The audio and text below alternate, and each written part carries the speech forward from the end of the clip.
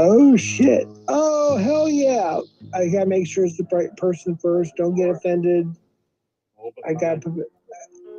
Is that Scotty Karate? Wait, hold on. Sorry. Is that you? That's Scotty. Oh right. Shit! We got Scotty Karate in the house. What up, brother? Well, someone said link for Scotty. So I did have a question. I don't think you answered it, so I'm gonna ask you specifically. Is it me echoing, or is no? Like, no, I'm hearing a slight echo, but I'll persevere. No. I don't have much to say. I just wanted to say, I think you said previously that someone told you something about me, so I had to take the wrench. And I don't care about the wrench or who it was. I'm just curious, what did they tell you? I'll be honest with you. So we can make up a lie to get out of it. I'm too tipsy right now to remember. I'm not gonna lie to you. I'm too tipsy to remember at the moment. Okay. Oh wow. But I never had any. I don't think we've ever had any problems. That's the thing. Yeah, no. I mean, I don't need a wrench or anything. So I don't. I probably won't drop any links here or anything. And as long as I don't get banned, I'm fine. Like, Yeah, don't ban Scotty. No, I've always liked your personality. I like you as a person. It's just you have some bad people in your panels and your chats. You know what I mean? So I don't go there anymore. But and then you took my and then you. Here's what it was, Scotty. Hold on, I've never taken your wrench, bro. I've never taken your wrench. Doria or something. Doria of Reservations. Yeah, you took my. No, I have a few channels, so I'm not streaming on Reservations right now. Oh, okay, my bad. So if you came to my channel where I'm live now, it's a different channel because I get every time I take a strike, I switch a channel. Gotcha. I will take them, and then I'm not in the business of getting my channel shut down. So, well, Scotty, I'm being sincere, like as a human being to a human being, like. Forget the internet bullshit. No, I can show you. Like, if I go to Reservations, you're gonna let me talk. Let me talk, please. Well, no, I'm saying I never take your wrench. I know. As a human being, if I did, I would tell you. Okay, as a human being. Okay, as a human being to human being, I have no problems with you. I think you're the nicest, coolest guy on the internet. Like seriously, you're one of the coolest guys. Wow. I don't. If there's something I don't know, you know about, what? If Scotty was smart, he would see that as a red flag instead of a little bit of power, the luring of power, right? It's just like when Yaks tried to say I was the funniest guy on the internet. Or maybe it was just on YT and I was like, red flag, right? Uh-huh. I don't know about it. I'm just saying, like, I don't have any. I like you. I think you're very reasonable. I think you're very. Congratulations on your recent situation. I'm talking about. I want to dox or anything. You know what I'm saying? I don't have any issues with you. I got married. That's good. Okay, that's what I'm talking about. I don't want to say anything without being. I'm trying to be respectful. So yeah, I don't have any issues with you, man. I think you're a cool dude. I think you're for real, but you do let things that are said, they're not true though. That's the problem, and I don't know if you know it or not. You know what I mean? Well, you have to say specifically what your problem is, because I've been hosting panels for years, so I don't know what your issue is, but I do appreciate your kind words, by the way, and thank you for your well wishes. But I don't really care about YouTube drama. I mean, people are gonna say I have an open panel. I let anyone on. People that hate me, I let on. So they say horrible things about me on my panel. Like this happens all the time. Like I had this guy Shizzle on the other day. He's accusing me of fraternizing with Ed and communicating with him privately, which has never happened. Right. And stuff like that. So like I put up with bullshit on my own panel against me. Like, I mean, you come to my panel, it's a little bit of a shit show, So I'm not. Well, here's the thing is you're right. You do have several channels, and I think what happened was I went into one, and I don't. If you don't know, I'll tell you, but most people know. I can't go to many channels if I'm not rich because the first thing I do is dox my entire bloodline. So I would wrench you on any one of my That's channels. A really good excuse. But he'll take my wrench. That's a great excuse, Jeff, to get a wrench. Wow. Almost 50 years old, needing wrenches. Amazing. Like you just I've got a plethora, to be fair. That stream on. Right. So, but then there's other people that have wrenches that will dox me too, though. That's the problem. Oh. I have managing mods. I got a few. So you need to take their wrenches.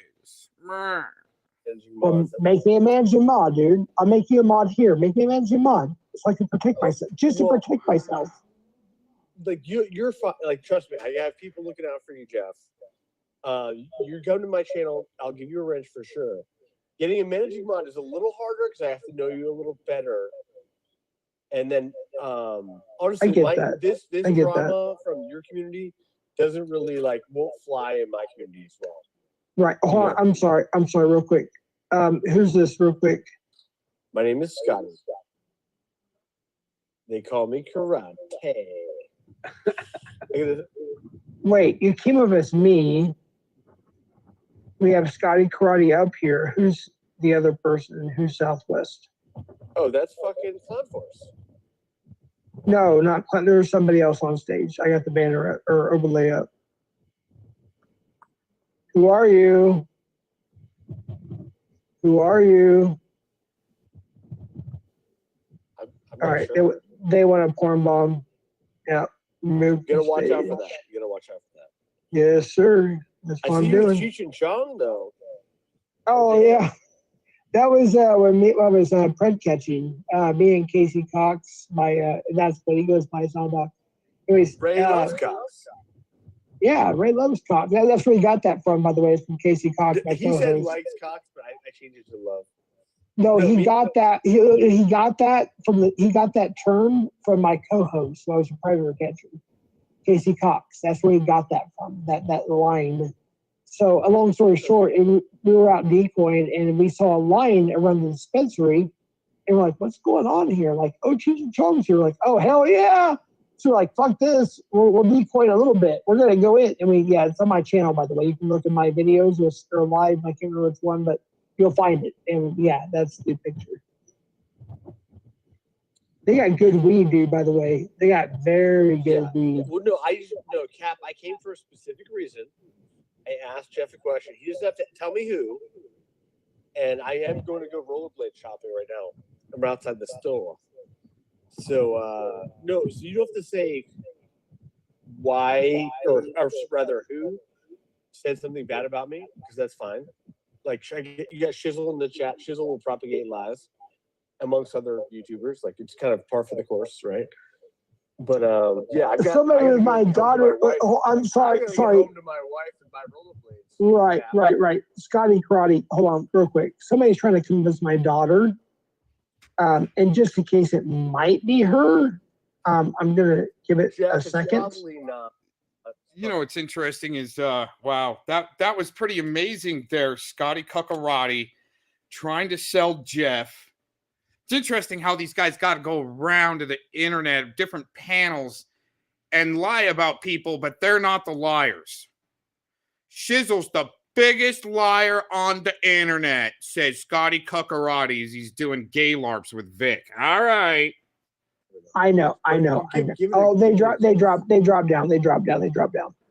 Yeah, I figured. Yeah. Right. No, so what I'm saying is your pocket, I love when your pocket calls my pocket degenerate, because my pocket is very degenerate. But the degeneracy around here runs deep. Yeah. You know what I mean? And it's like, wow. Like Savvy was like, wow, I can't believe your pocket, Scotty. I'm like, my pocket? Like compared to you? Like what? Like this place. All right, hold on. All right, is this my daughter or not? Hi, Daddy. No, you're not my daughter. Get the fuck out of here, you dumb shit, motherfucker. Come on, that was me. I was just kidding. I don't know who that is. Hi, Daddy. Hi, Dad. Hi, Daddy. Hi, Dad. Oh my God. That might be Cap. Hot Mike himself. In the garage. Oh goodness. Oh shit. No, I gave you a wrench back, Scotty, just so you know. Thank you. I appreciate that. But no, like honestly, I never took your wrench. If that was the issue. No, you did actually. You did. No, Jeff.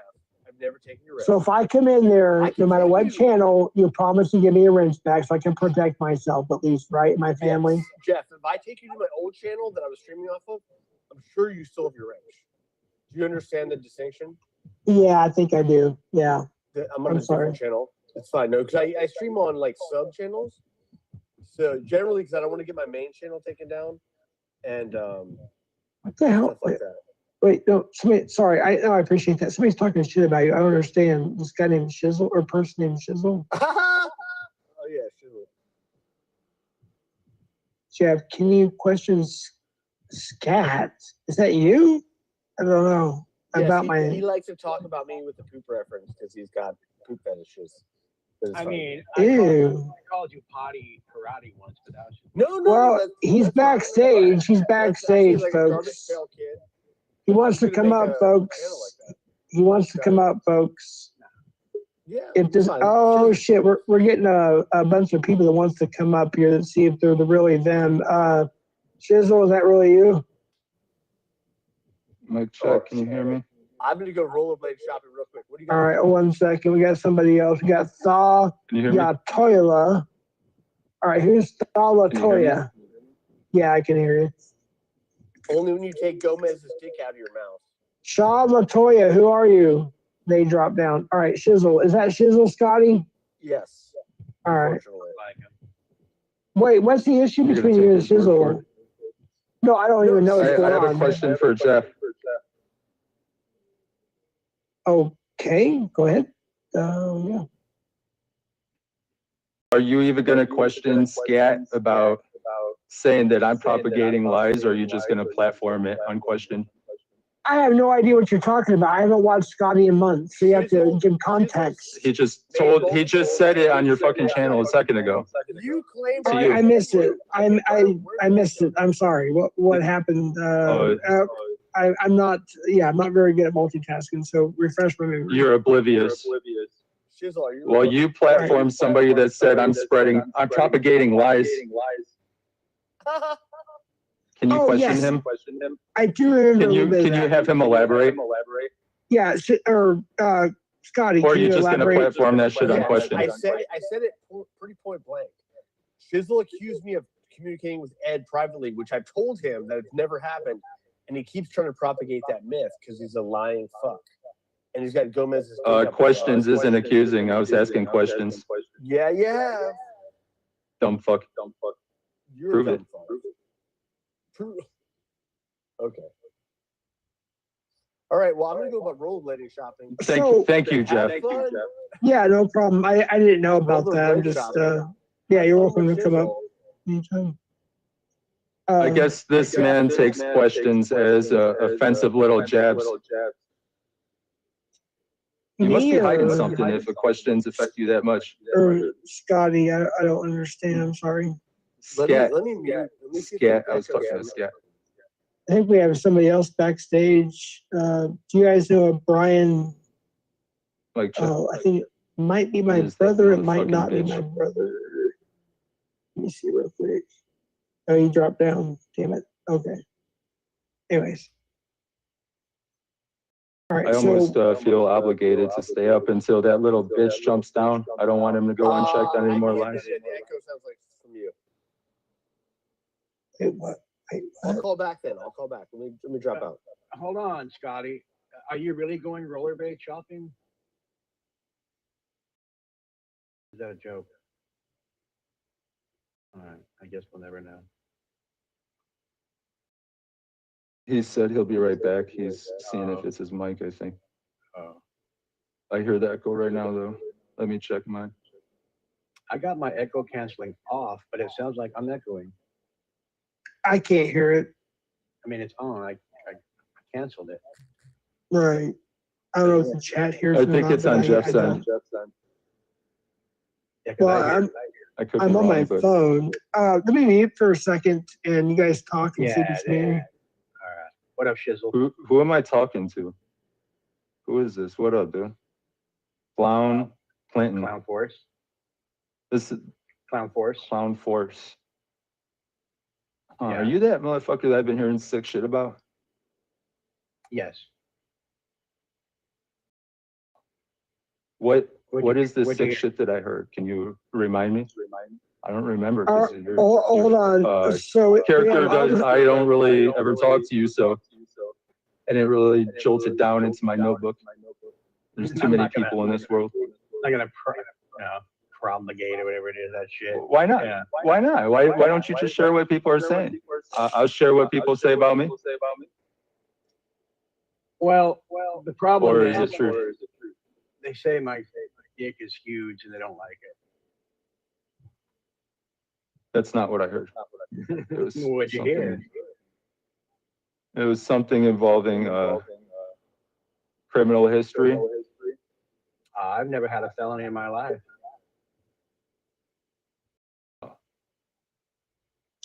Okay, maybe I got the wrong guy.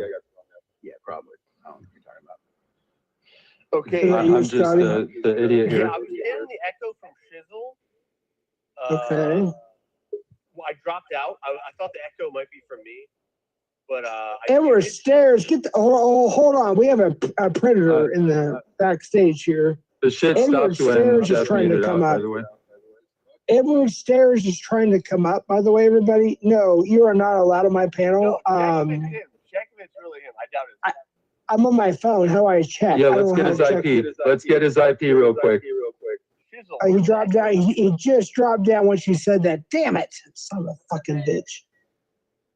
Fuck you, Predator. You're not allowed up here, you motherfucker. Shizzle's IP chasing. He chatted in the back chat. I screenshotted just to, yeah, I'll post it, but yeah. Did you see the back chat, Jeff, and you guys? No, I haven't. I'll have to look. Edward wrote back there. No shit. I was dropping out. Clown, you said you had something for me. Jeff let me up, call me, and then he said, faggot. Yeah, oh shit. That looks like really him. Hey, you talk to that motherfucker on the phone too? Who does? You? Oh hell no. No. I'm asking. I'm not making the claim. I'm asking. Sorry. Oh hell no. No, I blocked him once. His second paper was dropped on, I think it was on Hoax Wars. I blocked him on my phone, and then the next morning I woke up in a panic, and my mind like woke me up in a panic. I'm like, oh shit, I forgot to block him on Instagram. I blocked him on Instagram. Yeah. Why did Southwest Jeff and Predward have phone numbers in the first place? You just make friends on YouTube and just a lot of us.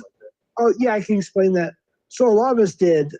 We had each other's phone numbers from the biggest catchers to the smallest catchers and decoys and all that stuff, and we trusted him at one point to look for background information, help it, yeah. And then it came out, and then yeah, that's how it worked out. So he actually interrupted catches by tipping off predators. Of course, why, he is a predator, so is that a theory or is that a fact? It's a fact. Hawaii with Alex. Let's see what else. Yeah, just look it up. Just type in YouTube, you'll find it. Yeah. Wow. Yeah. Why don't we send Cap over to CMN's? I think he dropped a new premiere. Cap, go hang out in the comment section at CMN's because. Yeah, send him over. Send. Where's the Hey, what? Hey, I think that you should send him over to Scats too, because I think Scat and Kim planted fucking Ed into that pred catching fucking community. That's just my speculations, though. It's not a direct claim. This is actually a dox, but I'm gonna give him a chance. All right, who are you and what do you want? 3, 2. Yeah, there you go. Gone. You left. All right. Yeah. Sorry. Go ahead. Jeff. It seems like there's a campaign to interrupt your show. All these people coming up and leaving. And every time you give them the time of day, just ignore for a little while. If people have your IG, they want to come up, I'm sure they can message you. They're just fucking with you, bro. It's like when they call Tommy on a cat. They're just fucking with you. Dude, I just want to get buzz. They're derailing the fucking content. Right, clown. Hell yeah, dude. I'm just trying to get a buzz, have fun. Yeah, they're typing in the back chat a bunch of dumb shit. They're doxing. I'm not even gonna repeat it. Don't, just let you know. Yeah, don't repeat any. No, that's the plan. That's the plan. They come up, you put your banner up, you say, hold on, everybody. Just ignore them for a while, if you would. Edward Stairs, you like little boys. What the fuck you do in my back check? Get away. I'm 49, about to be 50. You like little boys, like 6, 7, 8, 9 years old. Go away, dude.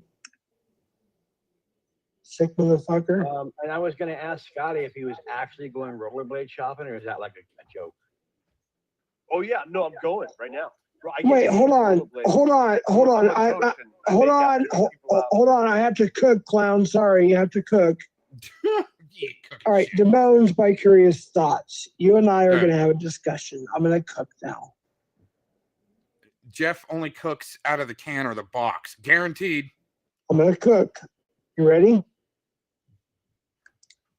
You said, Jeff's got to have that wrench, man.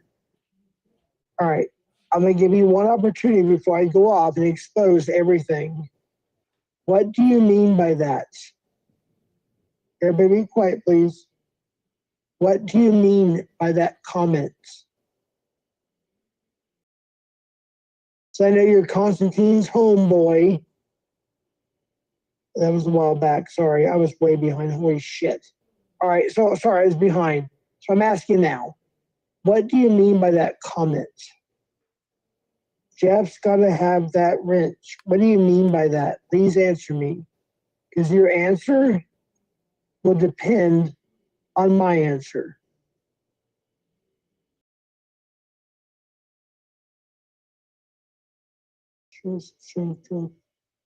I'm waiting for his comments. No, that's not an answer. That's not an answer, Dream Plural, Nate. When we go to the last thing, give me a fucking answer, dude. Not hands up, don't pew pew. Give me a fucking answer, you motherfucker. If you're gonna be a prick, be a prick. Give me a fucking answer. I'll take your wrench faster than you can say shit. I'll dox your fucking ass. Jeff dox me? All right, here we go. Who's You guys ready for this?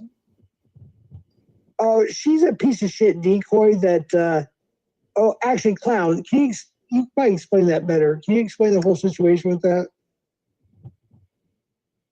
With who? Steph, WAP. Bro, I don't know anything. I'm sorry. I haven't been keeping up on that. It's really vague. I have no idea. Like, really. You're asking the wrong Clown, nigga. Well, apparently everybody left her because she's a decoy group, and she's done this before too, but she tips off Freds. She uses real pictures of actual children, you know, all that shit. What are you doing, dude? Who is that shit? I'm at the rollerblade store. Till the 1980s, I said hello. I missed them. You guys like hockey? Hockey's chill. Oh, rollerblades. I love that shit, dude. That's cool, man. Any exercise stuff is cool, man. Nate from Sacramento, California, aka Dream Floral. That's your color. Yeah. Damn, Clown, you interrupted me from doxing. Damn it. Oh, go ahead. Oh, I forgot now. Nate from Sacramento, California, Dream Floral, aka Damone's by Curious Thoughts. I'm trying to be nice, man. Is that the pin cushion? That's Simone's by Curious Thoughts. It's Nate, aka Dream Floral. Yeah, he's got the zippers all over his chest and his stomach and shit. Me a stab. Yep. Yeah, I just took his wrench. So That's fat. funny. I saw him with fucking Constantine. He got fat as fuck. He did, dude. I thought I got fat. I lost a lot of weight, but I thought I got fat for a while. But holy shit. Pasty and budgy. I got his phone number. Do you guys want his phone number? I'm sure YouTube would like it. I mean, mine was stopped again the other day, so I don't give a fuck what you do to these assholes. I got his address too, by the way. Well, okay. Let's not go crazy. We don't want no one to hurt him. No, I'm not. Already fucking opened his big fat mouth and like broke his thumb and then got stabbed and fucking, you know. I'm not Clown. I'm not going to, Clown. And I'm just that dead pussy. I have a question. All right. go ahead. Would you say, since there's these people tipping off the Preds, I'm going to say mainly from social media, that Pred catching would be more effective if people wouldn't post that shit live just for clout and donos, and you'd probably be a little more effective if you were more incognito. I actually I'm not agree with talking all about that. anything else more than effect. No, I actually agree with that to the extent, but exposure would be key. So maybe post a picture, like on the community page or Facebook or something. I do You could agree do with that some after of the that. catch. Right, that's what I'm saying. Are you Yeah. saying don't expose them, don't go on YouTube at all? I mean, it's kind of like, that's kind of what No, I'm saying, I'm talking about what would be the most effective method. Yeah, I get what he's saying, Clint. May elaborate more. I think I got it. I've been drinking, so yeah. Yeah, think but if I the got bread it. catcher goes broke because he doesn't have an audience, and we want to see the exposures, and donations don't just come because you come on and say, hey, I caught some creds, guys. Like, people get excited to see these assholes go down and they donate. Doing it for the donations. Fuck the donations, Well, dude. I don't want to hear Well, this. it's not about that. It's less effective to get donations. It's not less effective. So Fuck the donations. It's how many catches do you think Tom? no, there's you got people like Steph and Ed tipping them off. I mean, it seems like it is less effective. Well, for them, yeah, for sure. Steph and Ed and freaking who else? APP. Fuck. Oh, by the way, APP.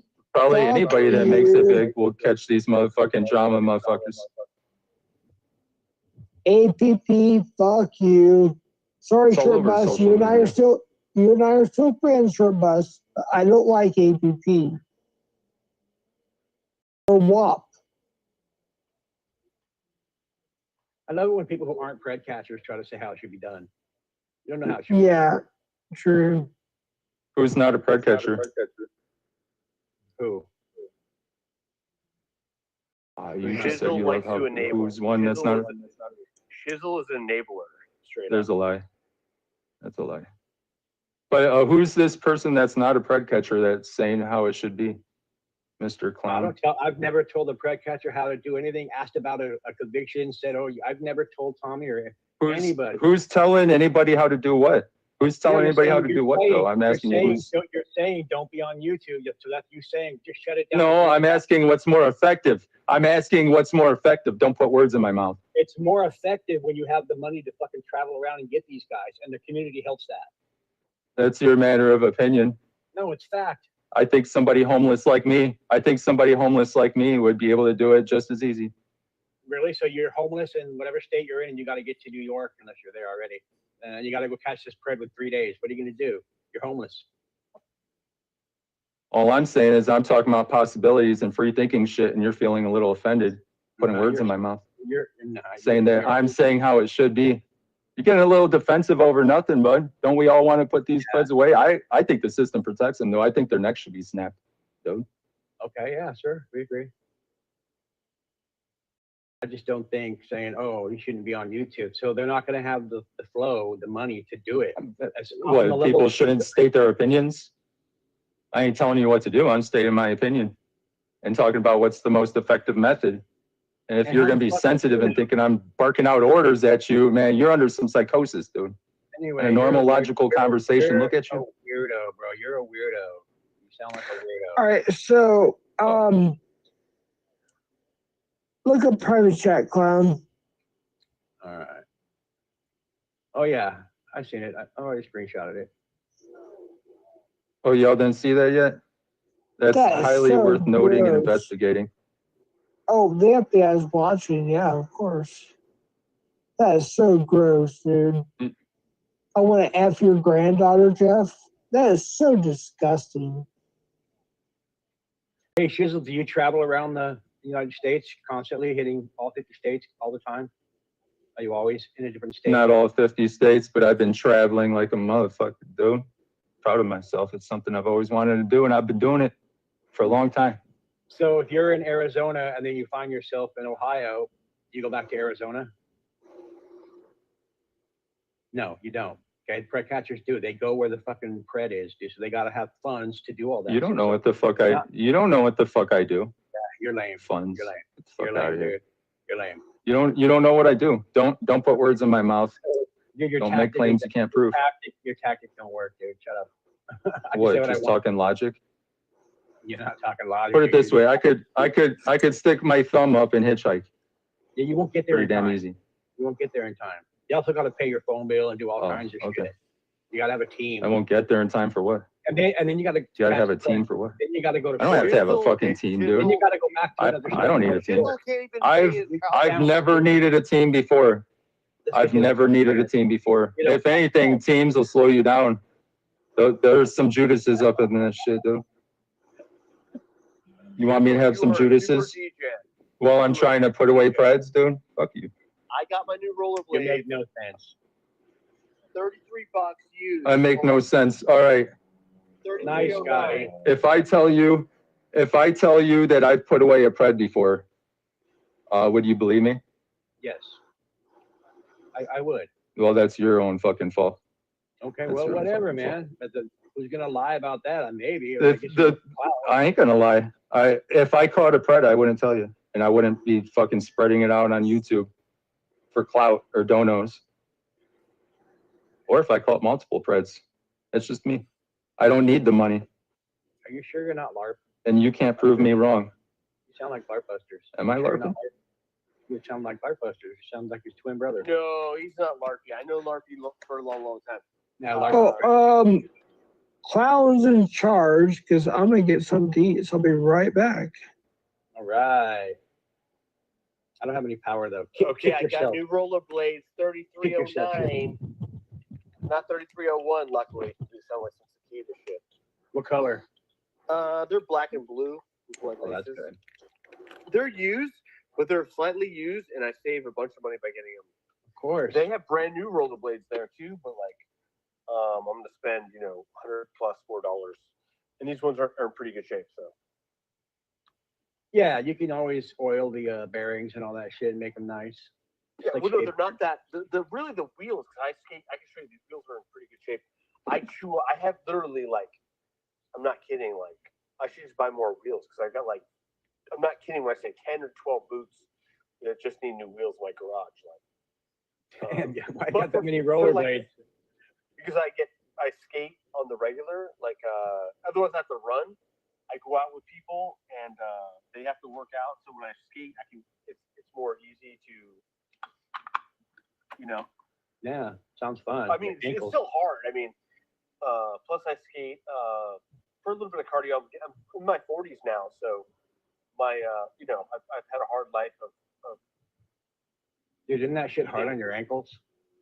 no, it's actually less hard than running. I still run a little bit too, but like rollerblading is a little more smooth than running. Running is a little more jarring on your joints or whatever. Yeah, the And impact. like I said, I'm and in all my 40s and I've done jiu-jitsu since my teens, so my body's a little fucked up. So Well, I'm getting older. Yeah, well, I figured it out. Scotty had to show up because community cardio failed yesterday. Got decapitated in a sense. Yeah. I look forward to your roller That's- skating videos. That's what happens. Is they find a new little bench warmer, like Angela will go out and recruit and find this new little bench warmer, like community cardio, missing teeth and fucking all fugly and shit, right? And say, you know what? You're really awesome. This is Spamgla telling community cardio, right? Recruiting them in. You're so cool. You're gonna be our next big guy like Predward was. You gotta go in for us. rollerblading. I have roller skating videos on my channel. I've got Do like, you? yeah. I used to be a hockey player before I was Yeah. martial artist. So Street? ice. Well, both. I grew up in Philly. I played in Philly, and I started playing for an ice team. But I did start in the street. I used to play on the ponds before I got All right. blessings. Grandstanding. See, So what do Jeff lets these guys grandstand without any objection, without grilling into them. What are you gonna do now? You got your blades. You gonna go home and work on them. And No, they're like Yeah. slightly used. Yeah, I'm so cool. Oh, and then you got the Mike guy in there, I believe Norsac Maniac, that's got to hide because he drives a Chomo van like Scumrin. They got these guys that need to be on their team that need to go to the background, fade the background all of a sudden because they drive Chomo vans. they're ready to go. Like I said, there were $40. I had a discount. I had like discount points plus tax was like $33.09. So you can bring in shit to that place to trade. Yes, exactly. Ah, So they sell new stuff, like new snowboards and old and used snowboards are like, yeah, if you want like bring in anything like golf clubs or they sell brand new golf clubs, same thing. They sell used martial arts equipment, Is there brand a new plates. If you want to get some brand new workout equipment, like brand new universal bar or whatever, I was showing brand new plates, used plates. is it played against sports? Correct. Not at least this one, not the one in Say Long Beach. Yeah, I live in Huntington Beach, so I work like I work. I live really close to Beach Boulevard in Huntington. They're like, Scotty lives here. Like that's fucking fun. Yeah, you sound like you keep in pretty good shape. Do you mind showing your abs for Sam? But see, he's on the same team as Sam. That's why he's like considering it there for a second. I wonder if I do that, that'll get me a little bit of power and clout with this group.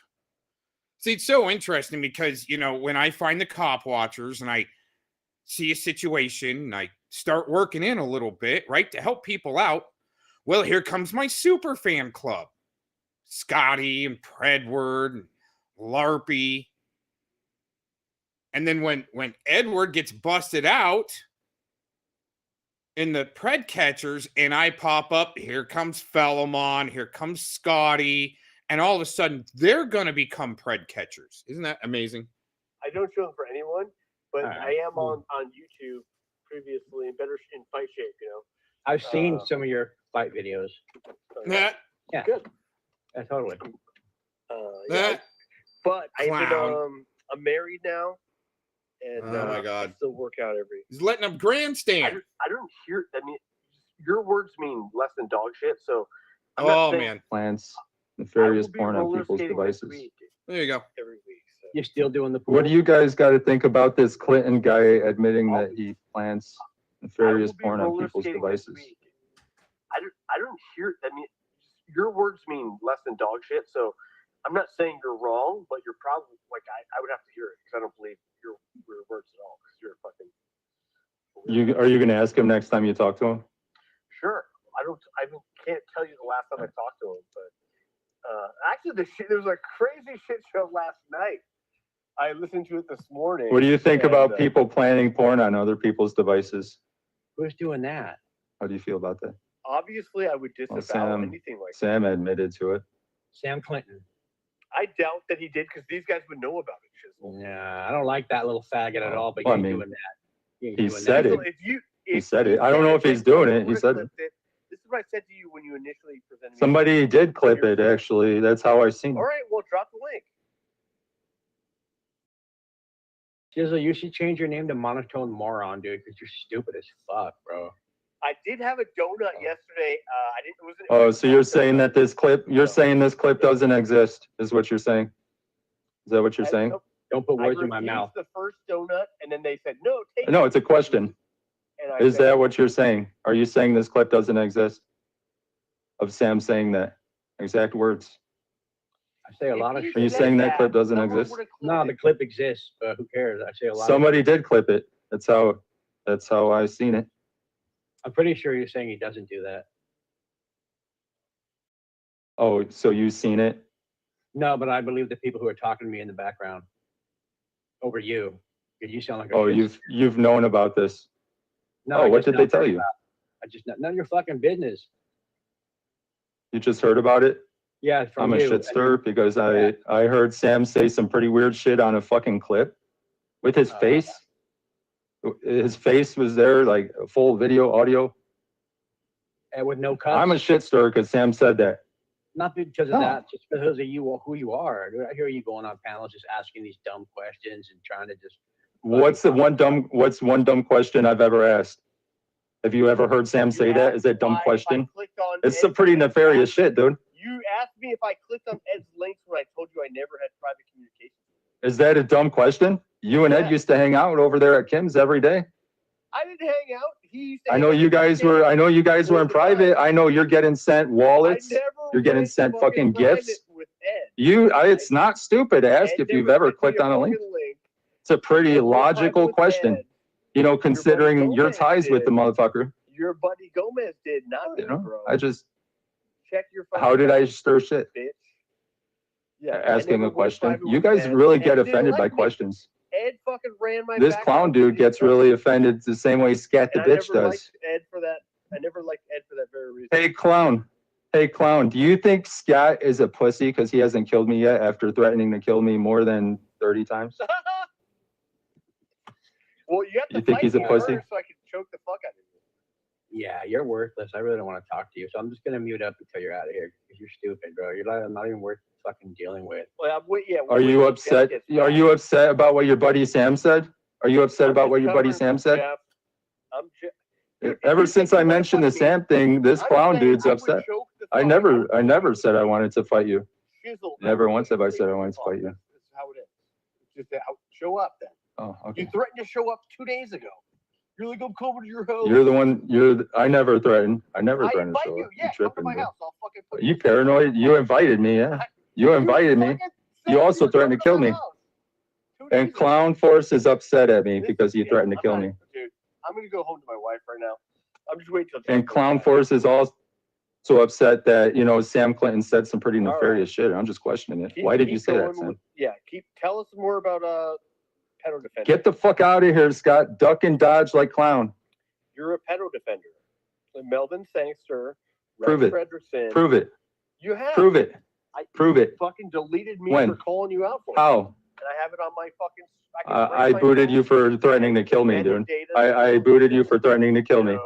I booted you for threatening to kill me. Defending Yes. Brian Acker and Eric. Now you're gonna weaponize pedophiles against me, you sick fuck, because I booted you.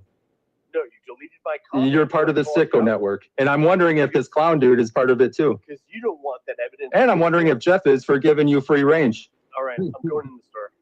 All right, I got the bro. evidence on my phone, bro, so don't make me look for it. And guess what? If I break my phone, it still exists because the metadata's there.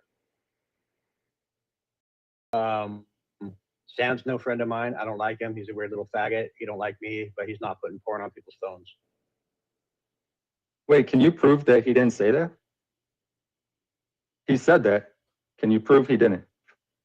Are you running meat shield for him? Sam, come up here and admit what you said. Or why are you running meat shield for him, dude? You got very upset and started calling me names as soon as I told you what he said. This is red flag. This is red flag right now. Y'all looking stupid. Y'all looking real stupid. I ain't even trying. I'm just trying to talk logical conversations with people. And look at the way y'all act. Now I got to study your fucking behavior. I'm on the verge of saying y'all need to be invested, the same as this Scat the bitch needs to be investigated. Are we sure this ain't this clown dude that I'm hearing about? Scat, who's this clown dude? Who's this fucking sicko that people are talking about? Is this the guy? What's the clown dude's YouTube name? Can you all stop defending sickos for once? Jeff, you wanted to platform somebody lying about me. Give them free range. Now look, everybody's ducking and dodging. I think you meant to say free range. You left clown in charge. But you have a low vocabulary because you've been fucking smoking crack. No, free range. On holidays. Free range. No, it's free range. Free range for your network targets. Free range? Are you a chicken? You little sicko. Are you a free range chicken? You're the one weaponizing pedophiles on Southwest Jeff's channel. You are weaponizing pedophiles with real victims on Southwest Jeff's channel. Just embarrassing you sick yourself. fuck. You've done. Fuck out of here. Thanks, Jeff, for questioning your panel. You got to.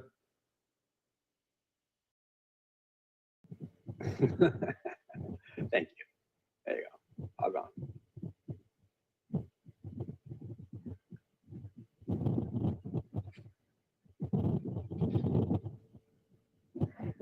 All right. Just chewing. He's grown. He can chew. Dude, that guy's weird.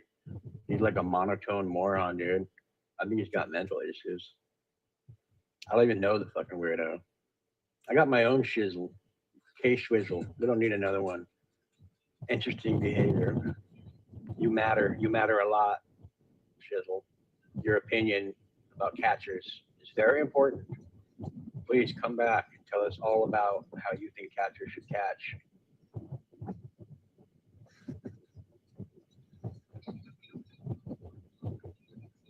I don't know if Jeff kicked him or not. Scotty was chill. I was gonna hop down as long as that fucking shit soul is up here. I don't know him. I don't want to know him. He sounds like a fucking like Mark.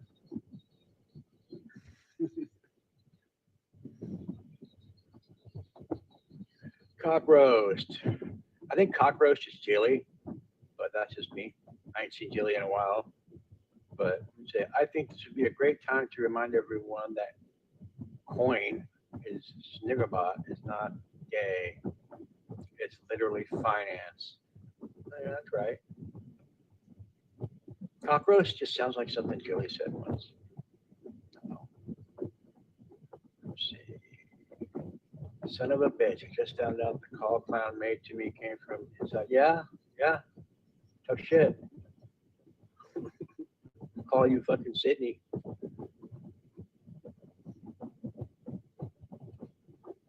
Yeah, Kasumi gave me a membership to Savage today. So that was cool. Thank you. Appreciate it.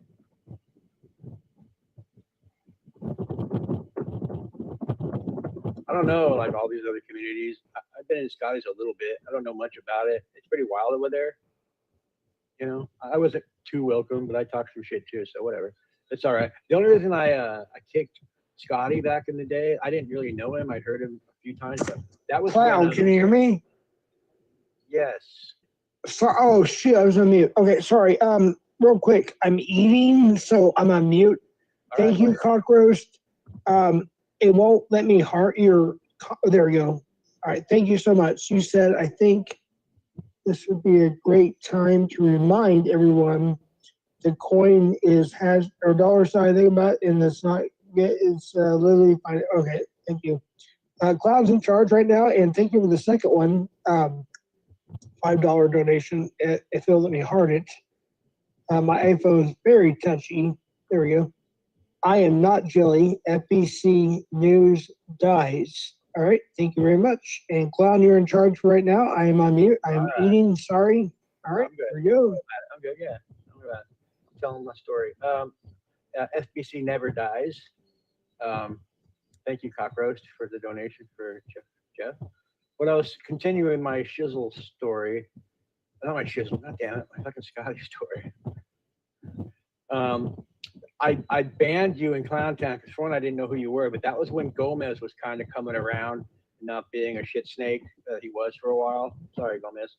And I kind of wanted to cultivate that relationship, and he didn't like the Scotty guy. And so I didn't want to make any beef. I can't let you up, Scotty. Only Jeff can. Jeff, if you want to let Scotty back up. But so I just banned you just to not make waves because I was trying to cultivate a Gomez relationship. I know you don't like him. I didn't like him at the time really either. And it took a little while, but he's chill now. So yeah, I didn't really know you. I was just fucking, like, oh, Gomez don't like you. I'm trying to figure out what's going on with Gomez. Well, thank you. I appreciate that. It wasn't nothing to do with you for letting me back on. I was just staying until Jeff got done his food, and I've been dealing with Shizzle for a while, so he.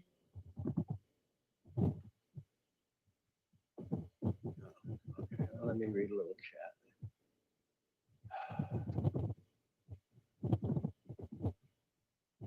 I am very petty. So you see, Jeff. Yeah, I'm not going to be up here with Shizzle, Jeff. So either get rid of him or I'm going to bounce. Well, yeah, I stopped letting Shizzle on my panel, but then like the other day, Jeff, he was like threatening to come to my house and record my house 24/7. Like he literally did this. I was like, no, because I told him if he comes to my house, because he's like threatened to fight me and stuff. I'm like, it won't be good. You know what I mean? I hate to be like a tough guy, but like you're gonna come to my fucking house. It's not gonna be fucking good. You know what I mean? And so everybody's all talk. No one's coming to your house. The only person man enough to pull up in this community was Locksmith, and it didn't work out the greatest, but it's all good now. He's fucking. You heard him. He's homeless. I mean, he's disenfranchised. Like if he shows up, I live in Huntington Beach. You probably know Huntington Beach cops. He's like, I'm like, I won't even get home from work before the cops fucking pick you up, like, like straight up. You know what I mean? And and he said he's got family in Long Beach. I'm like, I work in Long Beach tomorrow. This was Saturday. Like, come to fucking Long Beach. We'll see how that works too. And that's a little bit at least more neutral ground, right? You know. But it's whatever. I don't want to bore you guys with this stuff. No, he's not going to do anything. He sounds like a skinny wimp. He's not going to go up. He's not going to do anything. Or it is a bunch of talk. I got this weirdo Vic talking about he keeps LARPing like he's coming to get me. He drives around his neighborhood in his boyfriend's car for a little while and then goes home. So, I mean, no. Yeah, I've had a few of these guys threaten to come. They never come. Like, trust me. I've got a fucking laundry list of people that are coming to Huntington Beach to fight me. And I'm always like, I live in Huntington Beach. Come here. Fucking let's go. You know, they never come. It's fine. But Shizzle was the most recent as of 2 days ago. I'm not kidding. He's like, I'm coming to your house to record you. Is your wife okay? Oh my God. Like, Did he say that? Yeah. He's gonna. That's what this Vic is saying. He's gonna pull up at this woman's house, other woman. I got the right to get across the street and record. Like, you weirdo, you show up in my neighborhood and it's gonna be issues, dude. Just stay where you are. That's what I'm saying. Like, you think my neighbors are gonna let you fucking start recording the neighborhood? Like, I got like a plethora of people that would fucking not be happy about. Like, I could be at work and literally like this will get squashed. Like, I know recording in public is legal and I'm all for it, but when you're making threats and you live in another state or far away and you show up and just start recording, now that's different. You know, you've got an agenda now. You're not just an auditor or someone recording birds and they happen to see you in your yard. You know what I mean? It's like, yeah, it's over some YouTube shit. Like, I'm married now. Like, I was not married for a while. Like, these fuckers never show up. Now that I'm married, they're trying to like put some fucking fear into my wife or something. I don't know what they're doing. But yeah, it's all a LARP. Give me 1 second, Scotty. Cockroach, thanks for the $5 for Jeff. Vic was supposed to poison Twomper's water and food supply. That was 3 years ago. That may have been what killed him. Rip Twomper. Yeah, I agree. Rip Twomper, I think. Sorry. All right. No one's coming. Hey, Cap, Cap, if you're so Cap, you're welcome to call in, Cap. We can have a conversation. I know Cap doesn't like me, which is just funny because I took his wrench because he wouldn't disavow CMN, which is pretty sketchy. The CMN is a fucking weirdo. Do you know about the CMN guy? I think, is he the guy that likes to post the young girls on his channel? Yes. Yeah, okay. I went there once just for confirmation. I'm like, okay. I mean, there's some adults, but mostly it's the younger ones. So it's like, how can you be, now that he's a bunch of like catfish accounts that he's faking to be a woman, and like they have like better subs than his real channel. Like, trust me, he's got a plethora, and we've known this guy, and Aaron brought him around. Aaron Victor Cox. I heard his name isn't even Victor Cox. I heard it's a different name, but he used to go by that name. I'm not even doxing him. When I met him, that was his channel. You know, right? I mean? I've heard that's not a dox. So I don't think that's a dox. Right, and that fucker is like illegally recording my phone conversations with him. Okay, real quick, and what I'm gonna do is I'm gonna go back just like 20 seconds. Okay, now everything he's saying here, they've pretty much already done first. Okay, so when they get it thrown back at them, then they can narc themselves out as the hypocrites they are. I think this is what's going on. I mean, anyway. I heard his name isn't even Victor Cox. I heard it's a different name, but he used to go by that name. I'm not even doxing him. When What the fuck is he? Victor Cox. I heard Wow, what's he better crying subs about than his real ABC channel. for? Like, trust me, he's got a plethora, and we've known this guy, and Aaron brought him around. Oh, whoa, wait a minute. Aaron brought him. What about people being on the internet and finding shitbags like you all on their own, Scotty? Just saying. Wow. Aaron Victor Cox. Wow. Let's make sure we get a full sample of that. And, like, they have like better subs than his real channel. Like, trust me, he's got a plethora, and we've known this guy, and Aaron brought him around. Aaron Victor Cox. I heard his name isn't even Victor Cox. I heard it's a different name, but Sounds like he's trying to be a prosecutor or maybe a snitch to me. What a little bitch. And we've known this guy, and Aaron brought him around. Aaron Victor Cox. I heard his name isn't even Victor Cox. I heard it's a different name. But he used to go by that name. I'm not even doxing him. When I met him, that was his channel. You know, right? I mean? I've heard that. That's not a dox. So I don't think that's a dox. Right, and that fucker is like illegally recording my phone conversations with them. Like we have history. Like, trust me. Gomez has history with a lot of people, bro. Yeah, he's a fucking slippery fuck. Let me tell you. But I'm not worried about it. I'm not worried about Cap or any of the pred catchers. I came over here to look into the Ed stuff when that. Like, honestly, I heard the Ed, like, because he was in that, like. Okay. See, so again, okay, what he's accusing people of, they've been doing first. Like, for instance, okay, when he says, let's go back. Like, trust me. Gomez has history with a lot of people. That fucker is like illegally recording my phone conversations. Oh, wow. Was his channel. You know, right? I mean? I've heard that. That's not a dox. So I don't think that's a dox. Wait a minute. I heard it's a different name, but he used to go by that name. I'm not even doxing him. When I met No, he actually is, because the way he says it is different from the channel name I was using. Just saying, you got to have a little bit of depth there, and that's why we did what we did back in 2016, very intentfully. Okay, so when he says it one way, the full, AVC, right? And I used Aaron V. Cox, but he says, but he used his name that way. What we've been calling, it's what just happened there. That's what we've been calling case crushing clips for a really long time. that was his channel. You know, right? I mean? I've heard that. That's not a dox. So I don't think that's a dox. Right, and that fucker is like illegally recording my phone conversations with them. Like we have history. Like, trust me.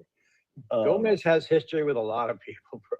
Yeah, he's a fucking slippery fuck. Let me tell you. But I'm not worried about it. I'm not worried about Cap or any of the pred catchers. I came over here to look into the Ed stuff when that. Like, honestly, I heard the Ed, like, because he was in that like conspiracy theory like Vegas community, Right. which I wasn't really involved in, but I knew about it because like I kind of it crosses my plate, but I never went over there. But I knew Ed was some sort of character over there, right? That's when he came across my awareness or whatever. And then when he left our like conspiracy pocket or whatever the fuck you call it, he went to the pred catching. Wait right? a minute. So I was like, wait a minute. I haven't heard this yet. I gotta jump up in there. No, this is too good. This is too good. We're going back. Are you shitting me? Really? No, you and Fellowmon and all these little shitbags, wherever I pop up, then they pop up with Larpy because Larpy's already infiltrated in, and Larpy goes to them. Oh, Cox is over there now. Oh man, you guys got to do something. Got to get up in there. And wait a minute, but he actually talks like a little pussy, Larpy. Okay, so Scotty didn't pop up because of the Ed stuff. He was still paneling Ed even after the first round of charges drops. The first round of paperwork drops. He's still platforming Ed and got him wrenched. The only reason why they popped up over in the pred catchers was because I popped up and says, we're going to use the pred catchers to destroy Mr. Cox. That's no shit. There's clips of that. But they already had Predward up in there from their puppy mill to be a big guy and was already using Predward as a weapon. What's interesting, as they knew about his raid. Why would these scumbag pieces of shit, especially the ones that are dead now, need to weaponize a piece of shit that got his mommy's house raided for crimes against children? I need to weaponize a piece of shit like that when they fucking knew. Huh? Spamgla G isn't going to pop up and go, everyone, Predward did not like Mr. Cox and they didn't work together. No, they need their weapons to try to come to even to your house. And then when that happens, right, to be able to tie you together in some fucking weird way, right? But the thing is, once they get here, just like none of y'all been here, and they get a good look into the control room, what happens is they shit their pants going, fuck, I hope I can keep my LARP pulled together. But they think just a mere look inside that their little witchy poo-poo rituals will be effective. But they're not, so they resort to calling your sheriff, and then when that doesn't work, hurry and do a gay LARP and call a veteran and white man straight shame ritual. Because that's all you got now are lies and lies and lies and lies. Because that's what you had to begin with until you got your masks ripped off. You want to come in and you want to peek at the control room, okay, and you want to have a LARP show. Don't get pissed when you get outrolled and trolled back. And then you got to start calling the sheriffs. And then all of a sudden, Fellamon, he's a victim, shizzle. Sort of, character over there, right? That's when he came across my awareness or whatever. And then when he left our like conspiracy pocket or whatever the fuck you call it. No, wait a minute. When you guys had to ban and book burn. That's what they do. They ban and then book burn.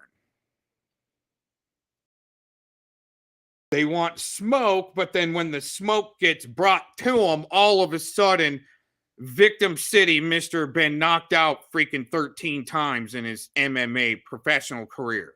Oh my God, 3 wins, everybody. Give him a big hand there, clown. It's your best new friend, huh?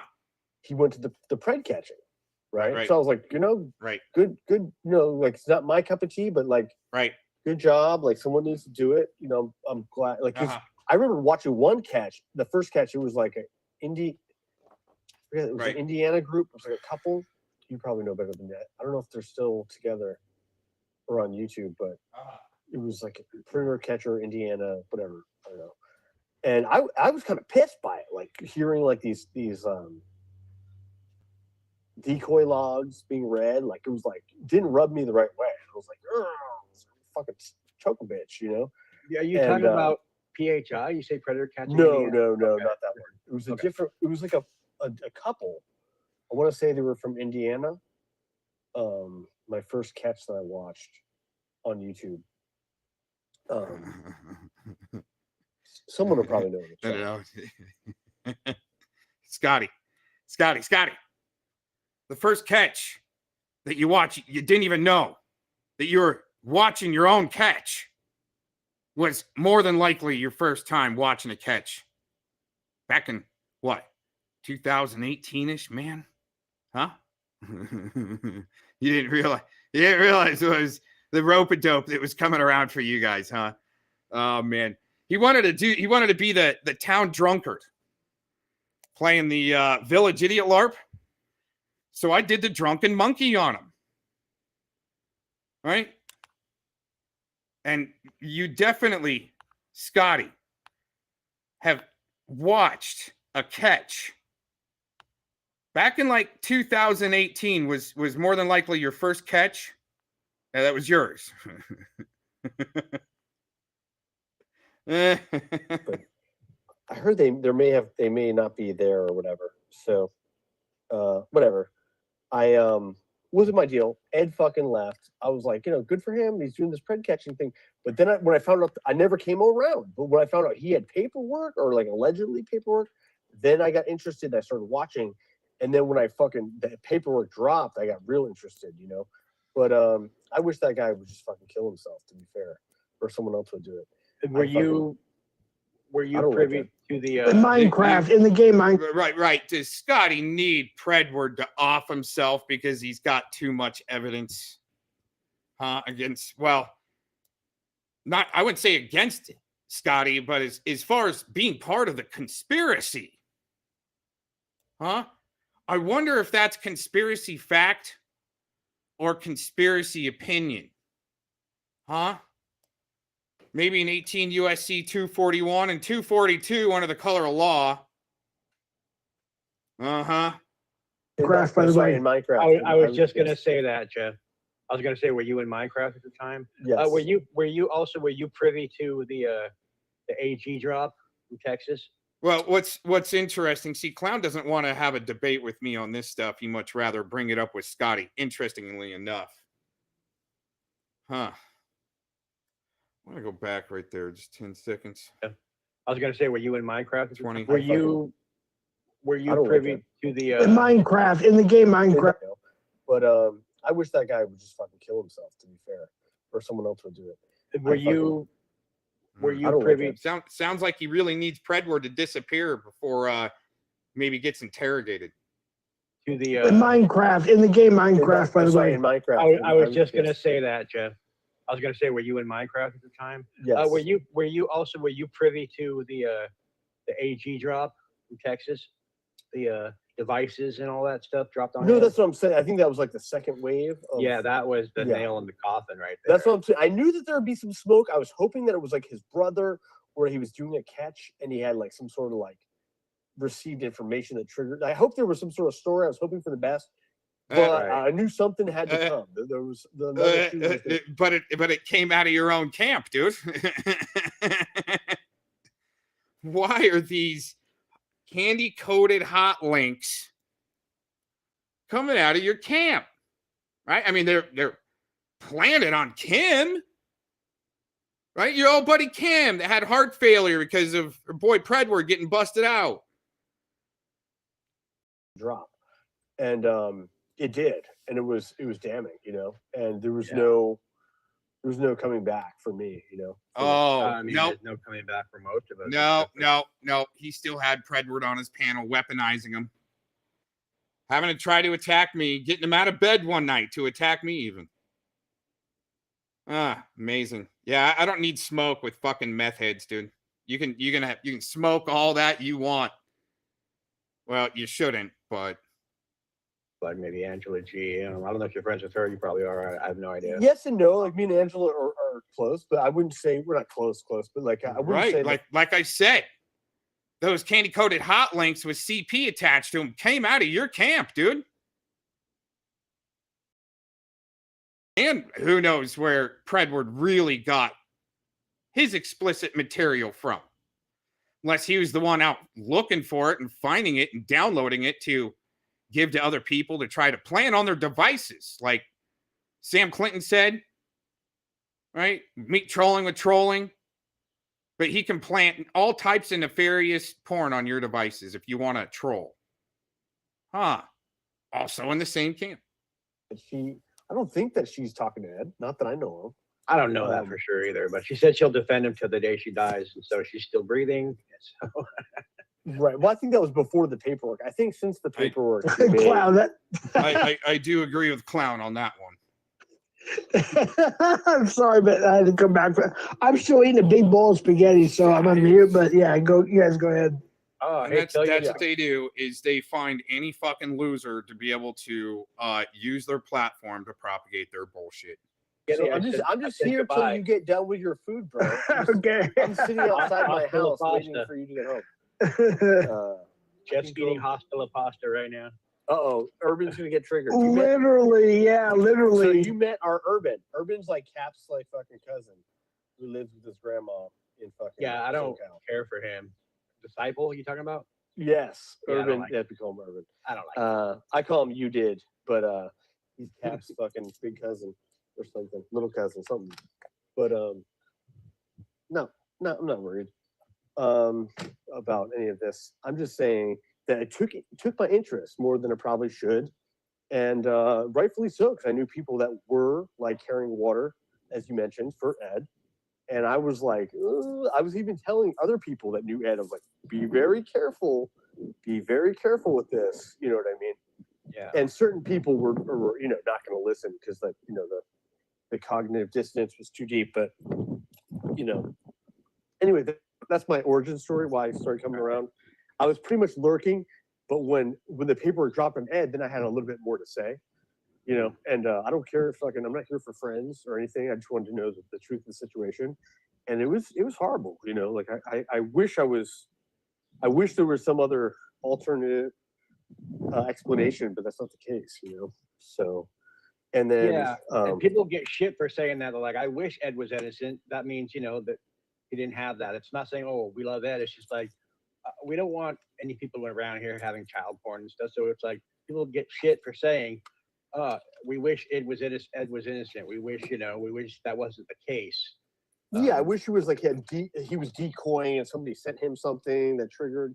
I wish there was like some other story. It was his, as bad as it would be his brother. It wasn't him, you know, but like it was fucking him and both of them.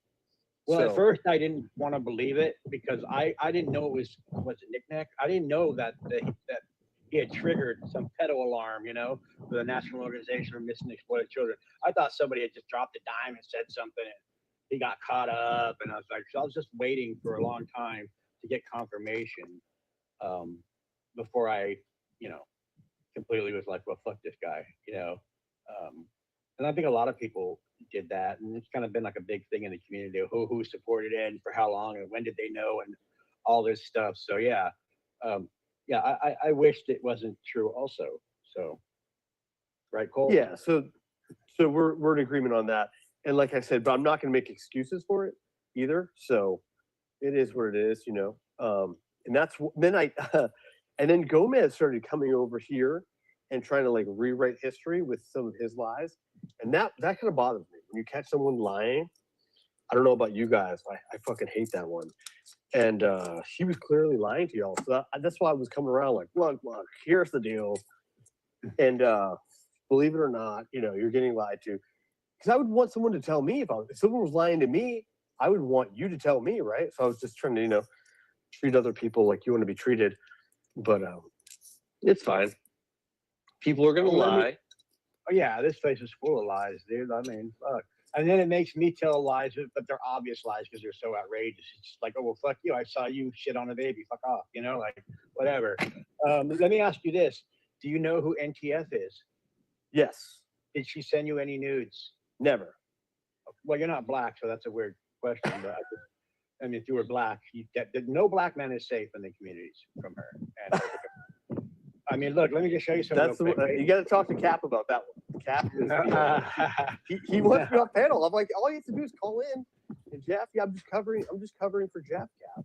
Plus, I think when people tell me to get off panel, I think it makes me want to stay even more. Can you see my avatar? Can you see my avatar? Let me check on it. Walking by this.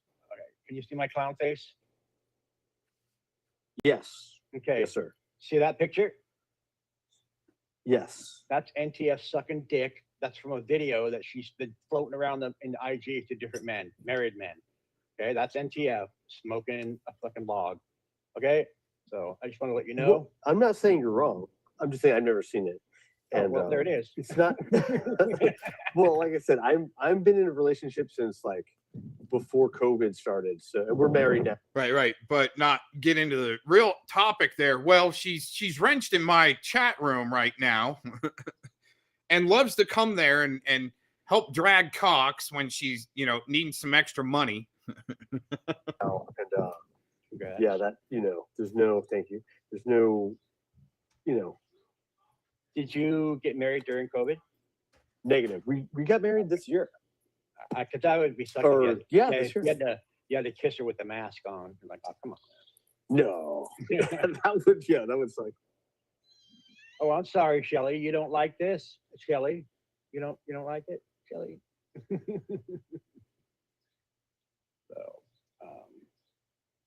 But yeah, so I just, you know, but at the same time, I've been around YouTube for a while, and I knew Ed probably before COVID, but like I said, we were never close.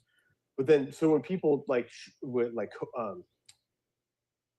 Shizzle are trying to like propagate lies and be like, yeah, Yeah, you you're were in having private technical- communications with Ed. Like I was never, ever in private communications with Ed. I would tell you, I'm a loudmouth too, you know. So, I mean, he was on my IG, but like I said, Ed's been, in the community, supposedly doing good work. I'm sure he did a lot of good things. So yeah, for us to have him on IG, or some people have his phone, I'm sure Hitler had friends who called him till he was, murdered the Jews. So it's not weird for people to have Ed's phone number or had him IG, but all that's over with now. There's nobody that I know that's in communications with him that I can prove. And he doesn't come around. He doesn't come around, like he's done. He's cooked. He got burnt down. If he did come around, I would fucking roast him. Like there'd be no Minecraft. I would going after him. And that's why he doesn't come around. I think he knows. Well, yeah. I mean, you can't dispute the AG paperwork. I mean, did you get to read any of that shit? Did you get to read any of that shit about what was on his devices? Little boys, little girls. Like, and it was that's what I mean. It was too much. Like, I mean, it was clearly him. His devices, horrible stuff, unexcusable. There's no getting out of it, And then he even tried to like blame it on other people and stuff. It's like, no, dude, it linked to your Facebook. It linked to like too many things. Yeah, the Proton Mail. Real quick, Cat Lady Kim, member for 2 months. I'm sure Jeff appreciates that. Thank you, Cat Lady Kim. There you go. Hello, Darrell. It's just good, buddy. Say hi to Darrell.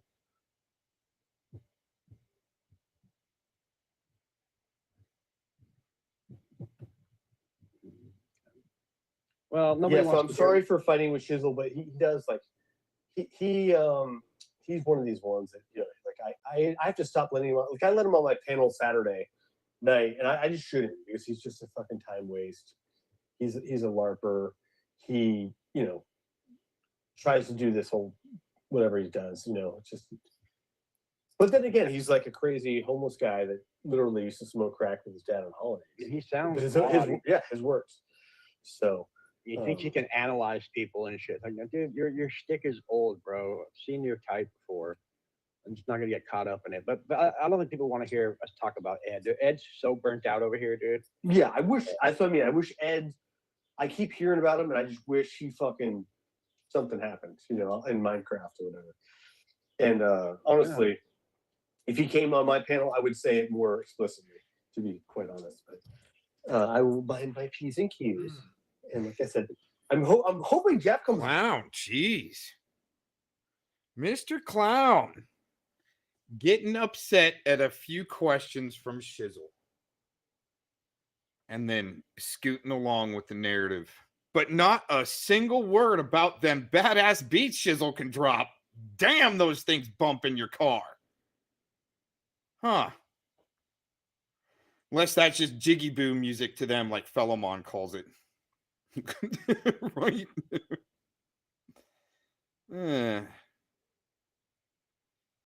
Yeah, even after the charges came out, the first set of papers dropped. He starts platforming these fucking weirdos. Right? Goes and wants to make buddies with the RSO rodent Fort Collins. Yeah. Even after paperwork went public. Dude, yeah, what they did with my parents, dude, I was hoping I can stop them before they got to the next person, which, well, I bet you there was a couple in between there, Mr. Dix. But, yeah, sometimes to reel in a big, ugly barracuda or a bluefin, right, and predator fish out there takes a crew, man. Can't do it really. You can't captain the ship and run the winch to lift up a 200-pounder. Even those like 70-pound barracudas, dude, you need 2-3 people, man. But anyways.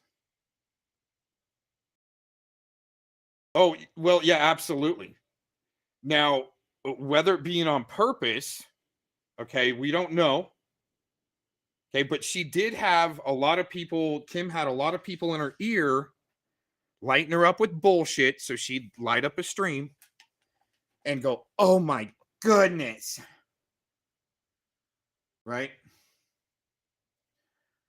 But the fact remains, okay, somebody was trying to light her up or made her think, or she was already so fucking gone by the time Vic and I went to Buckeye. And then the video drops a few weeks later, a couple weeks later, because it took some time to, you know, to produce that thing.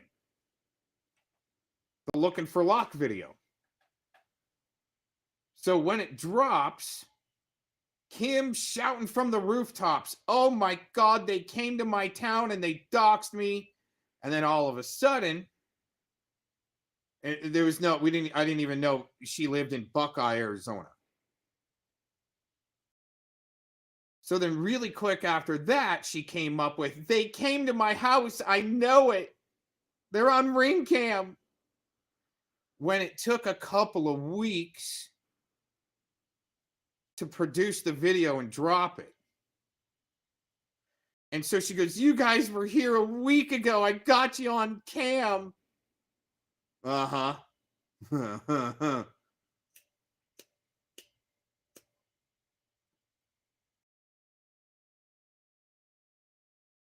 Yeah, I mean, if you don't want to tell it straight and be straight up, you might end up in a shizzle track. Especially fucking with him, man. Fucking around on the network. Damn, dude. Oh my God. Convict Carl.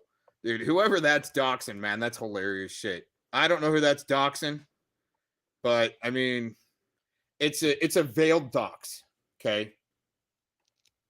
Kind of do that too. It's a soft dox, little slap, kind of the same thing that I did with Tammy Boy Studios, right? He's the one that had pictures of him up on the internet. All right. So made a couple fake accounts to clown him for, you know, light sale this week, 40% off. Get your tanning bed lights, 40% off.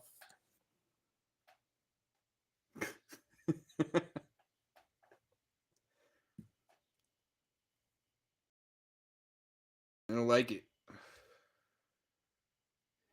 And the reason why I think is because Community Cardio got his ass handed to him last night. Had to go quiet. Yeah, you're calling the wrong people bitches and in a clan that don't like Preds.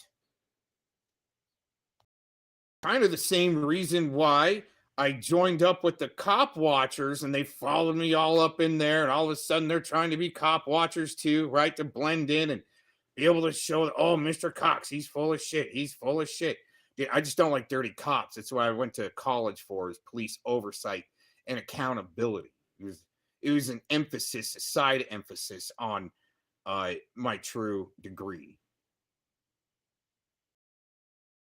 that I was trying to pursue anyway. Thank God I didn't go back. I realized it my third year, about midway through the first term, the first semester of the third year, sitting in class one day, and I'm like, holy shit.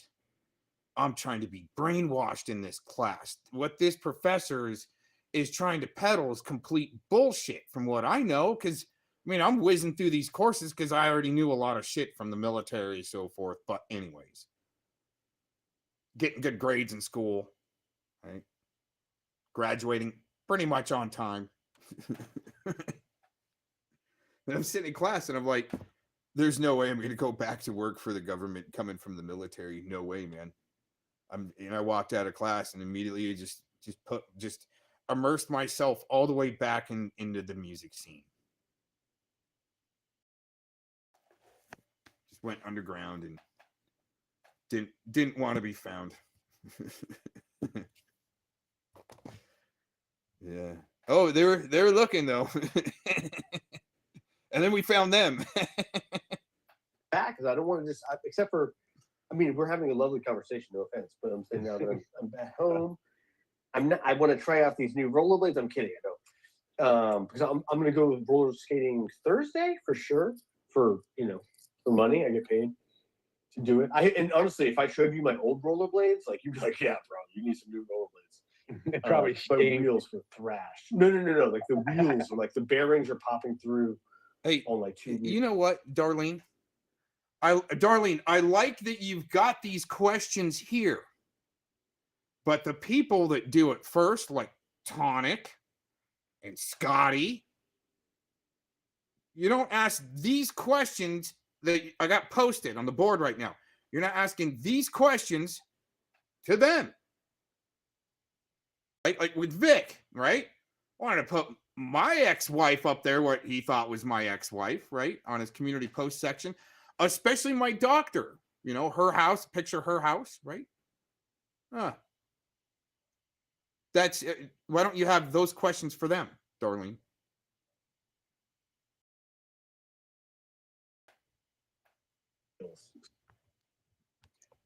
Okay, well, we lost you, Scotty. I'm sure Jess got a massive bowl of hostile pasta, which is a joke that a community remix was thinking, and obviously I live in her head rent free, or his head. So I took the joke and I said it before community remix should spit it out. So say goodbye to your spaghetti for me, Jeff. Say hasta la pasta.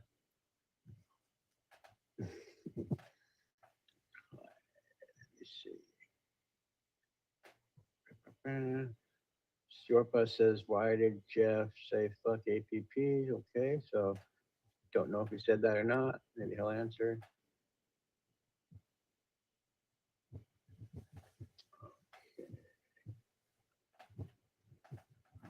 Save us remix. I'm in the middle of chewing. Somebody said F, as I said F or FAPP. What? Okay, Darlene. I get that you may have, right? But when it's already being done, it's the internet. That's what they're doing to each other. Well, apparently they can do it on the internet first. But when people do it back to them, then it becomes a problem. See, that's the questions I want people to ask instead of the tit for tat, right? Darlene's right, leave the children out of it. But when you want to do it first and then it gets slapped back at you, it's called the wild, wild west of the internet. Okay. And Darlene, you really got to watch who you're wrenched with. And then dropping their PayPal, right, as they're calling people's kids retards. And then Bird shows up, slaps him around a little bit, and then Tonic calls the cops. And then there's Darlene dropping his PayPal link for him. And I just try to help people go, you might not want to hang out in that situation. Get the fuck out of there, especially if you're not a trained fireman. Jump to the background, right? Because they're trying to suck people in that they view as sheep. And I don't view Darlene as a sheep. But they sure use people like they're sheep to drop their PayPal and, different channel links to keep their algorithm alive.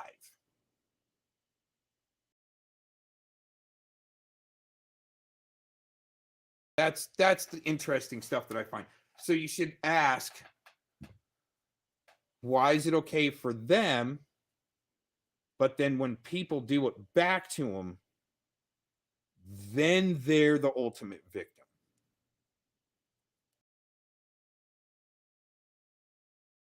I like to show over and over and over again for years their tactic and method. And Darlene, you're still asking questions like this. Because you know why, Darlene, too? And I'm not trying to pick on Darlene. She's just sometimes a good example, and we laugh about it later. And I think that's what adults can do. In the heat of the battle or the moment, we can bust each other's balls and ovaries a little bit and then come out laughing about it later because we're adults and I'm still here to learn. But at the same time, I'm dropping everything I got for free, man.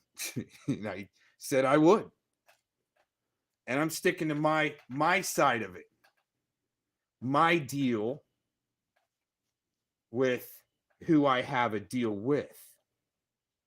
Some of you may know who that is, and some of y'all may still be trying to figure it out.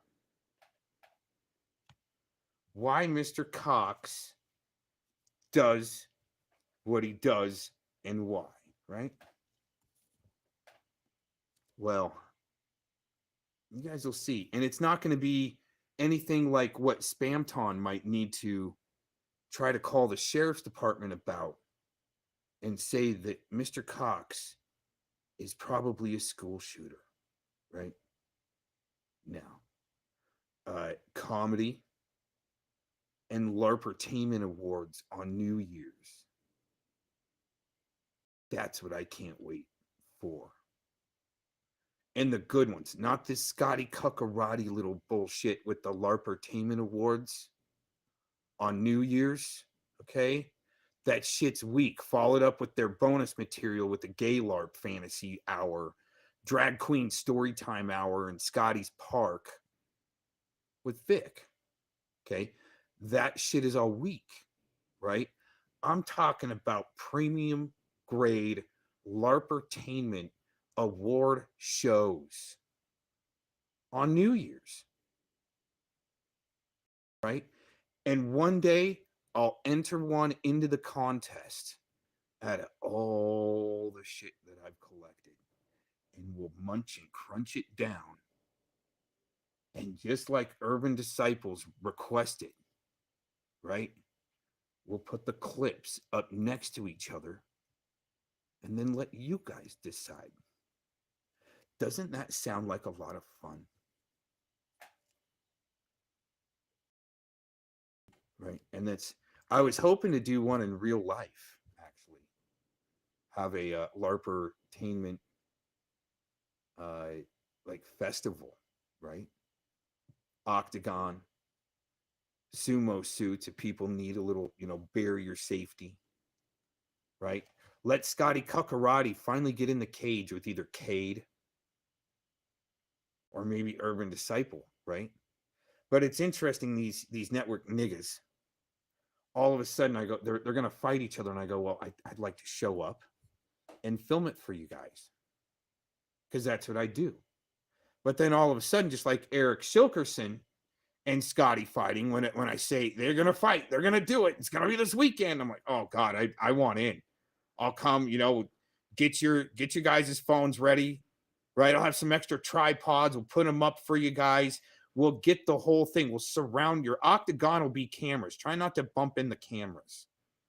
And all of a sudden, they both want to fight me, and they don't fight each other. I like being that guy.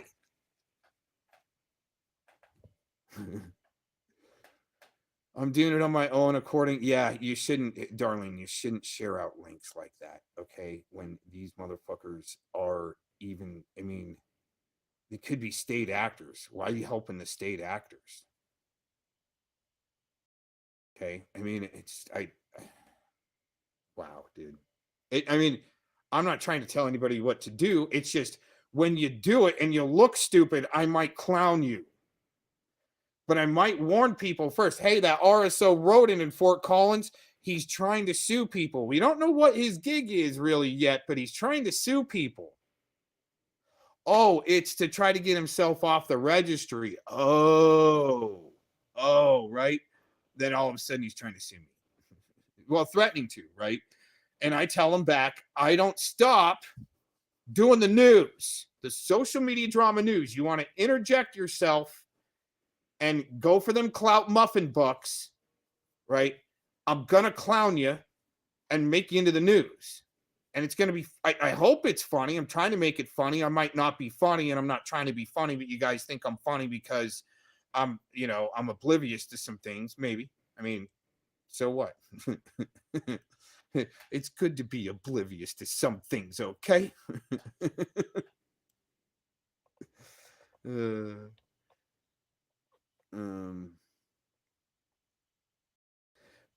Well, the thing is, she has, Mr. Dix. Darlene has witnessed it.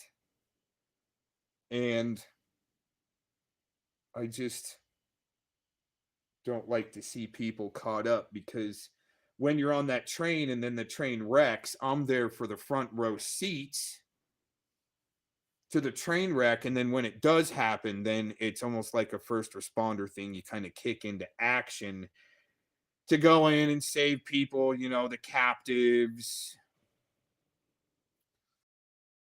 Mr. D, I've witnessed lots of that goes around here, and you don't think that I get because I'm in this chat or Scotty's chat.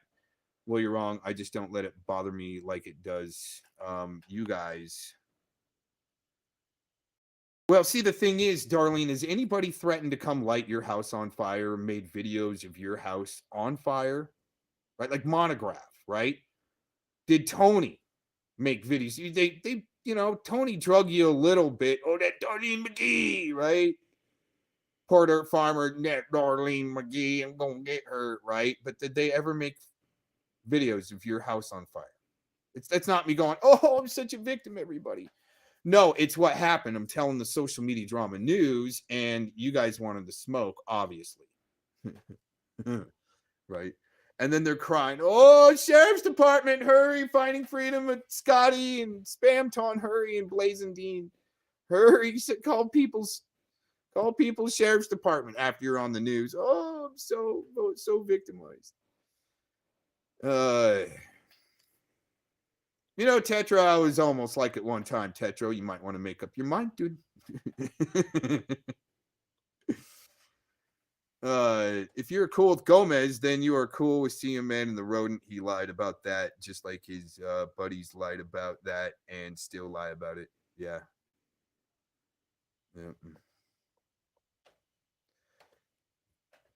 Darlene says, and I got to remove it to be able to really see it. I'm sorry about that, Mr. D. What Tony said to me still eats at me too. I'm spitting in my dad's face. Then I'm spitting my, yeah, I mean, you had some stuff done to you, and I remember, Darlene, but you're helping further perpetuate the message of some really sick fucks, man. And you know what, Darlene? Thank God you got out of the PDF camp when you did, because then all of a sudden, guess who got busted out? BNFF. So thank God you weren't up in that camp at that time. Crafty Cat is actually lucky I even let her around. Doesn't matter that she may have helped on that day do the busting out, but still, you want to run your mouth and you can't do the deep research, it's going to make you look really bad. Anyways, let's get back to this LARPertainment show, and then I got to switch channels on this for a minute before video goes down. We're going to play another stream panel. Just happened earlier where myself and a few other nefarious characters joined up on James D's panel. We'll play that.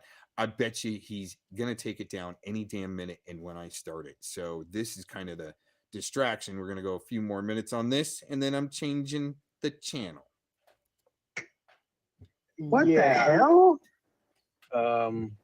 Look at the account. That's why I tell everybody, look at the account. It was Short Bus. Holy fucking shit. Short Bus wanted to know why you said fuck APP. So Short Bus, look at the account. Shut up, Laura. Actually, I have 3 people on my account, but I don't think anybody on my account would say that. But yeah, I didn't. Just FYI. Scotty Karate's phone died in Minecraft, so that's why he's not here anymore. Wait, why is Timon's like Oh, curious? yeah, we're gonna switch over. Why is he back? Because you and him got in beef a little while ago, and you took it. Oh, okay. Yeah, he was saying something you didn't like. All right. All right, here we go. Yeah, dude, that's dope. So who's that? PR for her? Is that ABC? Crack ABC? How's the fishing, mate? How's the fishing out there? You been fishing lately?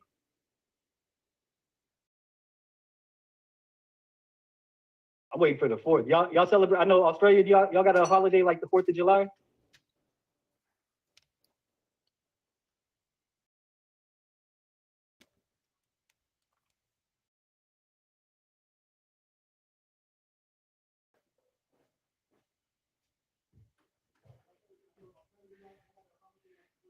ABC. Yeah, he always has those PR for hires and different accounts like that. Got hella accounts, man.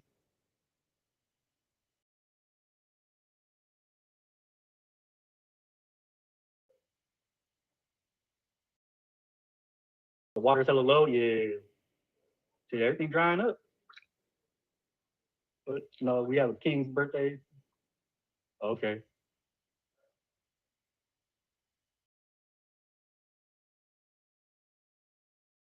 Dope.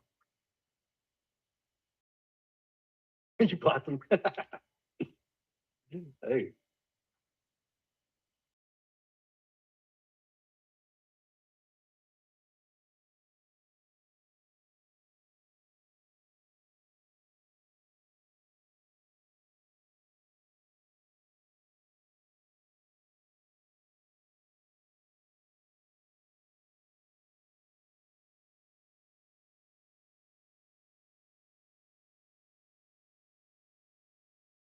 ABC of Vic, 50 Shades of Grey story. 50 Shades of Gay. What happened? What happened? Is Vic that old dude that was staying with him or something? What's going on with ABC, man? Come up here, man. Talk to me, man. What's going on with you? All these weirdos you let come to your house. Come on, Aaron, man. Let's talk about this, man. You need to start regulating your own house, man.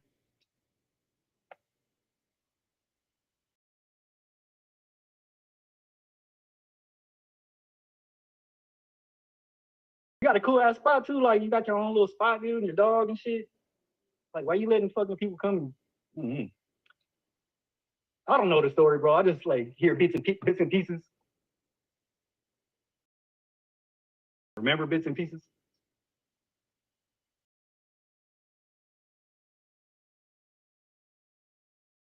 Scotty. I don't listen to Scotty though.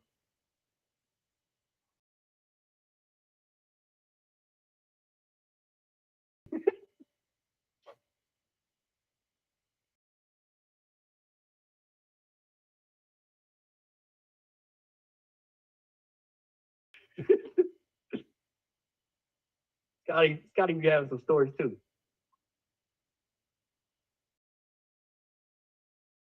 I don't know. Scotty gets involved in some shit. I don't get involved in that troll shit he gets involved in. I like that shit.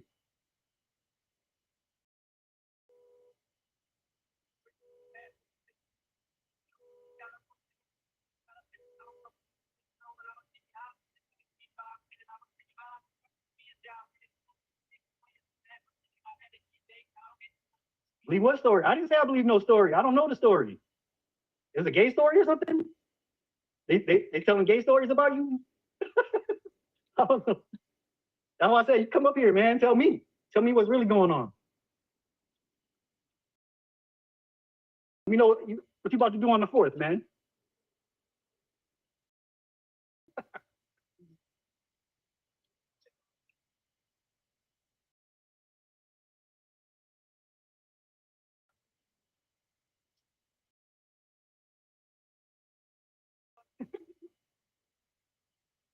I never heard no 50 Shades of Gay story yet. I don't believe everything I hear on the internet, man.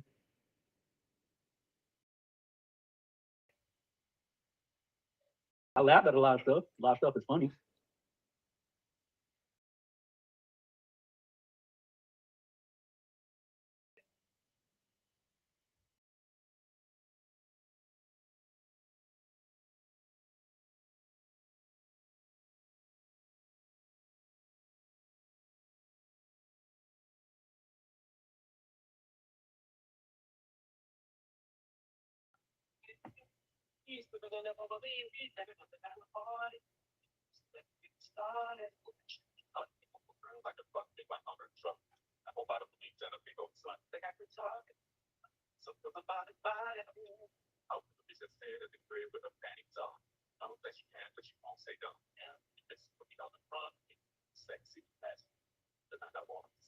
Got to be more careful though, Aaron, man. Who you let in your circle? You know what I mean? Your real life circle. I don't know. I guess you know you're learning your lesson. So, Angela, I switched my water to longer, so hopefully that shit will start turning greener. It's getting brown. I'll probably get my gardeners back next month or so. We'll see. I'll get tired of them. Want to call them back like, oh, I can't do it no more.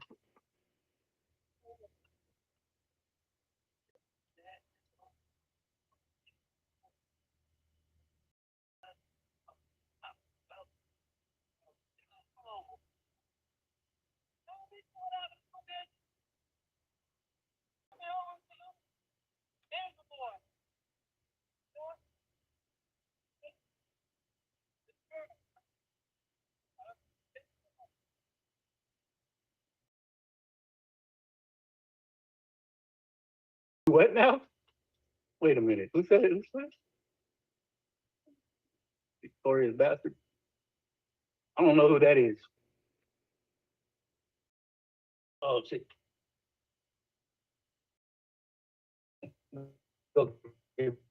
That is the ranch.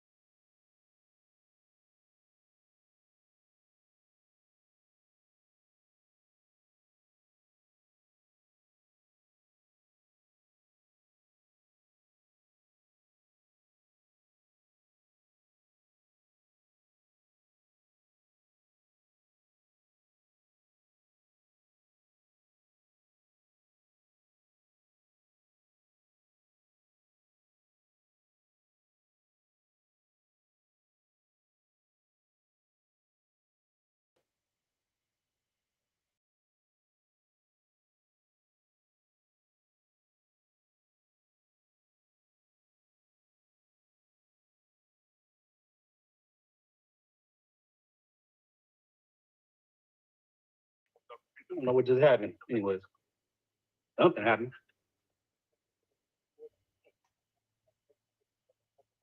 Ren and Stimpy. I've known Aaron for a long time.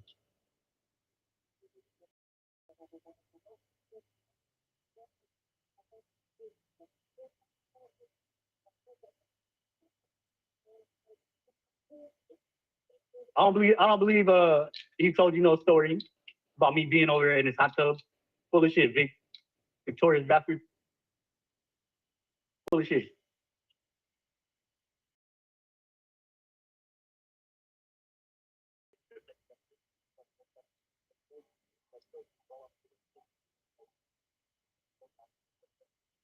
Victorious bastards. Is that the Vic they're talking about? That was at Aaron's house?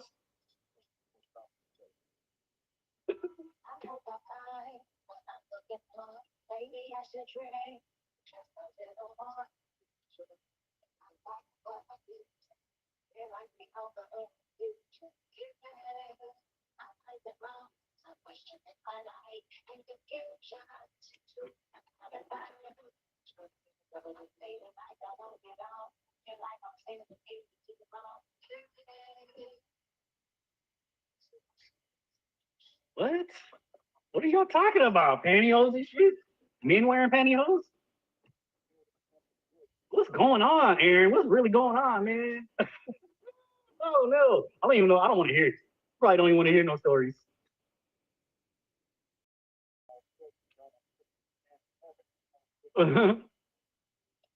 Yeah, I probably don't want to hear it.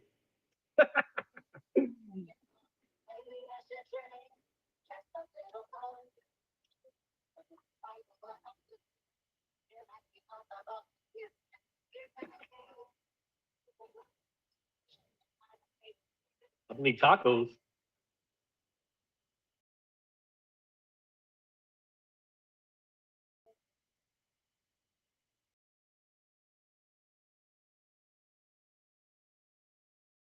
I haven't heard nothing from tacos for probably a couple of years or something. What do you mean I believe tacos? I told you I don't believe nothing. It's on here, like you don't automatically believe somebody says on here. I don't. Understand vacation longer? Us too. With Vrbo's long stay discounts, you can stay longer and save more on select properties.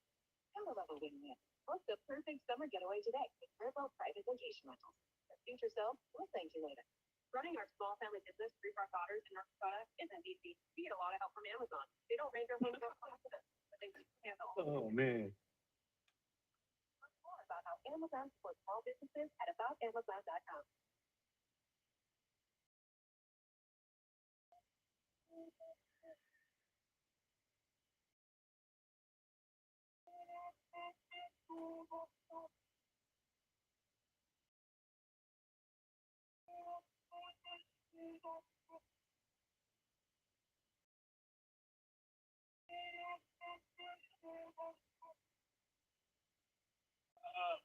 I like to be lied to. I don't know what you're talking about, Aaron. People say all kind of shit. I don't believe shit.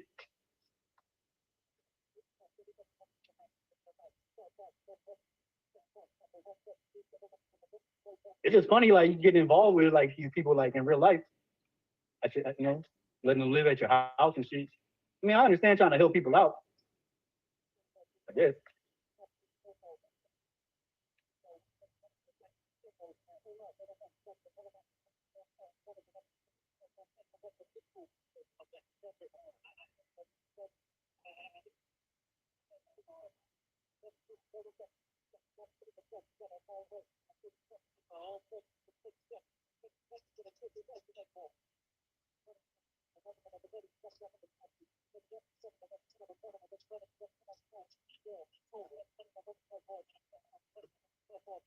I'm not feeding into nothing. How the fuck am I feeding into anything, bro?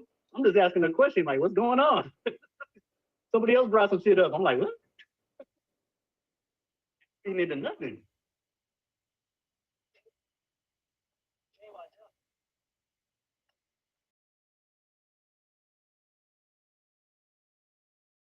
Hop up here and explain it to me. I don't know. I don't know what the fuck's going on. Or not. Whatever. Let the rumors roll.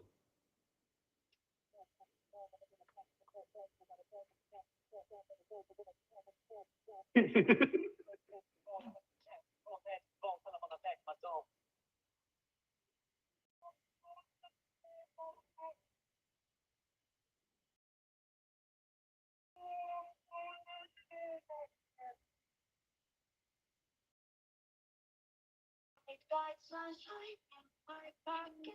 I sit right here in my zone. I got joy in my case.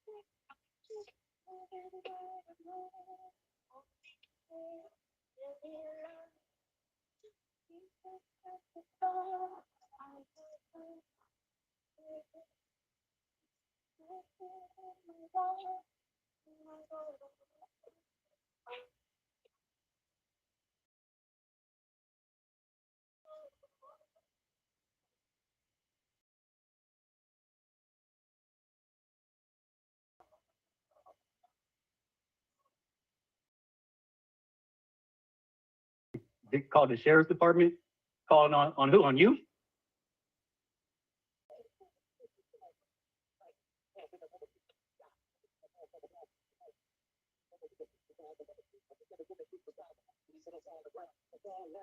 Come up here and tell me about it. What, are you too busy or something? You ain't too busy to be in chat.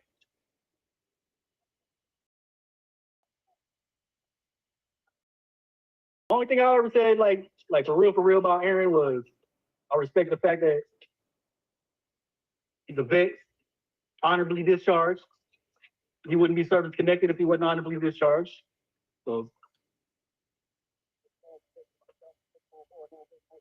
shit you do at your house with the trolls and stuff, or online, I don't know.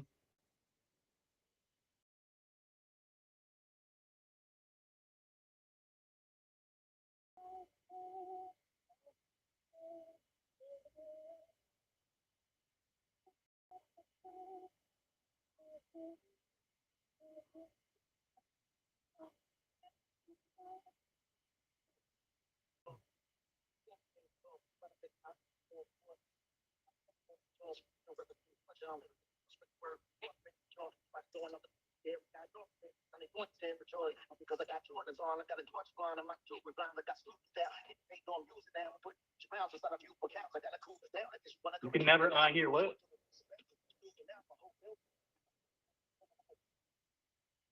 You can never hear this. What did Aaron and Vic do?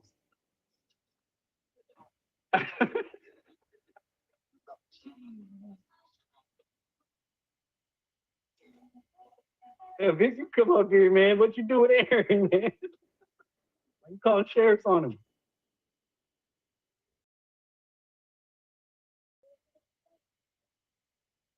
got a free paint job? What you do? You painted for him?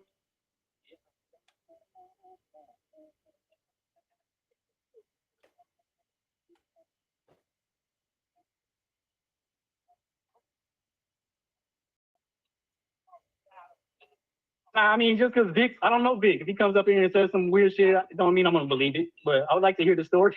maybe not though. Oh man.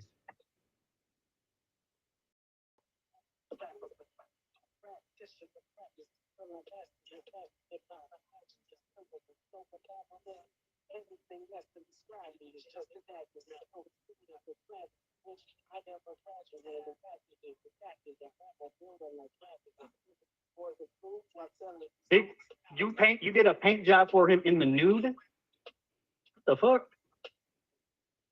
Trolling, dude. You gotta be trolling.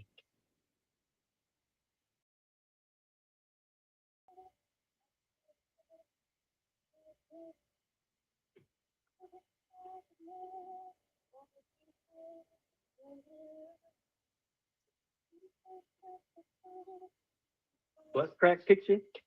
Showing what? You got a butt crack picture? What? I don't know what's going on, man. Why you got a butt crack picture?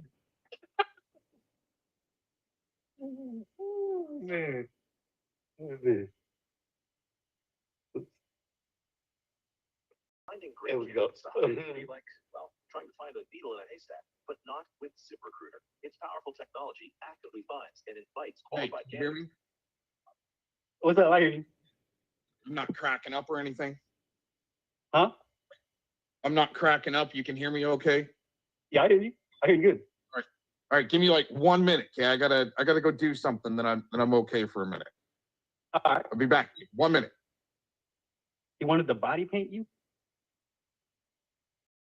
What's going on?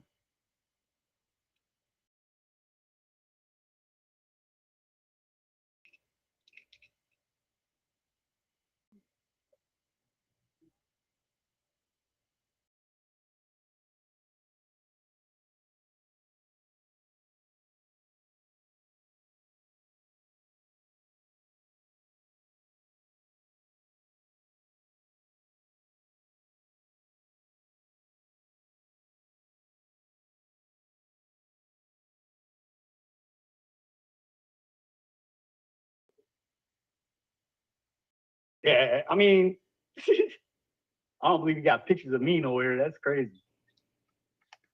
Yeah, you know what's interesting? Let me just say this first off, James. All right, Mr. Cox is not gay. I love women. All right. So with these I didn't say you was gay. Hey, don't come at me. I didn't say you was gay. No, I'm just trying to let me get it out. I thought you was dating the chick. I thought you was dating the chick that you had at the house too, or something. Yeah. All right. So, Angela, when she says that she can't unsee these things, you know what I can't see? You fucking witch bitch. Is your boy Predward with CP on his fucking phones and his laptops. That's what I don't want to fucking see, right? That's the type of shit that people shouldn't be fucking doing, Spamgla. And now you're with some fucking propaganda pieces of shit that need to fucking drag me because your boy Predward couldn't do it. Because the other boy over here couldn't do it. Because this boy over here couldn't do it, all right? So you and your fucking gay LARPing bullshit with Vic is a bunch of bitch shit, okay? So, I mean, you guys want to LARP like you're all gay and having a good fucking time and fucking animals with Vic because that's what you guys are doing. It's spreading bestiality fantasy to get people off in your fucking grooming show like Predward's back. Is that you guys want to do? Is groom your audience like Predward did? Huh, Spamgla? Hey, so just say, so what's the deal with this dude Vic? Like, what's the real story? Is it a long ass story or something? Imagine having Tacos come stay with you for a little while because she was gonna do some work for you. And then when she goes home because she's all pissed off about something, whatever the fuck it was, goes on the internet and doxes your doctor, okay? Doxes your doctor, and then gives up some personal information about you, and then makes up a bunch of shit like she does, right? Like, you know how Tacos likes to make up bullshit. That's what you're seeing. I haven't talked to her in like probably over a year, bro. I don't know. So you're saying now that you don't know at all if Tacos is a fucking liar. Is that you're saying, James? I don't know her stories. What stories has she been telling? I don't know. No, it's not lately. I'm saying an overall, James. Think about it for a second. Huh? She fucking liked to lie about me, didn't she? Well, she got with this guy Vic, and they came up. I forgot what she even said about you. What did Tacos used to say about you? She's probably said shit about me. I don't follow her. I don't watch her. I don't know. Now you're just trying to be trolly with me. No, I don't remember, bro. Like, I remember like you guys used to go at it, but there's been so much shit, you know what I mean, over the years. Like, people have said, yeah, she probably has said some lies shit about you, troll battling. Yeah. But I don't remember details about like what was said. That doesn't fucking matter. What I'm trying to say is now she's with Vic, this guy Vic, and they came up with this big elaborate gay story to include some Tacos is with this dude Vic telling stories. And you know what's funny? He's also with Blazin. I wonder why Blazin and Tacos has been together play fighting for a long time. Did you know that, James? Did you know that Tacos and Glazin used to be in a hangout together? They were besties there for a minute. Did you know that? No, I don't know. I didn't know. Okay, well, I just told you. All right. Well, yeah. If they were, they were. I don't know her and Becky. You talking about Becky? Yeah. Yeah, I don't know their connection. I know Becky's a super troll too, though. Dude, they think they're doing some trolling. When look at where they're at. I'm not saying they're good at it. They're just super troll. Right. Dude, this little bitch Vic called my sheriff's department on me. Even was dumb enough to record it. I know. What was his reason to call the sheriffs? He told them that I was doing some crazy stuff on the internet and making a lot of posts on Facebook when I didn't even have my Facebook activated. Like what? Like that's it. Like what would he tell them? What would why would the sheriffs care about you making a post on Facebook? No. Why would he need to call them and tell them that? Right, but what was he telling the sheriffs that you were doing? That's all the recording we got so far. All right. Look at him go off in your chat like a little bitch. You know, he runs away from me. He was actually Shizzle got this piece of shit, limp-wristed little Cabbage Town lot lizard in a dress, victorious bastard in your chat, right? He's a lot lizard in Atlanta, okay? And Shizzle lured him in one day to his panel. He starts lying about me to Shizzle. So I go up on the panel and Shizzle drops off. He realizes it's me. He says, I'm going to poke a voodoo doll on you, Cox, and then rage quits. That's about some bitch shit right there, James. A voodoo doll? Yeah, that's how desperate they are. So they got a little ABC like a little doll. Yeah, I guess so. But yeah, I guess the calling the sheriffs didn't work to try and shut me up. So now it's going to be a voodoo doll with Spamgla G, huh? Your boy Predward got caught with CP on his fucking devices, Angela. Yeah, is that true? Did they really have that? Yeah, I saw the list of devices. I saw the interviews. I don't know. Did he get convicted? Is he convicted of anything? Did he go to court for it? You know what's interesting? I haven't seen the plea deal yet, and all he did was 21 days for a little meth pipe that had some meth in there. Interestingly enough, 21 devices later, I think it was.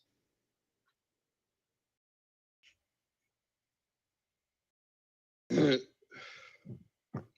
don't know. I'll stay away from that. I don't know. Okay, but you see, the thing is, James, you're a veteran. Yep. You don't like sickos, right? You don't like them fucking pads and preds and shit like that, right? Of course not. Then why do you run from them? Do I run from them? Yeah. How the fuck do I run from them? I'm not even here. Right, but you aren't going I towards. Stay away from that. Like I don't deal with Edward. Once all this shit came out about him, I don't deal with them. Like I don't know what's what, and I don't want to deal with it. I'm not a pred catcher, but I don't like them. You know? Why don't you like the pred catchers, James? No, I said I'm not a pred catcher, but I don't like preds. Oh, gotcha. I don't actively go try to catch them and shit. Right. Why though? I don't like them. Yeah, but why not? Why don't you want? I don't want nothing to do with them.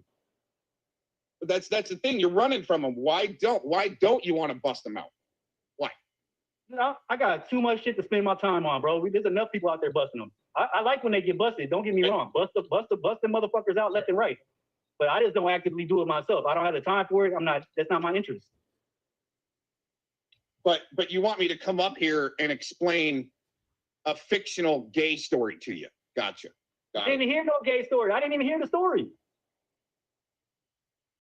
I don't even know what the story is. I'm just like, I just say, come up here and like, dude, tell me your side. Like, what the fuck going on? That's all. Good. You got another big guy like Predward. Another big guy to spread lies about you. How about that?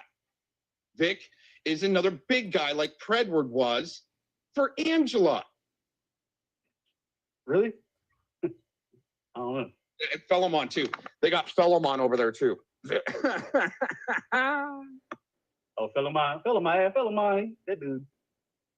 He's another little bitch. He's too everything's Jews, the Jews. Right. Hey, Man of Dust, you're another little faggot too for wanting to spread lies and bestiality fantasy like Angela wants spread. Good job, Angela. Your boy gets caught with CP and all you can do is help spread lies about me. You stupid little CUNT.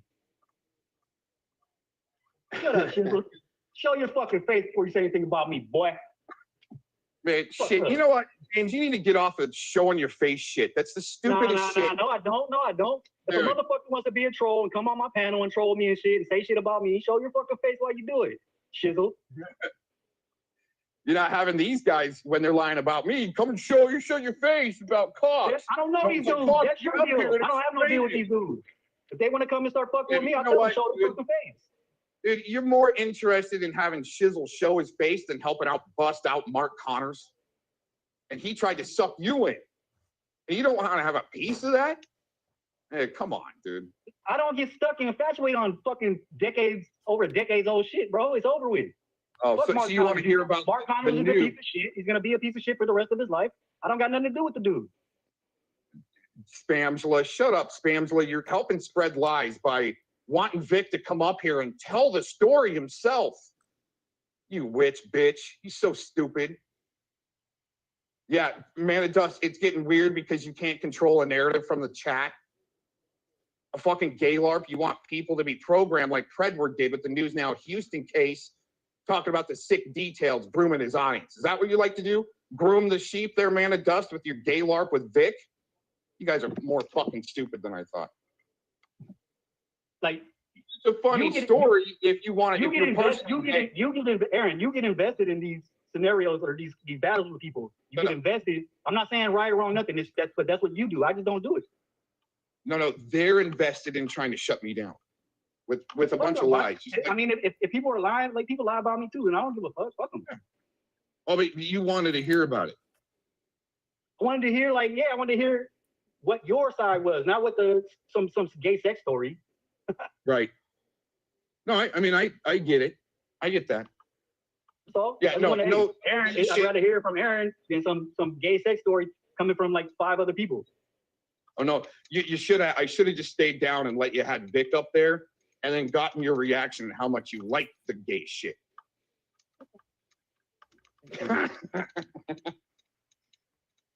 I should. You know what, James? I should almost pull up the shizzle panel for you and let you hear the audio of when Vic rage quit off of his panel after he was like, "I'm gonna poke a voodoo doll on you, cocks," and then he rage quit.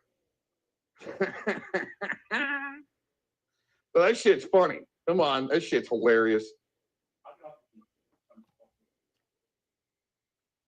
You know what? Fellowmon? Shizzle's doing way more than you because you run from the Preds too. You want nothing to do with catching the Preds.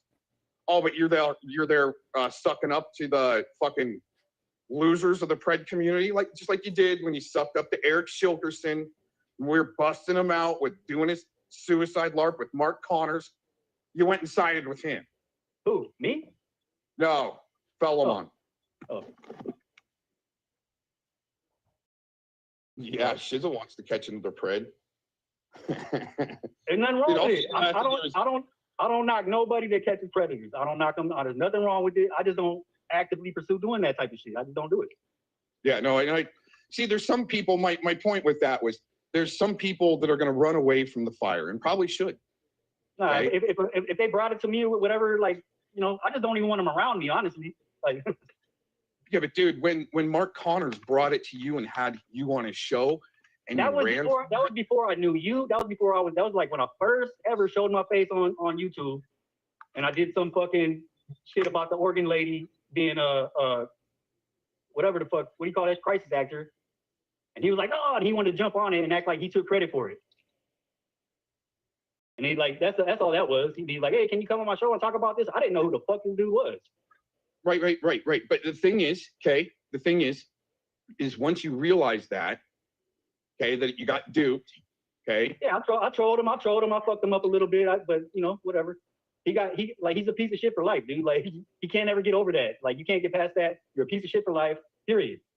Right. But the thing is, like Predward, he comes in waving the white flag to me, and then all of a sudden we figure out that his mommy's house got raided for CP. And he wants to keep my name in his fucking mouth. I'm gonna drag him every fucking day. Yeah, that's why I don't deal with the dude. I don't know the story. I don't want to know the story. I just don't deal with the dude. Right. I leave it to the Pred catchers to deal with people. I don't have to be a Pred catcher, bro. Right. But when Mark Connors case, so you said that once you figured it out about Mark Connors and you clowned him a little bit, what did you do to clown him? Just made fucking funny video and busted him up about his past. His record, his real record that is so wondering why he's not on the registry and shit. Because just I guess you can get deals like that to not be on the registry, you're a fucking Ped. Right. Yeah. Right. That's right. I just didn't understand how the fuck he could make a deal to not be on the registry. That's crazy. Same thing with Predward. Isn't that amazing? Yeah. I don't know that. I don't know Like I didn't see no court. Like Mark Connors, I had all the court transcripts and everything. Same with that dude Mouse and everything. You know, there's ones that when I wanted to clown him, I would. Right. Okay. You can see the court transcripts and all the shit. I've never seen that on Edward. I haven't looked for it, but I've never seen it. But isn't it interesting how kind of the same offense against children, crimes against children, okay, 2 of them now have come out of Clovis's camp. Dude, there's probably more than that. Who knows? There's probably more than that. Like, these motherfuckers infiltrate the internet. They're online everywhere. These fucking weird ass fucking, you know, they're everywhere. It's like Angela, people don't spread like lies. I can guarantee you, because I was like, dude, I had to go block some people from my daughter's like shit, right? Like, why is this grown ass man trying to talk to my daughter? You know what I'm saying? And she got a thing where her face don't show, but she does some like video games, Roblox. And there's like, remember back in the day when I bust that Roblox spread? Anyways, yeah, so offline I'll have to deal with some shit sometimes. Like, and I'll go to this dude like, who the fuck are you, dude? Why the fuck are you on on a child? I don't even say it's my child, on a child page, trying to talk to a child. You know what I'm saying? Man of Dust, you want to prop up a fucking limp-wristed idiot like that has to call my sheriff's department? Is that LARPing? Is that a LARP? You know, like what if James called, you know, I said something really nasty to James right now, and he calls my sheriff's department because I said something nasty about him. But, you know, here's the thing, okay, James? I think me and you went back and forth. I don't call cops on people. Right. But here's the thing, James, okay, is the reason why he had to come out with this gay LARP is our team actually caught Vic. He was being thirsty in a restaurant over a minor waitress. And actually 2 different restaurants that he was caught with a friend of mine in another restaurant being thirsty over the waitress. And you know what? The second waitress was so offended at him being so fucking thirsty that they actually gave them another waitress. She was so offended. He's a minor attracted person. How old is this dude? How old is this dude big? He's about 60, and we actually believe that his roommate that he was living with might be deceased and might be plastered in a fucking wall or buried under some cement in a basement, and he's running around in his car for some reason. His roommate's car. Making threats, gonna take all these people to court. Right? But why would somebody have to call my sheriff's department after his gay LARP didn't work to shut me down? And then lie to them. Right? I mean, these motherfuckers are desperate. I just think it's weird somebody calling the sheriff's on you. You got him on the phone with sheriffs? He actually recorded a part of it, and I caught it. Oh, he recorded it? Yeah. Oh, just thinking. And then you know what? It's weird, like when people like call sheriffs and like shit like that on people, unless it's like, man, I don't know. Yeah, I mean, making some posts when I don't even have a Facebook, okay? Telling them I'm making some crazy posts on Facebook and acting crazy on the internet or something like that, right? But check this out. Too invested in a YouTube beef. Well, it's also a lot of fakeness. So here's what Vic also did, right? Imagine you and I, okay, we got beef, and I get pissed off at you, and I dox your ex-wife, okay? Your baby mom is, you know, your baby mama, all right? But it's the wrong picture. It's not really her. Would you fucking be laughing your ass off like you fucking wanksters? You try to dox my wife, but you're doxing the wrong picture? Is it maybe on? Yeah. I wouldn't be pissed off or now. I'd be like, what the fuck? Y'all are weak. Right, and that's I just think like, when they try to like fucking like they get mad at you and they're like, oh, and they want to like get you, go troll you or whatever the fuck, and they try to like involve your real life family members, stuff like that. That shit's foul ball. Like, you know, stick to the dude you're trying to have a beat with, right? Or the chick or whoever. Yeah, he literally posted a picture saying that this chick is my ex-wife, and it's some kind of fat, ugly chick. That's not even my ex-wife. I mean, I used to do that. I used to troll people like that. I would post fake shit just to troll them and see their reaction. Like, people do that shit to troll, like when I was trolling people. Right, but it wouldn't be nothing real. It wouldn't be nothing real, but just to see their reaction. So motherfuckers are trying to get your goat. Yeah, but you've got sheep like Man of Dust and Fellowmon that would peddle that that it's truth. Oh, look at Cox's ex-wife. She's so big and fat. Oh, Vic, you're a great guy for doing that. All right, what a little bitch. Huh? We got Vic so fucking pressed, man. He's about to fucking crash. Huh, Spamgla? You should make sure your other boy there doesn't crash and hurt anybody. Spamgla, maybe this is your turn. This is your time to actually get it right with one of your boys and help him. Oh, wait a minute. You helped your last boy. Did you know, James, that Angela was on the phone with Predward the moment the raid happened? His mommy's house got raided. Yeah, no, I'm telling you. Oh. Yeah. Spamgla knew her boy, Predward, got raided the moment it happened, and they tried to hide it from people. Right, since you want a good doodoo show, Angela, fuck you up. Hey, what's up, I don't know. Petro? Like I said, I do not deal with that dude. I don't deal with anybody that's involved with that type of shit. I just choose not to deal with them. Oh, Fellowmon's still on that I snitched to the 88 government hotline. Yeah, I called the American Disabilities Association and told them there's a bunch of retards trying to follow around journalists. And I'm wondering if they were aware about it. Didn't give them any names. I just wanted to know if they were aware of it, that a bunch of halfwits and retards like Fellowmon are following around journalists trying to, spread disinfo about them. That's exactly what I called the ADA over. Didn't give them any names, so there's technically not any snitching. But there's a bunch of retards online that are, come on, this shit's supposed to be funny, dude. What's up, T5? Hey, what's up, T5? I like to come on here, like, even when I get drunk, I go overboard, but I like to have fun on here, man, really. Well, yeah, I do too. But once it comes down to, like, disinformation that people are supposed to spread about you on purpose, right? With the surface bullshit, like you not being a veteran, right? You can spread just about anything about James D until you bring up like stolen valor and him not being enlisted and shit like that. Then it gets stupid. Then you're like a troll slop drools with just the surface disinfo, stabbing with the mob like a death by 1,000 cuts type thing. Oh. I don't know.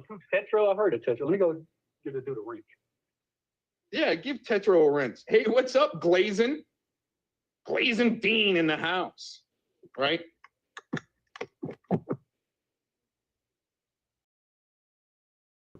Hey, what's up, Shizzle? I didn't see Shizzle on the panel till now. What are you doing, man?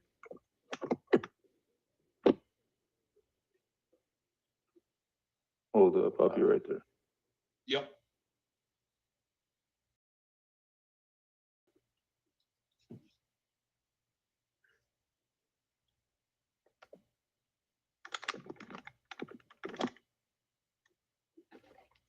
Yeah, I didn't miss nobody. All right, you got a wrench. And you know what's interesting is that if Vic's fight or plight were so righteous, you would think he'd be up here trying to battle me. But the bitch, every time I come onto a panel. Hey, you're welcome to come up here and try it, whatever. Yeah, but you know what? Every time I go up on a panel that he's on, moment I say one word, he fucking runs, dude. Runs, bails, rage quits faster than Eric Shilkerson rage quits his own panel. I'll be right back. 5 seconds. What? Dude, he's even doing that to me now, too. Crazy. Oh, people lying about you, Blazing, but you can't say what the lie is. You just got to go around and say, they're lying about me, everybody. Brr. Glazing Dean. I think right now she has a platform to at least elaborate it. I'm new here, Blazing. What's going on? What's going on? You're new here. No, Glazing, this isn't triggered. This is swinging back at you and your crew's little bullshit, right? Blazing even likes Vic's gay LARP story along with Spamgla G. right? But they're not up here trying to say, oh, it's true, James, it's true. Breathe. Shit, Glazing, you're the one that can't fucking let loose and breathe a little bit. Look at, why aren't you telling that to Troll Slop Drools, all typing in all caps? Hey, you might want to take it down a notch. What up, Crafty Cat? I don't know if I said hi to you yet.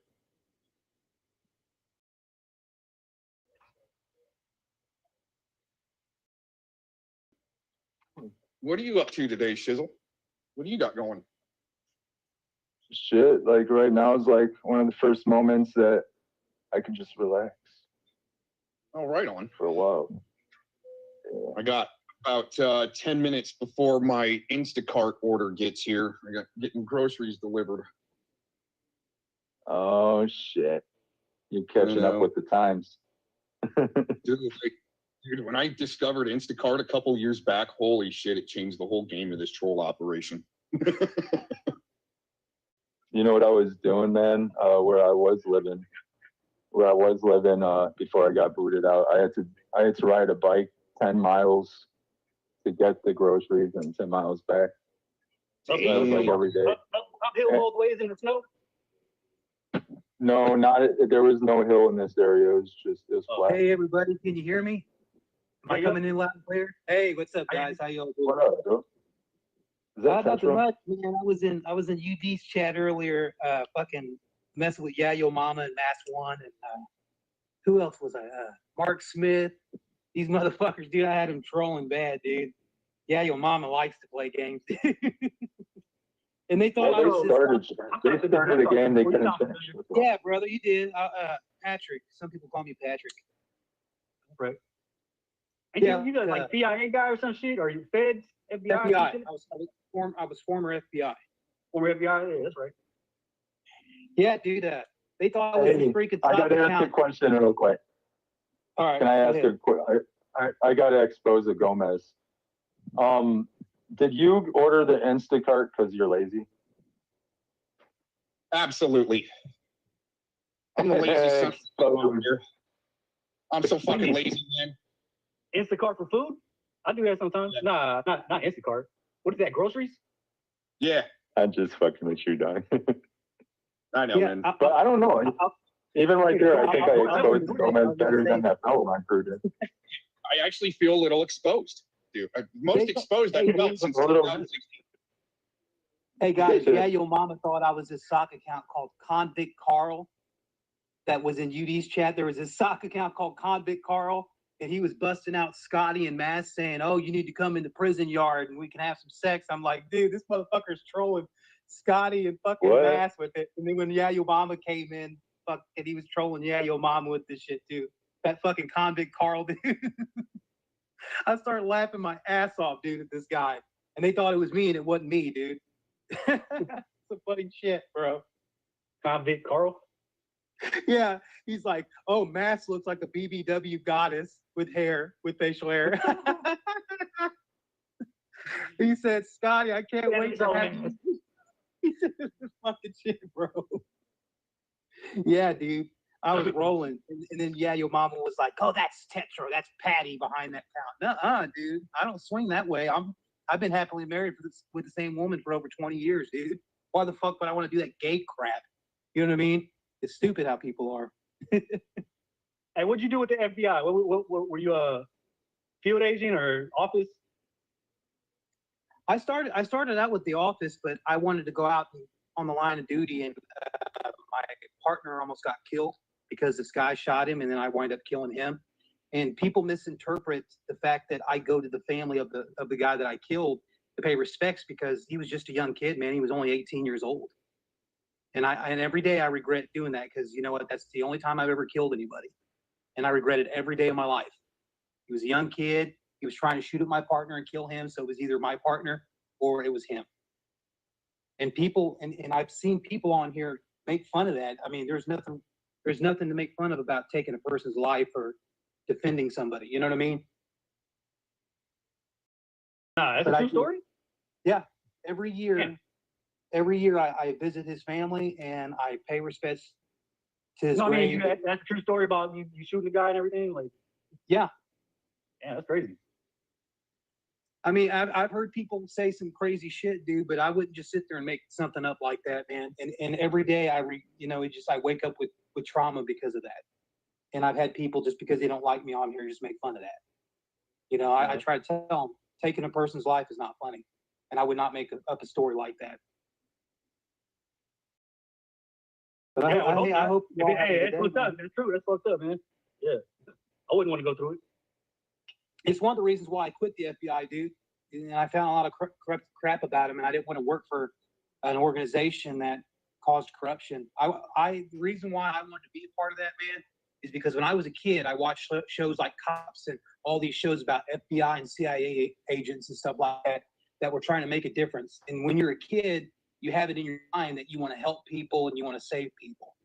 That's the same reason people join the military, man. The same reason people join, or a lot of people. Yeah, that too, dude. I could have joined the military. I think I would have been better off.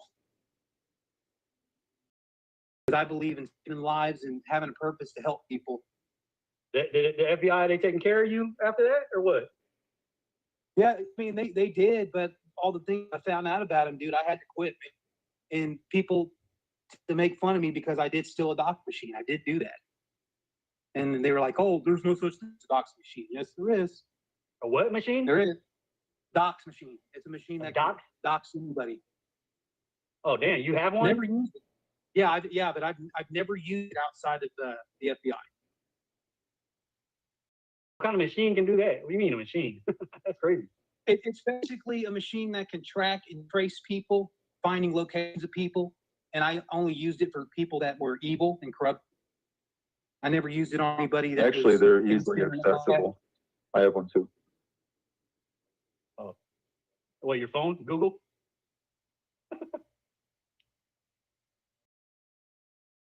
Yeah, because like back when I worked with them, dude, I mean, like the cell phones were getting popular, and it was when flip phones were still active, but nothing high tech. Like nowadays, people can pretty much look up anybody, and they don't even need a doctor. It's crazy now. You can go. AI does it for you now. Yep. And that's the tragedy, man. Because even like, there's nothing wrong with not liking certain people, but if you don't like them to the extent you want to dox them, and you want to try to get their families in danger and shit like that, I don't like that, dude. I think people should not dox anybody unless it's a danger. Unless you find out. I don't do it. I have in the past, back and forth. We used to have dox battles, but I thought it was just part of the troll game. But I don't do it just because, like, it's kind of like involved in real life shit. I'd rather just I look shit up, but I ain't gonna like go off on YouTube and share what I find with everybody. Yeah, I look shit up for sure. I look shit up for my own peace of mind, like for me to know. Right. I don't go share to everybody. Right. Exactly. Yeah, That's how I roll. All the corruption in the world today, man, with all these people that are corrupted, dude, I think anybody should have a right to look somebody up due to their record history. Like if you see some shady, suspicious people, you have a right to make sure that you check their background and then get them in trouble if they try to do something wrong. Well, it's equality. If I'm gonna be traced, y'all gonna be traced too. I agree with that, Shizzle. If they try to mess with you, you have a right to mess with them. You know what I mean? Like if anybody messes with any of you guys, you have a right to mess with them back, man. It's fair game. And people, I'd say same with police officers. I'm surprised more police officers ain't getting away with the way they're treating people with all the social media and their families exposed and shit. I'm just saying, I'm surprised they're getting away with half the shit they're doing to these people. Mic drop.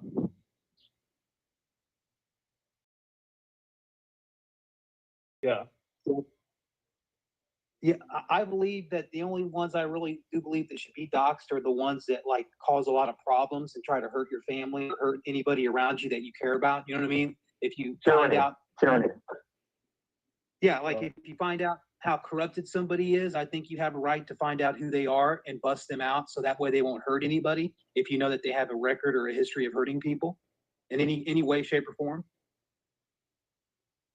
Hey, you know what, real quick, it looks like Clown Force doxed Vic's criminal record earlier. He's got some telephone harassment, and it does look like a home invasion or something like that. Pretty interesting. He's all up in James' chat trying to peddle the gay LARP. Good job. Good job, Angela. Way to get your boy on the scene. I don't even see him in there no more. He left. Well, they run as soon as I come around. I kind of didn't want to come up. Yeah, he wouldn't dare.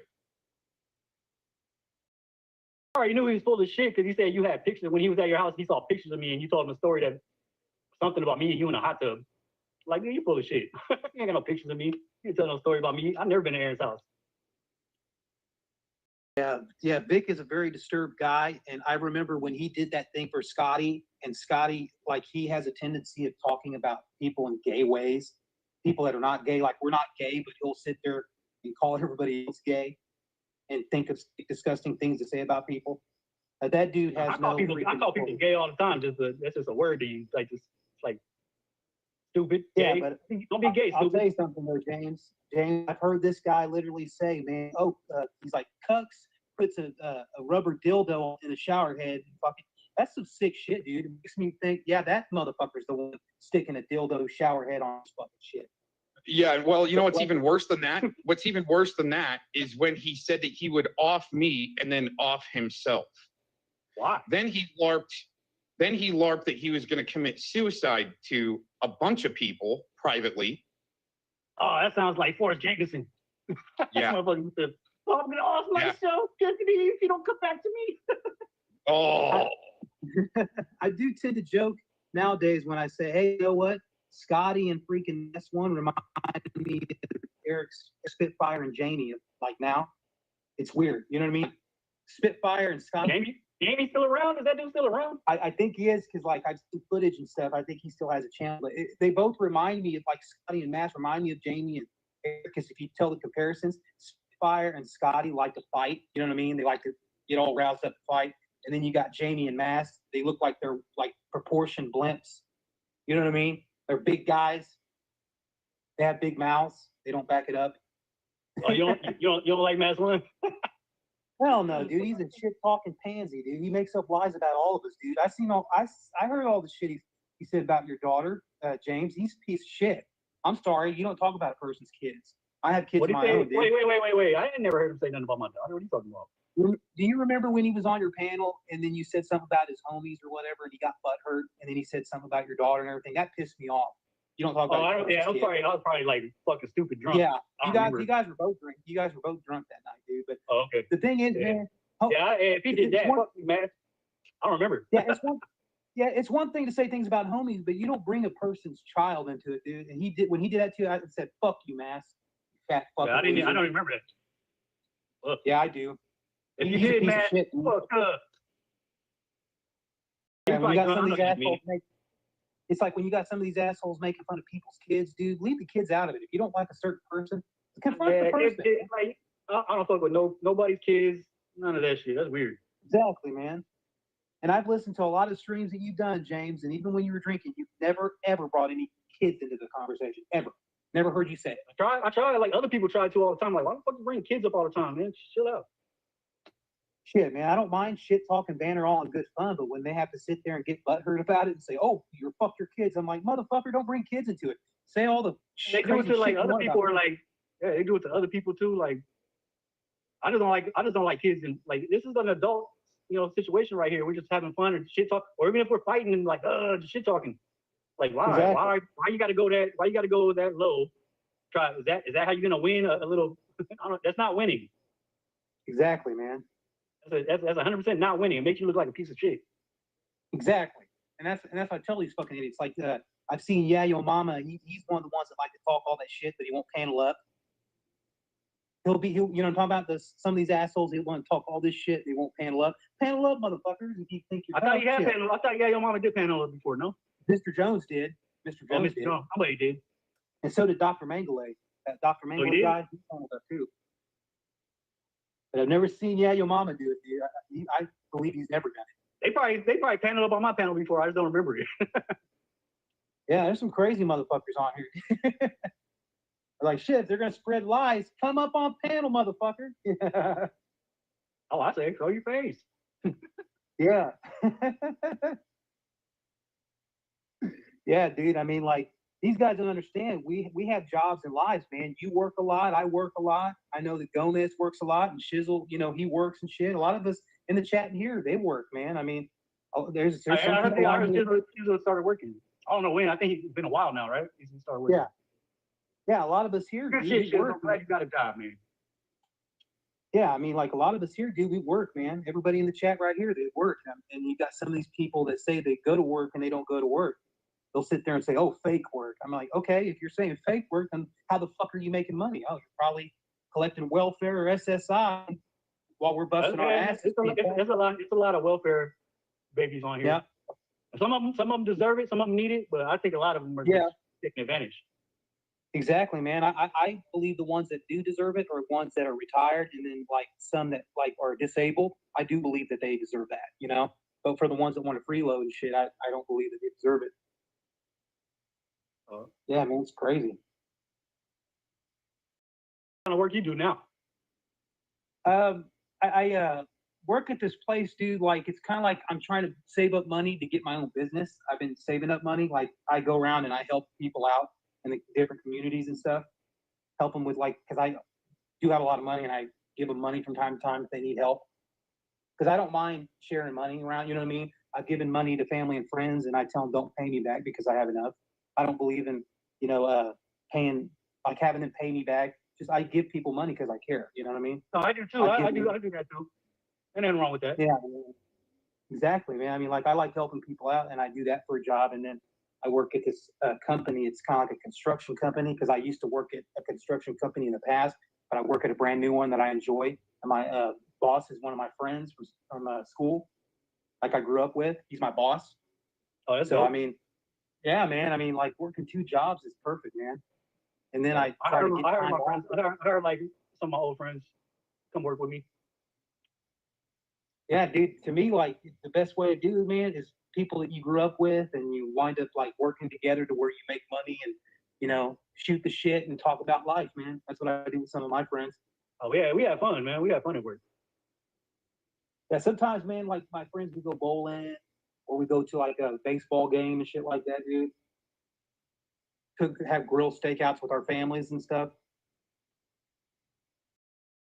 And it's hot up here, bro. It is. Where you at? I'm like, oh, I'm in the Midwest right now, dude. Like In the right Midwest, now. yeah. I heard that, are you guys under that heat dome, right? Uh-huh. Yeah. It's like real hot here, dude. Yeah. It is here too, but it's like that. It's not a heat dome. It's just like that every summer. Exactly. I mean, Yeah. like, I heard like the I'm Midwest just, got like there was some heat, or somewhere in the East Coast, Midwest got a heat dome going on. yep. And then next week, I read the weather reports. It's going to rain like the next few days where I'm at. I don't know And who I'm this hoping is. the rain comes, man. Hello there. What's up, Cool as Tretch? Is that Tretch? Cool as Tretch or somebody? Cool as Tretch? The fuck? Might be a Oh, P-bomb. Okay. Oh, you said hold up. Oh, it's Shizzle.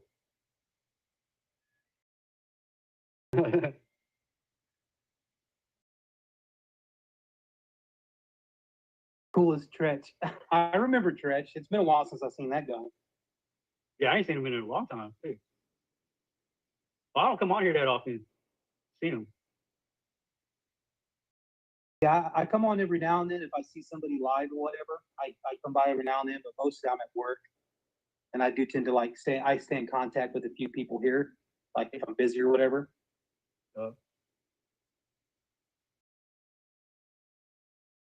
What up, Blazing? What up, Crack? Chat? What up, anybody I missed? I don't know. I can't see my whole chat.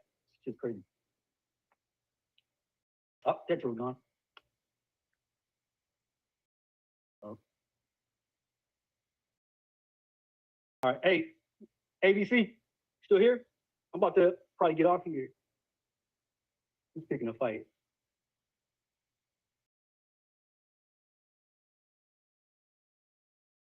Phone overheated. Oh, he's picking a fight with his name. I get it. You don't like Trish. Oh, I think I remember you and Trish battling. I think that's when I first met you back in the day or something. You were battling Trish.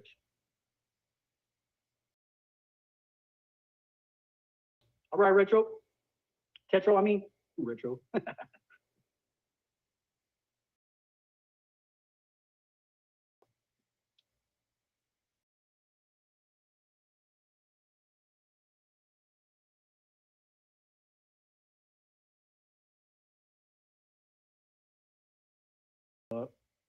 Anyways, hey, Aaron. Still there. Right off to come through.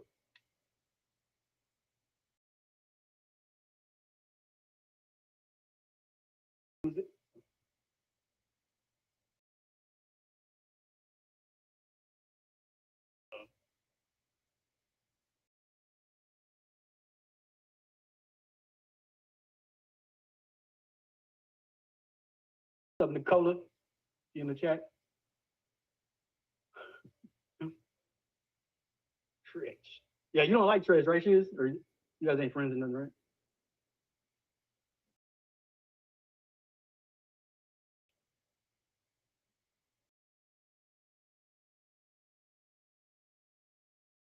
Yeah, Tretch is just another Predward and Daniel Dowd protector. It's just gonna be one.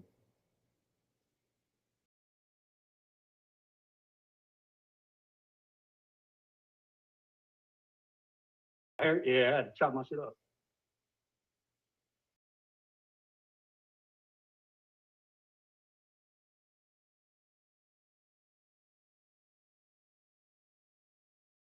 Mic check. Can you all hear me? No, I hear you now.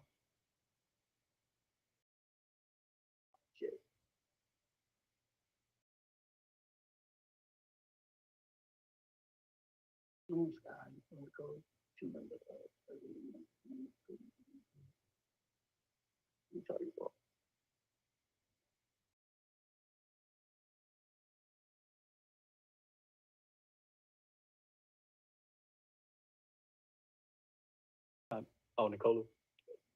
I don't know. I don't even know, man. All right, People I'm pick back. like who they're cool with, who they're not cool with. What they're cool with? I mean, I haven't disrespected anybody yet. No, I'm That's talking to the chat. You asked me about Tretch.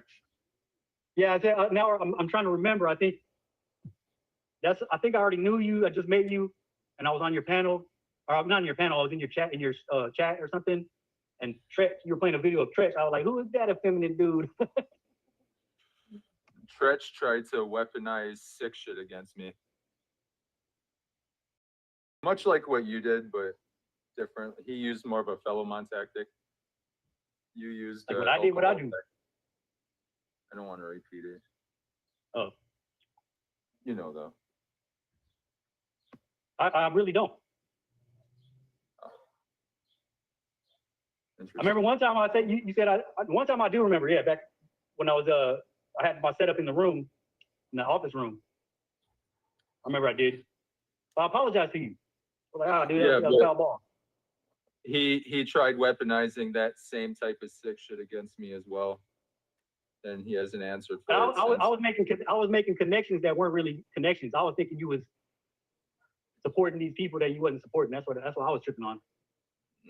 Support. I mean, define support, and then we could elaborate what Shizzle did, right?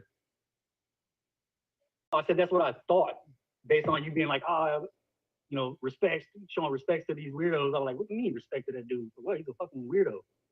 Fucking got little kids, little girls talking about how, that dude's weird as fuck. I haven't. You know what I'm talking about. I forget his name, but it's some weirdo.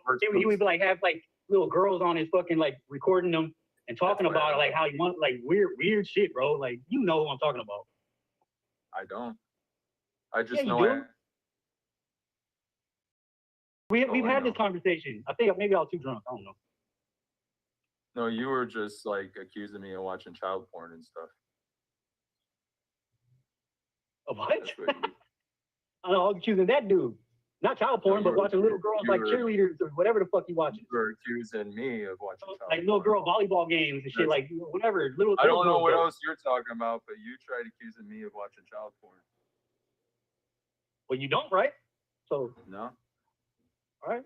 But Tretch tried that same sick shit that you tried on me. That's all I'm saying.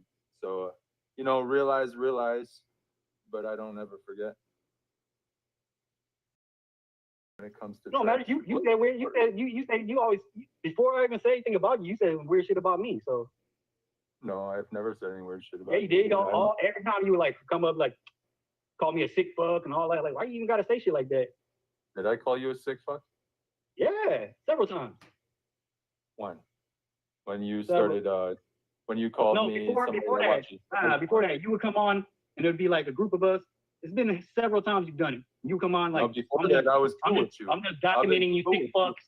Dude, Like I've been I'm cool with documenting, like, for but you years. included me in that shit. Like, what do you mean? I'm a sick fuck? I never talked down on you for years.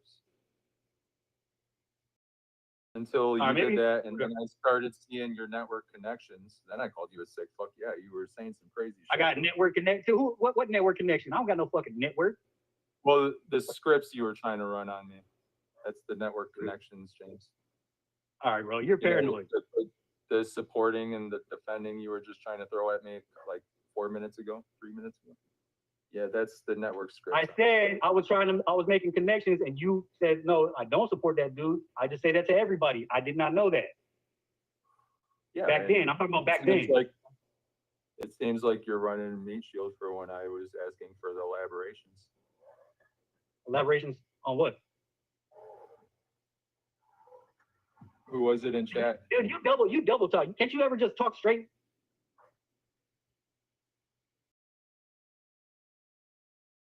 I told you, you was like the weirdos that are like talking weird shit about little girls. You were like, hey, respect. And I was like, I didn't like that. I was like, why the fuck you saying respect to that weirdo? Who's the weirdo talking to little girls? That dude, I forget his name. CM something? CMN? CMN. That's what it was back then. Are you saying he's talk about them. He says weird shit about them.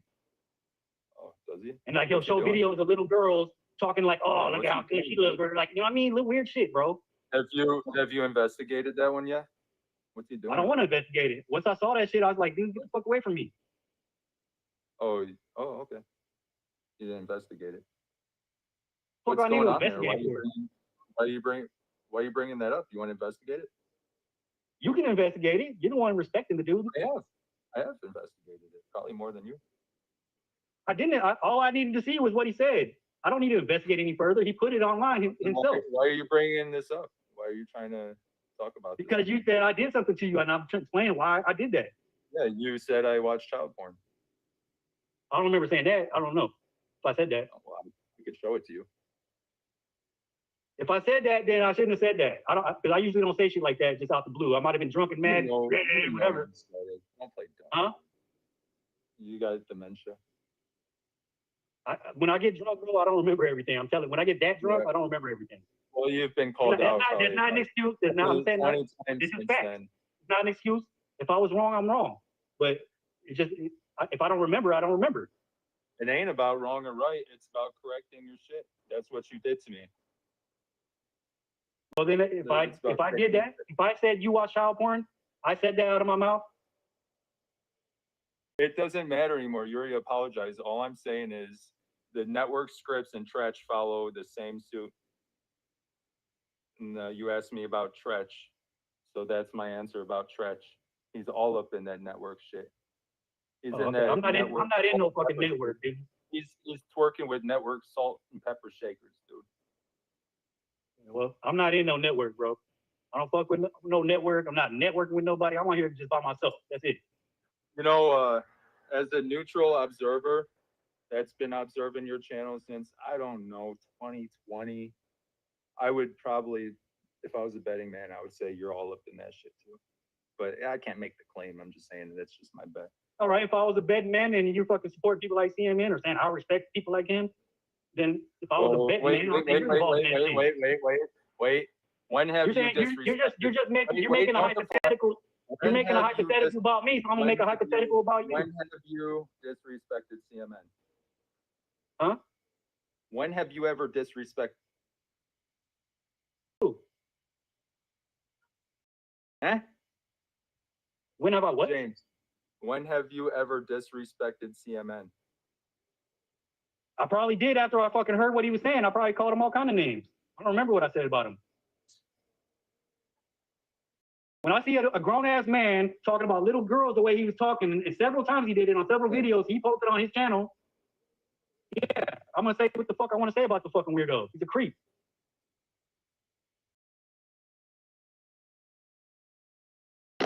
James, if you had gone a little farther in that, he actually admitted that he was drunk and trolling and he took it too far. And Philemon and his crew. Wait, hold on. So how are you gonna do it more than one time? I don't get drunk and start posting how I feel about little girls. Come on, dude. Finish. Fuck that dude. Let me finish. Okay. Then what happened is Philemon and his crew called the cops on him, his sheriff, just like Vic called my sheriff, right? And the detective, there was a detective that went to his house and cleared him of anything. Okay. That they were trying to. I don't know. Now, I'm not saying he didn't. I don't know. Is it breaking the law watching little girls, little athlete girls, and talking sexually about them? Is that breaking the law? I don't know. But it's sick as fuck. It's weird. I don't fucking like it. And I said what I said about the dude. Fuck that dude. Right. And I get that. And my explanation is just quit everyone. Everyone quit using the kids to troll each other. Whatever is going on, quit using the kids and troll each other. It's sick. Yeah, whoever side it is. But you know what's interesting is Philemon, when he got a hold of Simon's video of Simon recording naked kids on the beach, Philemon watched that video on loop for like an hour on a stream. Looping that video of naked girls and little boys running around on the beach. Yeah, I don't know about. I don't know if Philemon did. I never heard that. But if Philemon does that type of shit, I don't fuck with that dude either. Well, here's the thing: is he took what the evidence video was of what you're talking about of CMN talking gross about a young girl. Okay. Philemon also. But CMN has done it more than once. Let me finish. Philemon also played that evidence video on loop. Like it's some. You show the evidence real quick or something like that. Okay, I don't even know why would he even show that? Because they're sick fucks, James. Just like Vic being thirsty over a minor waitress in one of my restaurants. Yeah, that's sick. They're like, sick fucks, yeah. So then they come up with you don't gotta be 18 to be a waitress. You could be like a waitress at like 16 or something, right? In Arizona, yeah. But the indicator is when you go to order alcohol, and another waitress brings you the alcohol. That might be an indicator that you've got a young waitress there that could be even a minor. Yeah, because they're not allowed to serve alcohol. That's right. I think, but hey, he's hanging out with Blazin and Angela now. That's their next big boy, like Predward. Oh. Yeah, I don't know. I don't deal with that. Well, I already told you I knew he was full of shit when he was trolling or whatever the fuck, when he's like, you got pictures of me and I don't know exactly what he said, but he said something about that. Like, yeah, you're full of shit, dude.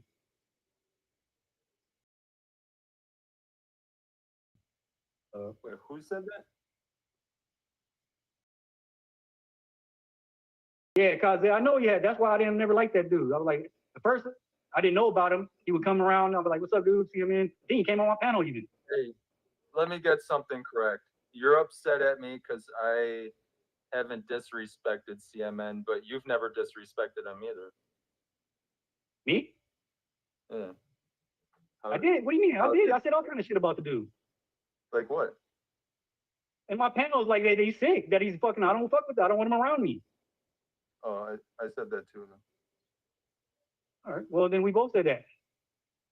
But that's not disrespect. That was when I saw you saying respect to him. I was like, this motherfucker respecting that weirdo. Wait. Is that disrespect or is that just stating an opinion? It depends on what you said. I probably called him some names. I don't remember, but maybe I don't remember what I called him. Did you call him a boo-boo? I don't think you can disrespect a fucking creep like that. How can you disrespect that? You can't disrespect a creep like that. You could go to his fucking house and smack him. Smack him. I don't know. I don't want nothing to do with him. Like I said, I don't want nothing to do with the dude. Well, you were upset with me because I haven't disrespected him yet, but you haven't either. I didn't say that because you didn't disrespect him. I said because you were saying, hey, respect to him. Respect, but you said that to everybody. Well, we haven't seen you disrespect him. Who's disrespected him? I don't give a fuck, dude.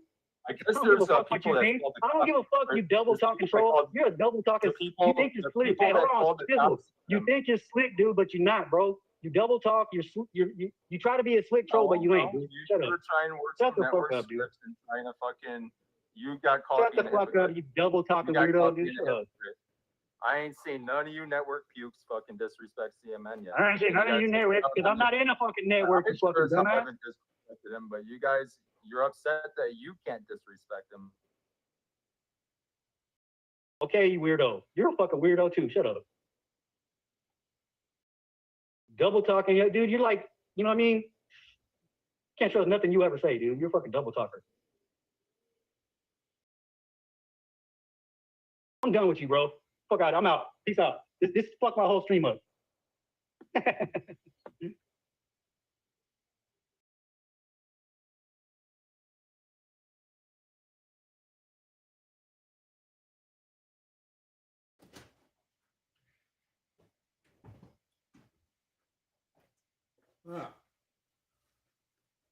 Asking too many questions. You hear that? Pick up the truth. Asking too many questions fucked his whole stream up.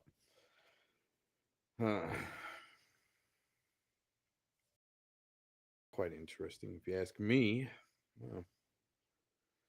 Well, we've got some music to play before we get into our next little venture here. Let's put it that way. What do we got here? Thanks for joining in.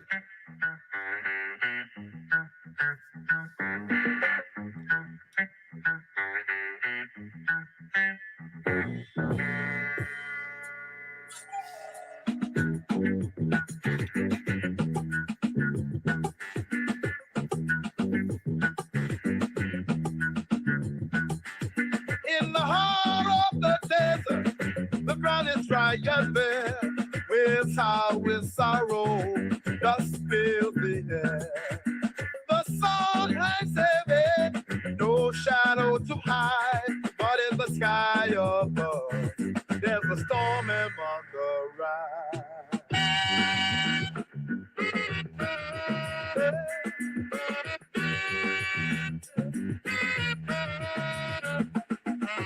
Whispers of ancient voices calling for the rain. Echo through the canyon, a snow release from pain. The earth is waiting, the spirits call it home. In the dance of the heavens, the water will roll.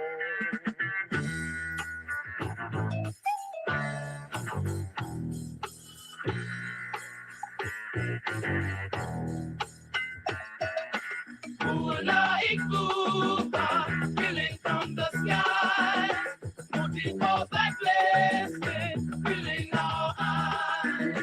Rain come and soothe us with your sacred touch.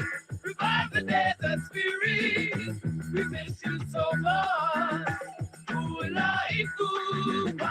Feeling from the sky, mountain falls like blessing, filling our eyes. Rain come and soothe us with your sacred touch. Revive the desert spirit, we miss you so much.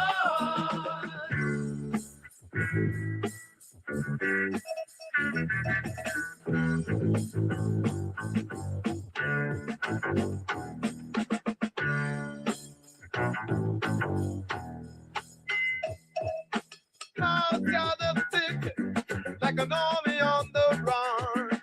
Lightning strikes the horizon, brighter than the sun. The winds now carry light to every broken tree, and the land that was forgotten will finally be free.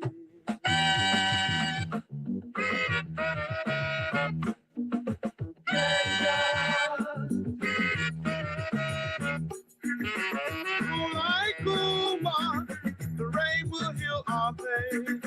Booty brings new life in every falling grain. Dancing in the water, the spirits take their place. The rain is desert meeting, a long forgotten phrase.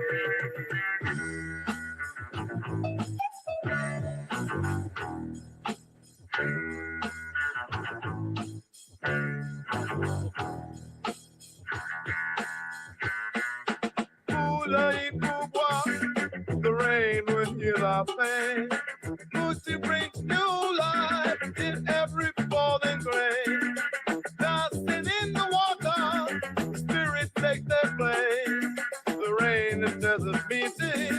an unforgotten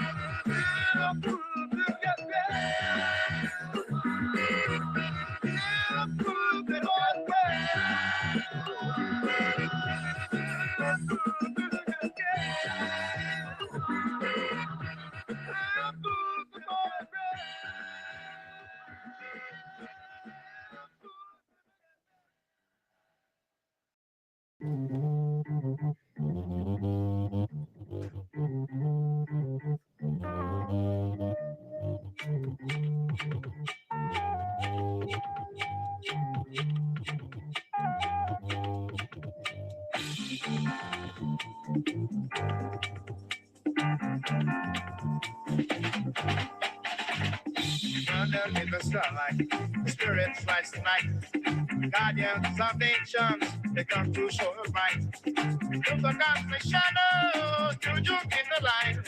They watch and they protect across the great divide. On that's the time. And those days, they patrol to celebrate. From down the heartbeat, in fact it's here. What in our darkness of every year. And this time my life is in the car. God feels like when moi, get on for cautious. We're more spirits on the shade.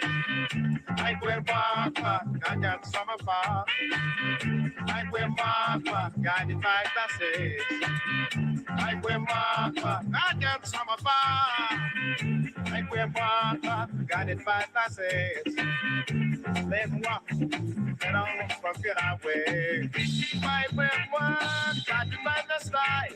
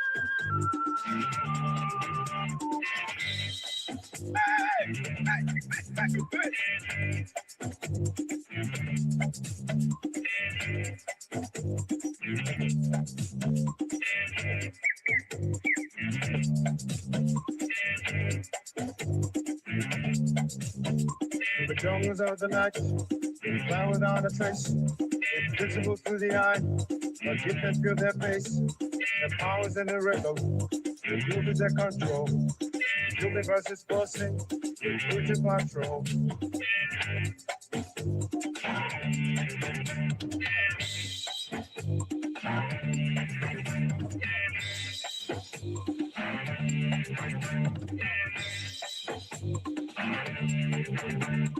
Magic finds the cosmos, ancient rites unknown. Every step of mystery, pathways overgrown. If you walk in darkness, find the light is beyond. Should the patrol is coming, chase away your fear.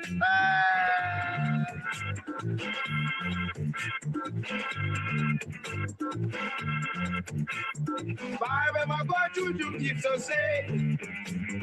Five and my God, spirits on the chase. Five and my God, darkness from afar. Five and my God, guided by the stars. Five and my God, you keeps us safe. Five and my God, spirits on the chase. Five and my God, guided from afar. Five and my God, guided by the stars. Five and my God, you keeps us safe. Five and my God, spirits on the chase. Five and my God, guided from afar. Five and my God, guided by the stars.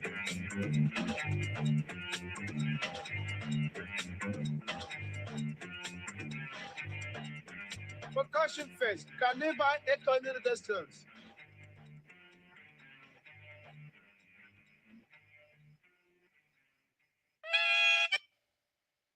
That she was saying, and you know, I'm not there to defend myself, and she keeps at me. Same thing that Telly's been doing. And you know, when everybody else is coming at me, they're making threats. Who was everybody else? When she's telling lies about me, Bobby Joe, who was you? You wasn't nowhere. You knew once she had my ID. You knew that. And you expect me to trust you. I'm sorry. I'm sorry. You know, Gabby, she knew also. PHI knew. But y'all let her keep dragging me and dragging me. What am I to do? You know, where's my friend? Get bent, bitch. That's what you can do. Go cry a fucking river. Oh, fuck. Sorry. Not sorry. That's crazy. She was making fun of me. Go fuck.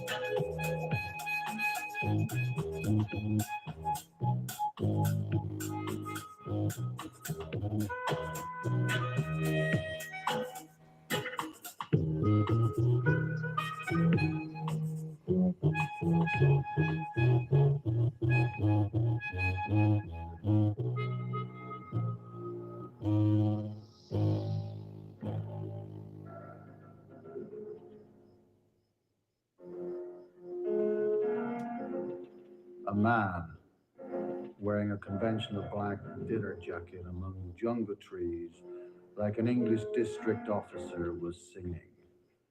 Sane men surround you, old family friends. They say the earth is round, my madness offends. An orange has pips, they say, and an apple has rind. I say that night is day, and I've no axe to grind. Please don't believe.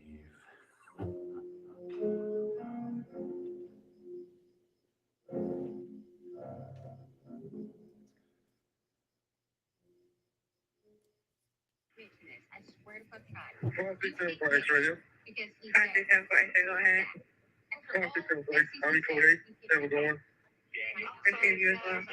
Yeah. Yeah, I'm glad you was able to meet me, man. Listen to this, man. This is that dude that says he's from Brazil. Listen to this, man.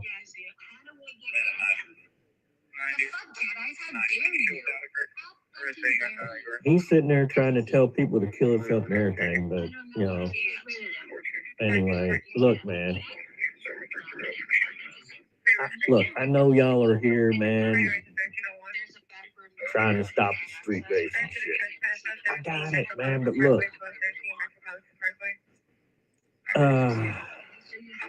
The dude that's threatening everybody and shit. Yeah. Look, just try to give us another 30, 35 minutes and we'll be done.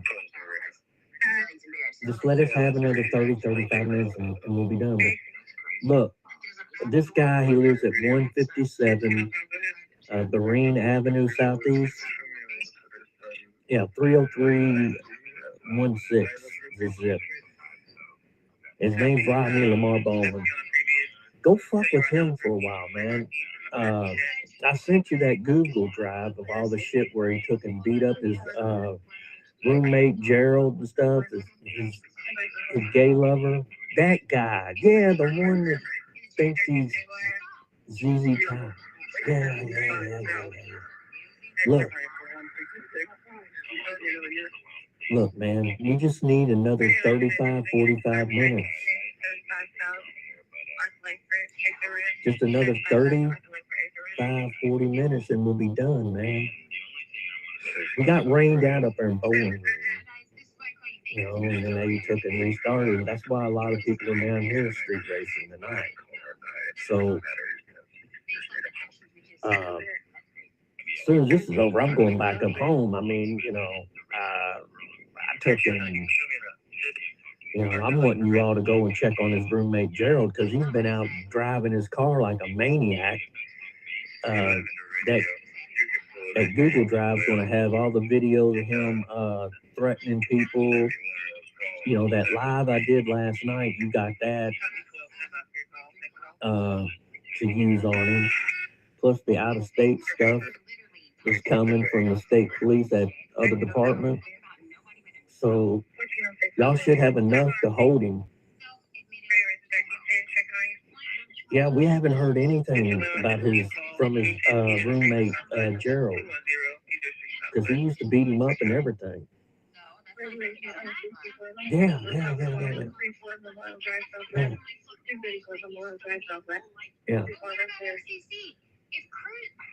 Yeah. Yeah, 157 Perrine Avenue Southeast. Yeah. Everybody's going to be gone in about another 35, 45 minutes. Yeah.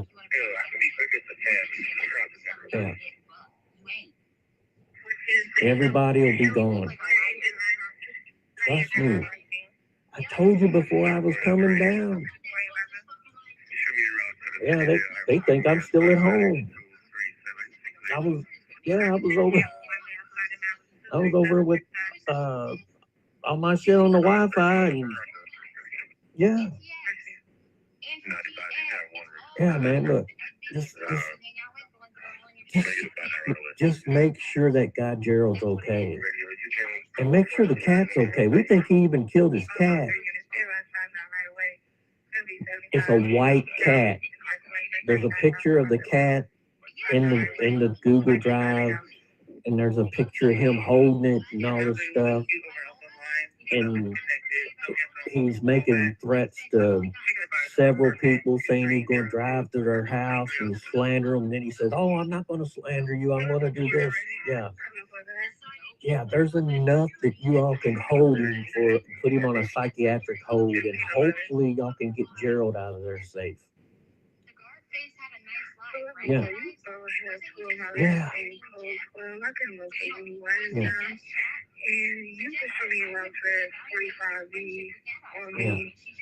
We appreciate it, man. Yeah. Another 35, 45 minutes, we'll be gone. We'll be gone.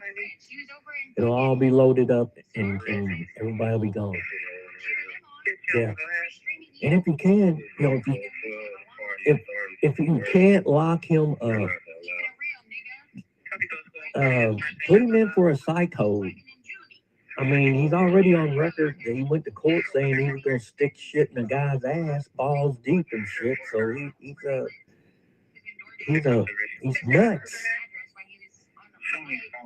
Yeah, he's nuts. Yeah. I appreciate it, man. Look, you know, that's why we try to do it like this and everything. That way they ain't out on, you know, causing problems on the expressways and stuff like that. We try to go to the industrial zones and stuff like that. We used to do it up there in Louisville every weekend, and then the dumbass mayor that we had shut shit down, and yeah. Oh, that lady right there, right there. Oh yeah. Yeah, her name's Deborah Lowry. She's this old windbag skunk from Brooklyn that's moved out to Colorado. Yeah. I'll send you a link to all their channels, man. That way y'all can wreck on them. Yeah, my therapist wrecks on all of them. That guy that took and tried to burn down the Ramsey's house, and they think that fucking raped and murdered John Benet Ramsey. Yeah, he's fucking friends with those disgusting son of a bitches too. Yeah.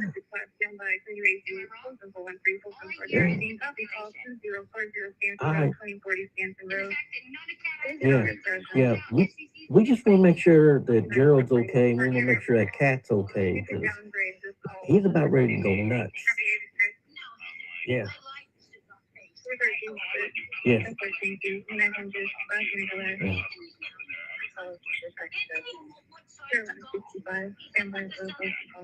Well, look, send me a text. That way I can get them the hell out of here and y'all won't have to do a bunch of paperwork if something goes down. All right. Yeah. I appreciate it, man. Yeah. Tell the lieutenant I said thanks, man.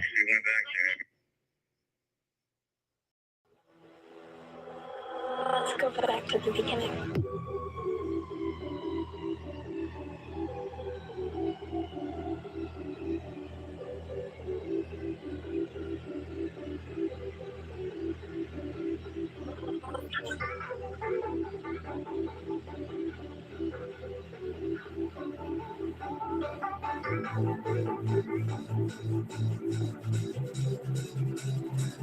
Let's go back.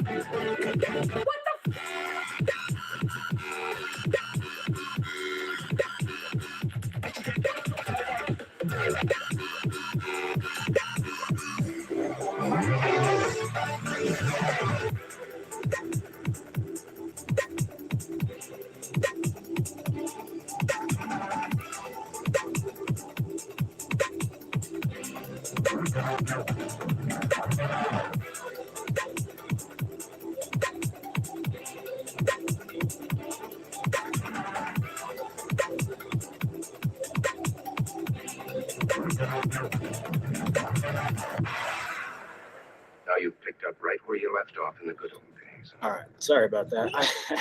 I haven't been live in forever. Up right where you left off Used in the to good old sometimes, but I just saw Up right where you left. Cage person Jeff. Up right where you left off in the good old days. Bantering about stuff, and it's kind of boring. Some people like it. I think he's kind of gay, so yeah. He's always groveling to the fucking Jews, you know. Oh, some people like poor Jews.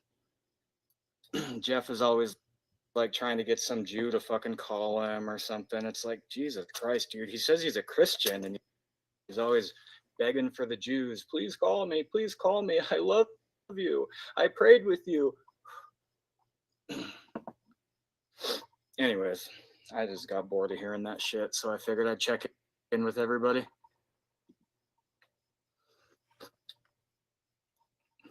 Hey, Veronica, Cat Eyes. Cat Eyes is trouble. Cat Eyes lives in New York. She knows about the Jews.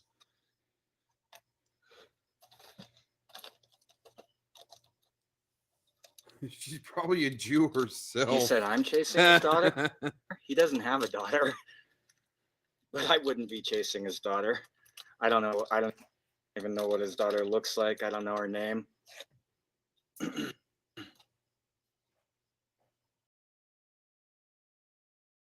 I don't even live in Albuquerque, dude. My land is like fucking an hour.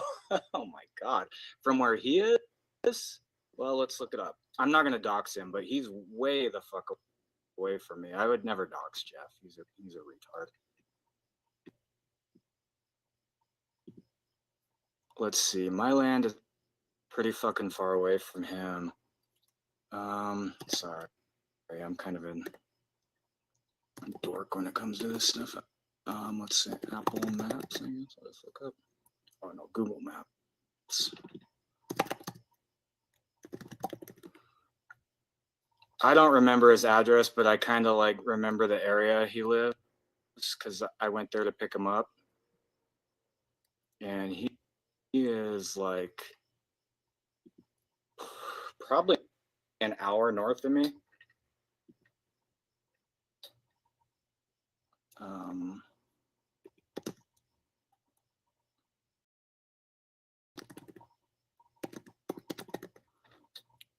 Hold on, but I'm gonna read chat because I want to hear more about whatever his daughter said. Holy shit. So no, he's more than an hour. He's like an hour and a half northwest of me. He's on the other side of I-25 and the complete other side of he's nuts, dude.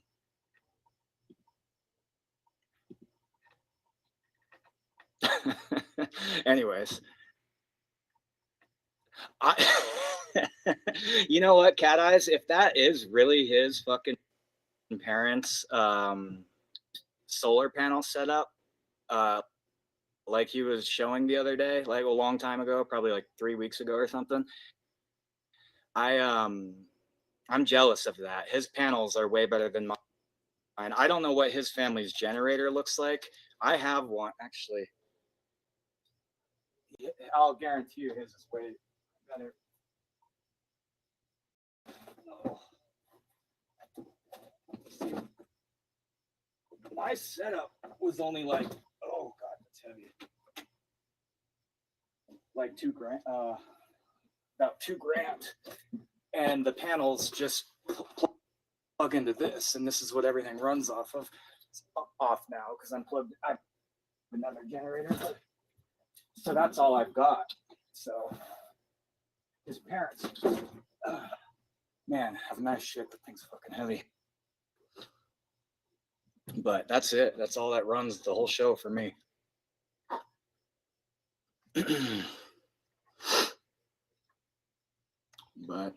But what was he saying? If someone would say or even DM me about his daughter, I didn't know. Because as far as I know, he has no biological children. So I don't know what he's talking about. Some 50-year-old dude, drunk as shit, waving a 38 special around in his front yard, fucking talking about his daughter, a kid that's not, some girl that's not even his. That's pretty fucking weird. That's what I'm talking about, the cage person stuff. That's like weird creeper, like stalker type shit, dude. Like this fucking poor girl.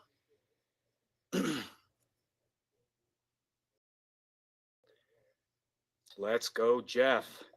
My land doesn't have an address yet, so but I'd love if he came. I've got a lot of stuff to do. Yeah, he's just gone nuts. But what else is going on? He's not the only one with a Smith & Wesson. Yeah, I've got one. Yeah, right there. There's a rifle. That's Smith & Wesson. Brave little toaster. No, I'm a lot lighter than that, man. I've had some intestinal issues that I'm getting worked out, and I'm only like 165 right now. Healthy dude. But I also wanted to get below 165 because when I saw Tommy, I was like a good 30, 40 pounds heavier than him. And when we were supposed to do our scrap, I was like, oh man, 40 pounds, I'll bully him. So I figured I'd get down to his weight too, because he said we were supposed to fight still, and he knows that. I had no beef. Tommy's just fine. I just, I like doing that stuff. Sorry, it's fucking hot. Let me open up some. It was raining, so I had these shut. Now it's getting hot in here.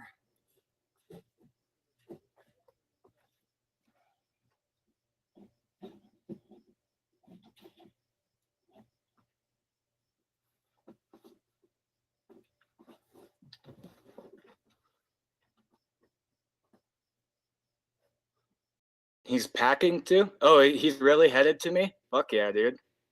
I'm excited to see him. That'll be good. Does he have a car yet? Because last time I checked, he didn't have a car. Aburo. Jodale, we cabrón. I'm surprised he didn't ask Grovel to some fucking Jew for a ride. Constantine, please. Please. Some sexual fucking degenerate, dude. Weird stuff, man. I would let Jeff over. I honestly think it'd be great for him. Get him sober. Oh man, I'd pitch him out in a tent underneath the stars, outdoor kitchen. He'd just be digging holes and staying sober. He needs it bad. He looks like a slob, dude. Not good. Not good.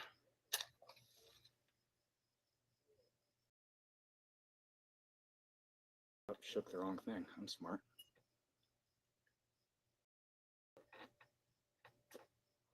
Oh, Constantine's not allowed in his chat anymore.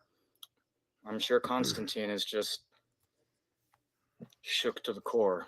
I don't know what he'll do. He'll be crying at all his gay Jew orgy parties for weeks, watching dudes butt fuck other dudes, other Jews. Oh, well, see, Constantine's going to jail, so he'll be right at home watching gay orgies, dudes butt fuck in little cages. Cage person mentality. See?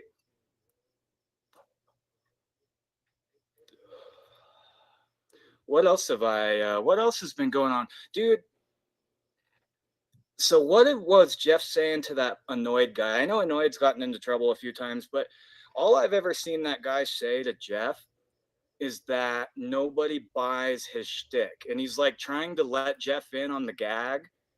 And it's like he attacks this guy for it. You did this, you did that. And it's like, okay, at this point, Jeff has got to be conning us, and this is all a work to get on Lolcow Live. It has to be. Like, this is a 50-year-old guy waving around his Smith & Wesson 38. What does he have, like a Model 10 or something? I can't remember. If he does, if he has the Model 10 with like the 2-inch barrel or whatever, that's a pretty slick, cool pocket gun. I want one with the 3.5-inch barrel. But anyways, what the fuck was I talking about? Yeah, so you got this fat drunk dude who says he's a cop or something, and he's with the FBI, waving a gun around, talking about some kid that's not his that everybody's stalking. I mean, it's real degenerate shit. Like normal people. Actually, when I saw it, Veronica, I think it was legit. He actually has a nice hand. If it's his, it's a nice little handgun. I mean, nothing wrong with it. It'll go bang when he pulls the trigger. That's for sure.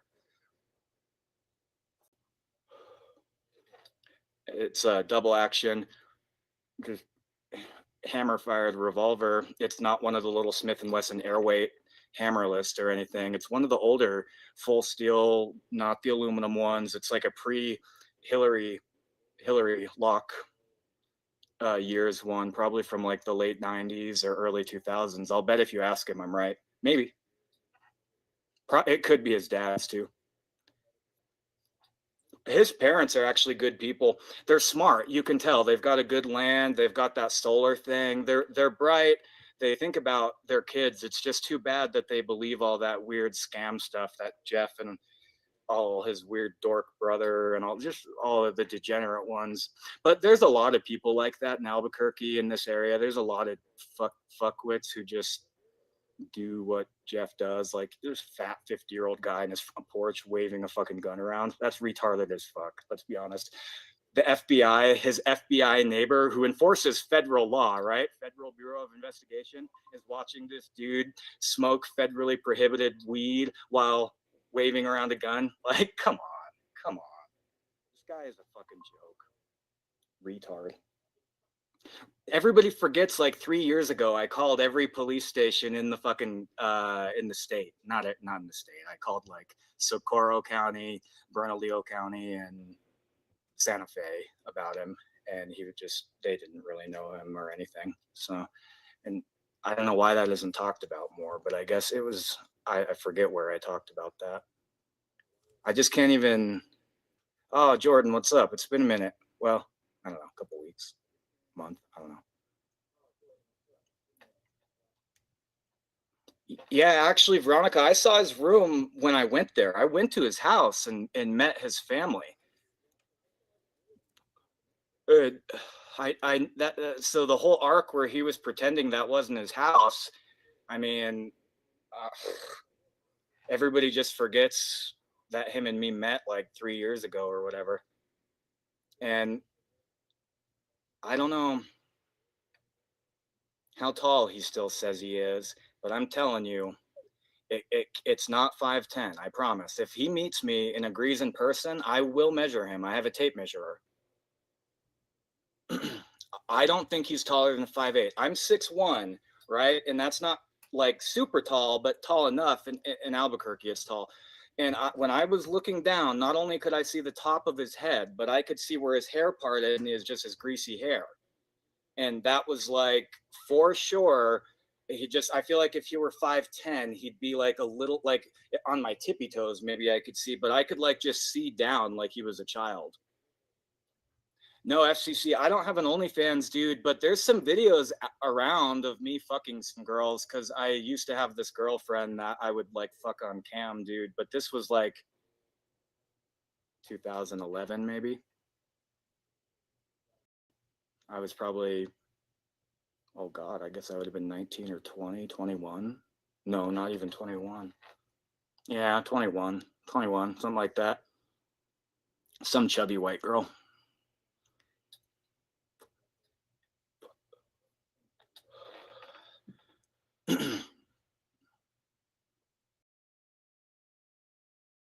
And it was for free. Jesus Christ, I didn't even do it for money. See, that wasn't like a big... We tried to, but it was too many people that wanted like weird stuff. There's a lot of degenerates online, probably Jews, honestly. The porn industry is all Jews.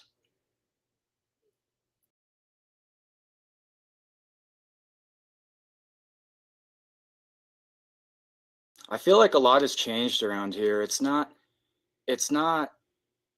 fucking, it's just so degenerate. Like, see, that's the problem when all we do is talk shit about pedophiles and each other. It allows anybody who's just one step above a pedophile to be around here. So you have complete just fucking degenerates all the time. And it gets kind of exhausting. Like, you know, the whole cage mentality is real. It's real. Like, these people are fucking retards, dude.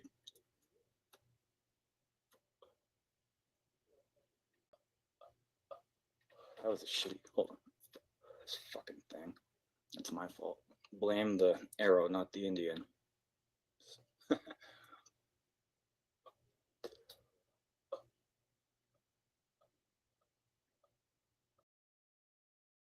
There's like a breeze coming in. I can't really blow them that good. I don't have that much practice. Cigar smoke's a little harsh to do it with sometimes. Oh, so go back. What was his room like then? So he didn't have the 300 bottles of pills that I saw, but they could have been stashed somewhere. It was a mess. It was really dark. So you look down and like you look straight down. So you're walking down the hallway, right? Walking down the hallway. His room is on the left. So I'm walking down and I turn 90 degrees, look into his room. And if I'm looking straight into his room, it's like a very dark room. There's black curtains on the windows and it's dark in there, which is cool. Like I like that too. I like dark rooms.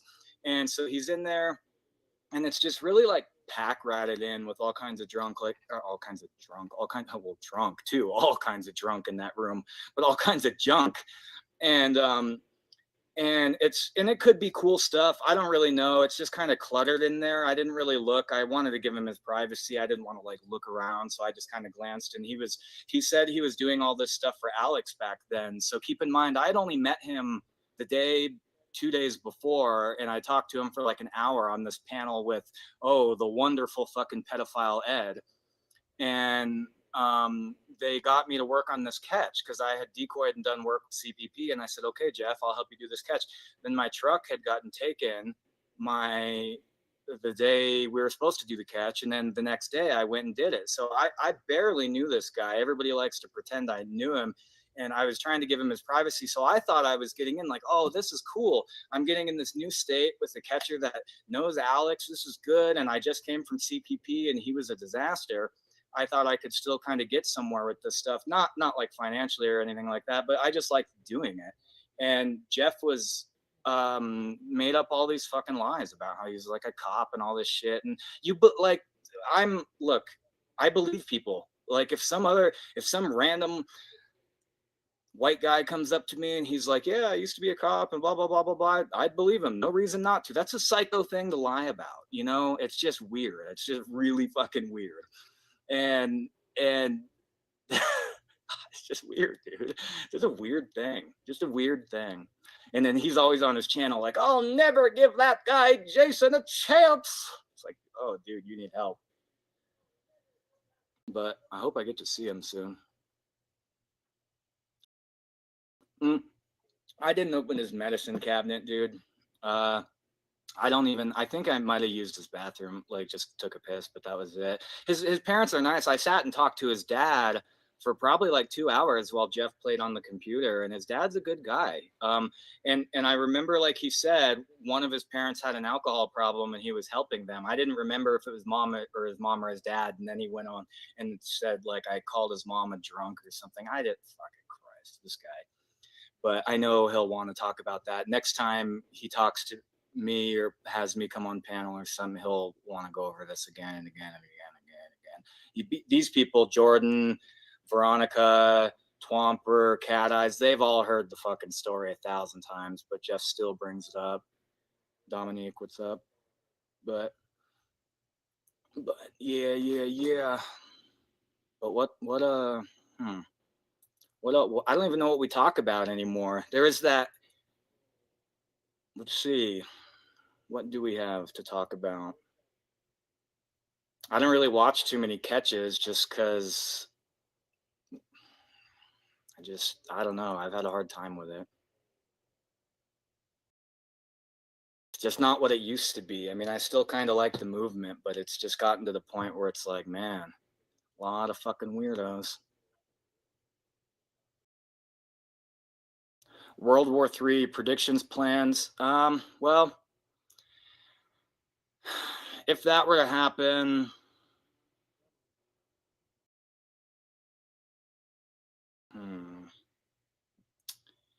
we have too many Jews in Trump's cabinet. They're going to pull us into financially supporting the Jews in Israel fighting Iran for the next 20 years. That's a given. Is that going to be like a... See, I'm not too concerned about World War III because we didn't see any combat on home soil in 2 or 1. I don't think we will in 3. And I live in a field and take care of all my own stuff. It's not going to affect me. I don't work with the economy or anything like that. I think there's going to be, I don't know. I think we've already been in World War III for a long time. I think World War III started with Ukraine and Russia in 2019 or 2020, whatever it was, 2021. I'm sorry. And just like in World War II, it started in 39, and we didn't get dragged in until December 7th, 41. So I think we still have some time before we'll get fully dragged in. I think with North Korean troops going to Ukraine to fight with Russia, and I think with us fighting for Israel against Iran, I think that already warrants that we're already in World War III. So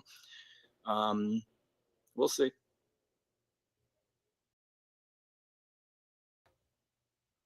It depends, Anthony. If someone I knew was a degenerate, drunk weirdo with a bunch of pills, illegally owning machine guns, if he legally owned the machine gun, I wouldn't care. Yeah, I would probably, but I'm not crazy about really how the ATF works. I mean, I know guys over there in Indiana that I could talk to. I was gonna talk to them when I was gonna go to North Carolina, but I just kind of got working on my own stuff.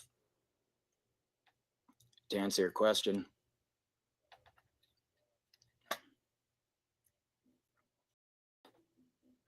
Bill, I think, is being punished by God. He can't even walk. He's a drug addict.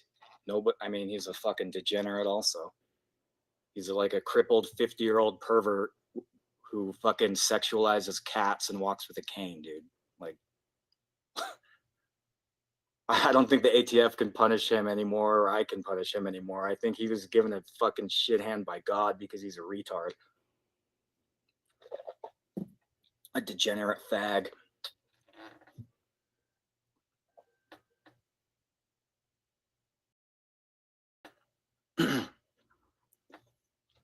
Yeah, I don't know about the whole banning thing, dude. I don't care about that stuff. I've never banned someone. I don't know. I'll try to. I don't even know how. Here, I'll ban Anthony. Oh, I put timeout, ban user. Oh, okay, you can't do it. No, I won't do it. I'm not going to ban you, dude. Alt, I just don't believe in the tell mode. That's what I don't believe in. I think I believe in Jesus Christ, and that's it, really. No, Anthony, bro, I'd never fucking ban someone, dude. They talk all the shit they want. I don't care, dude. I'm comfortable with life. It is what it is.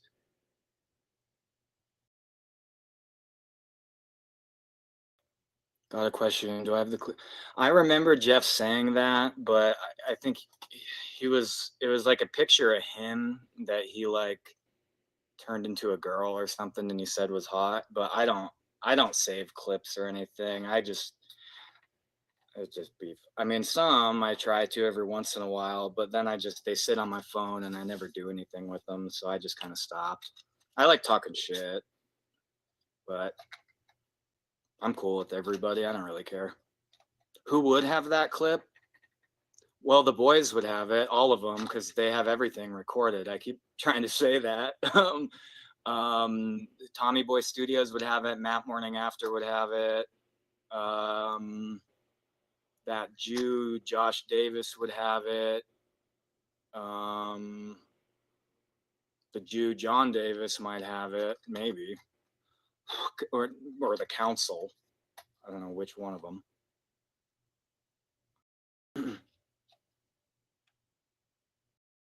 Because I know.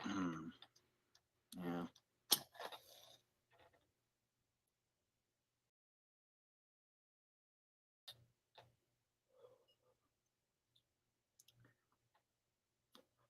Yeah, I don't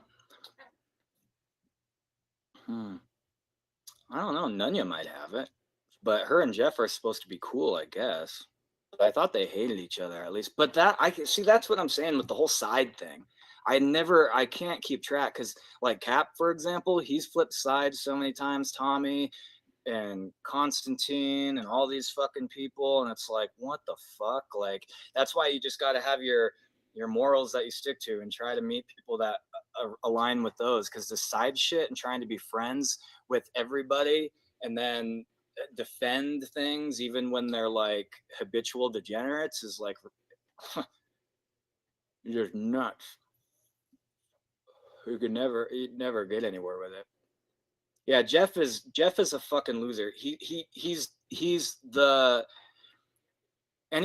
he'll take any bid to do anything. He's trying to get on Lolcow Live. I'm almost certain of it. That's why he's trying to talk to that kid.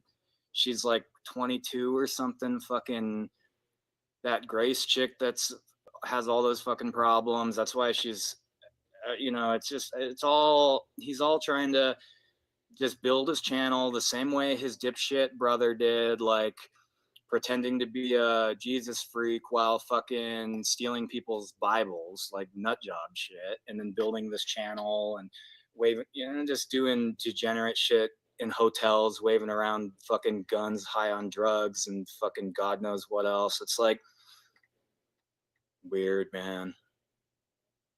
Weird. Oh shit. I didn't even put a link. I didn't even expect people would want to go live, come up. I don't even know. What do I do? Just post the link from StreamYard? I didn't even think about that. I don't do this enough to. I think this is the right way. Let's see. Did I ban myself? Oh, whoops. I don't know. Star, what's the star do? Oh, I don't fucking know. Maybe that worked. The content is flowing right now. In which direction? Is he still live? I'm gonna just click on this. Oh, he'll probably like, oh yeah, he's still talking. He's still talking. Is he still crying about that poor girl that he says is his? Imagine you're a 30-year-old woman who's not biologically Jeff's kid, and you have him drunk all the time, waving around a gun on his front porch, talking about his daughter. Kind of weird, dude. Weird. It reminds me of that. I don't know how much like internet culture you guys are in, but there's like some fucktard named Cyrax, and he's like on YouTube sometimes, and he's like some little dweeb, like little retarded dude, and he's always talking about some kid, like he dated some girl for a little while who had a kid, and he's like always talking about how it's his son. And that's the same shit Jeff does. Like some chick divorced him, and he like in 2018, and he thinks these kids are his, I think. I don't know. And so no, Jeff didn't forget his wallet. He bought like a selfie stick and shit for himself, and he bought me a Monster. I'll give him that. And we drove around for probably 4 or 5 hours before we got to the catch. I thought it was going to be like a 2-hour catch, or maybe if the cops took longer, whatever, that's cool. But with him, it was like, holy fuck, we spent 4 hours driving around the town. And Albuquerque, I mean, it's this little socialist shithole here. We have all these fucking infinity brown people. Infinity. It's just all these fucking people from the border every fucking day. The roads are shit. There's homeless people everywhere. There's bums everywhere. So he has me pull up to this like fucking abandoned gas station, and this bum with a backpack and fucking gets in my car, and it's like, Jesus Christ, fucking Albuquerque, man. These people. It's just nuts. Yeah, he totally is. And I've only seen Cyrax maybe a half dozen times, but Jeff and Cyrax would, like, could you imagine them doing a show and just talking? Like Jeff, Cyrax, and like, who's another fucktard?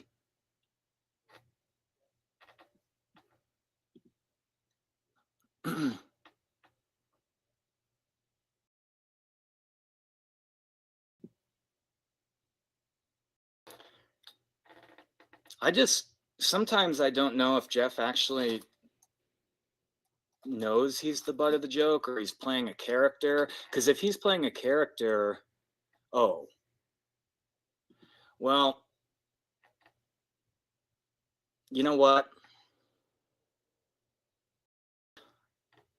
Only the Jews partake in usury. I won't charge Jeff any interest.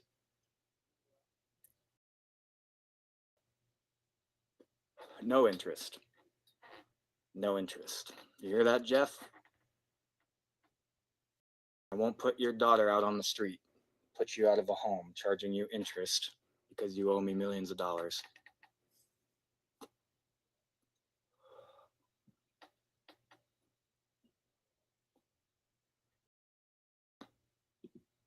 Berlin is lost. You should see the stuff they're passing out to the youth there now. Magnus Hirschfeld is the god of that town. He has transcended.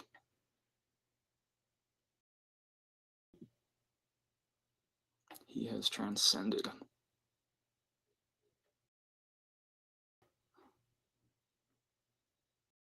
Well, I was hoping Jeff would get a little more wild, maybe want to talk, but that was too bad.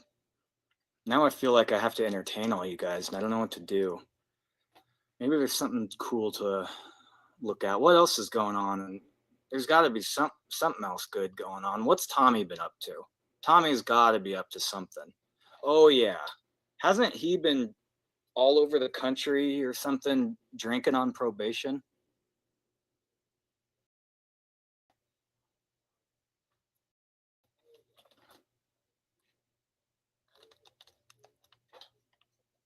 Oh.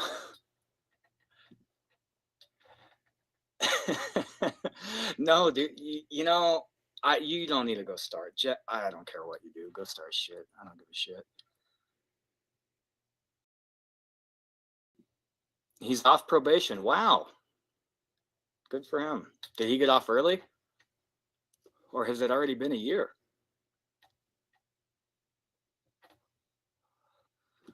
I've been banned in Jeff's for so long. Maybe it's got to be like 3 years now or 2 years. And I've tried to talk to him. Or talking there a bunch of times. I never say anything crazy. I've never doxed or anything. All his rules that he said, no, fuck that. He just hates what I say because he can't, because he's a retard. He's a pussy. He's just like, no, I don't even. It's just he can't stand up or defend anything he does. He can't have an actual conversation. He's just too degenerate. He's just always doing weirdo shit.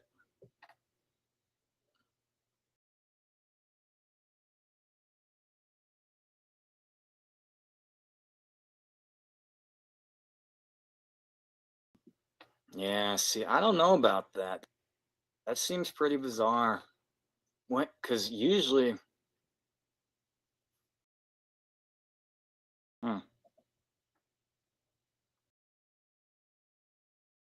maybe. I just don't see the county he's in doing that for him. But maybe.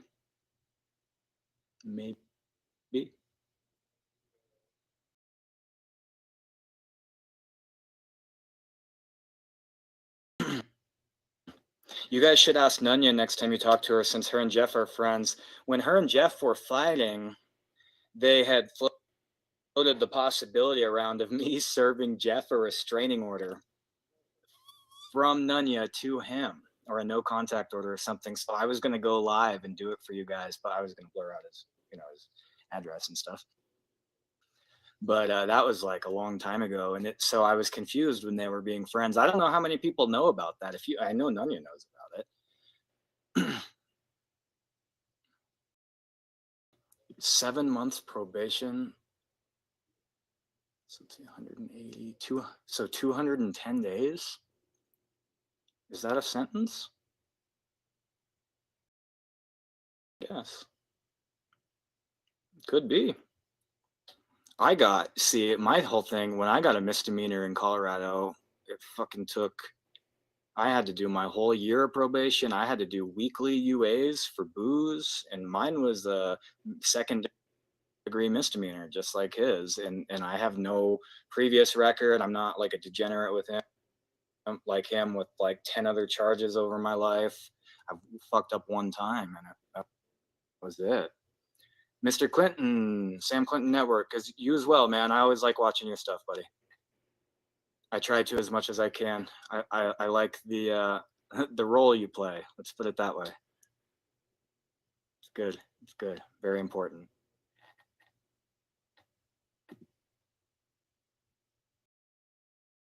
You know what? Sam Clinton is not purple. Oh, purple. That's what you're asking. That alt.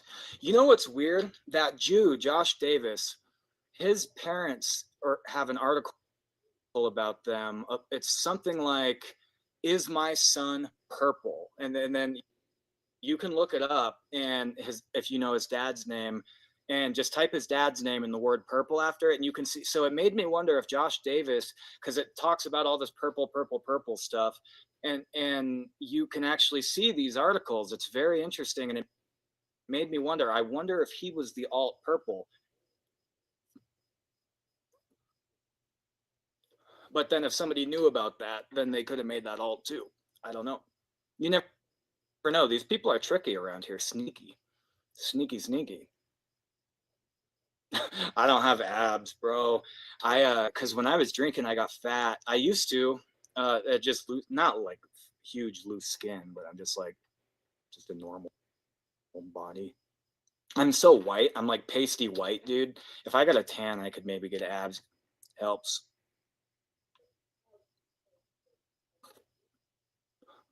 Motherfucker.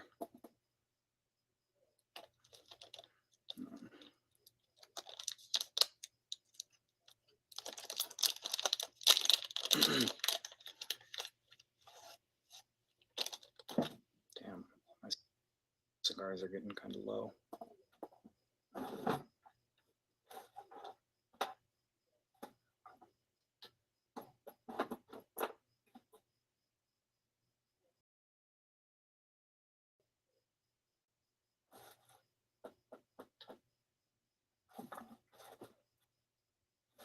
Well, what a shame.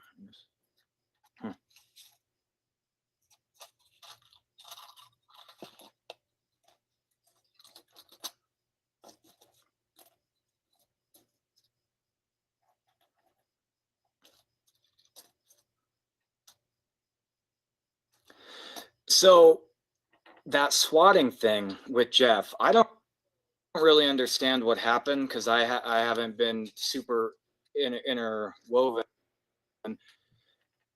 So he has a family member up north, I hear, in Santa Fe, and then he's, well, north of me, but near Albuquerque. And so both got swatted. I know he has been swatted because he's doing all this thing, but so is that what is that what I understand, is that there's two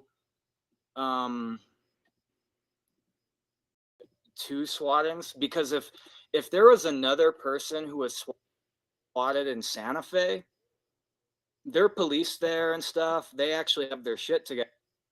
I mean, a lot of them do here in Albuquerque, but they have a lot less crime in Santa Fe. They have a lot going on in Albuquerque. It's fucking mayhem here. Where he is, the county is actually a lot safer, but I could see them in Santa Fe getting actually police working on something like that if somebody like called or something like that. Now, are they going to drop all this time to do long investigations? No.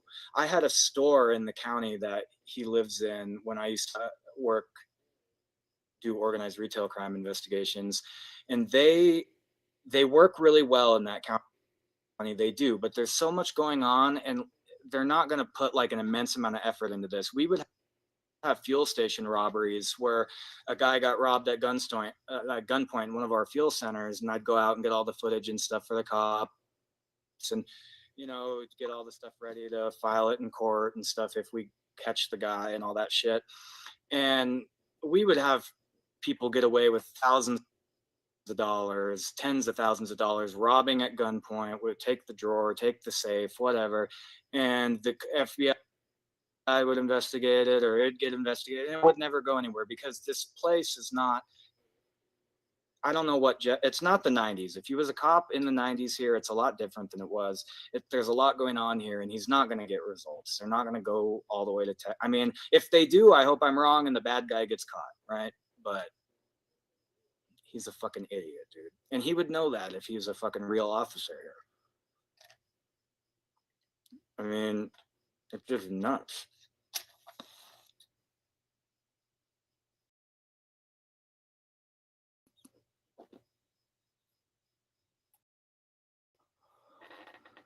One wellness, one check, one SWAT.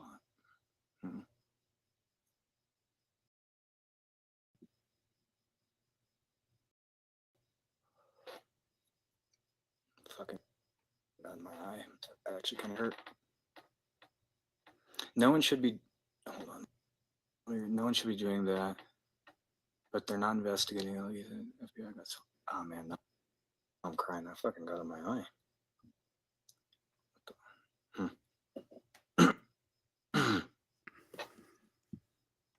See that? Shedding a tear for Jeff.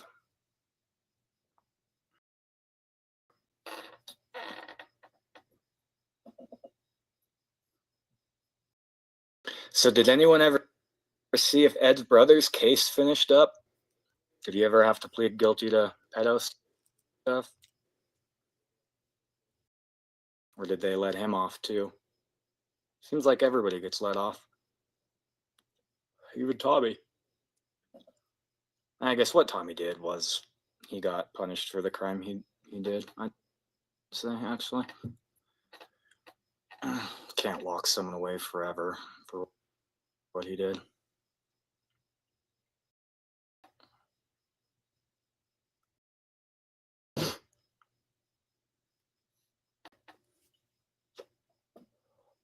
Maybe Jeff is more.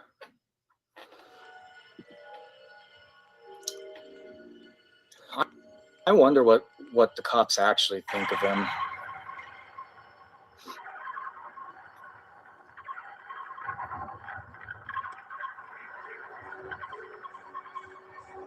I do, because I tried talking to a lot of those guys in Sandoval and Santa Fe County and Bernalillo County, and didn't know who he was.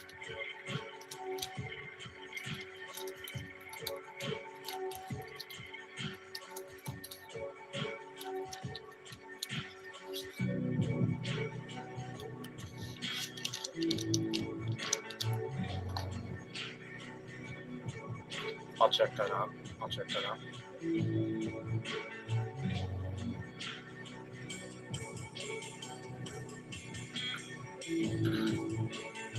All right. So how about this? Someone can tell me what's going on with Vic. I see his name come up a lot. He's never done anything bad to me, but I know he's had a couple situations here. That's for sure. What's old Vic been up to? Causing trouble?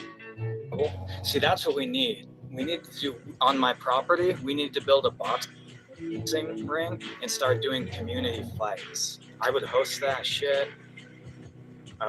You know, I'm a nice guy. Come, do your fight, go home, camp, shoot some guns. I don't care. Whatever.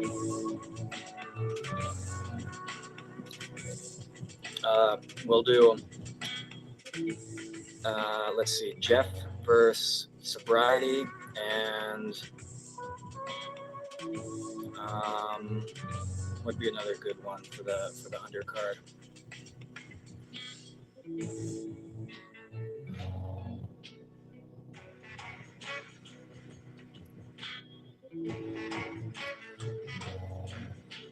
FCC getting out opinions. Let's go. I like to see opinions.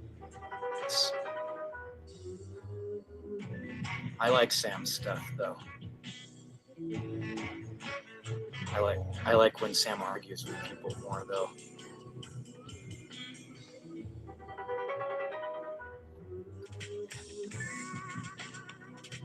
Jeff was one in the link?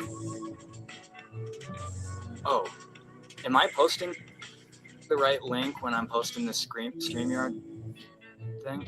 I don't post this.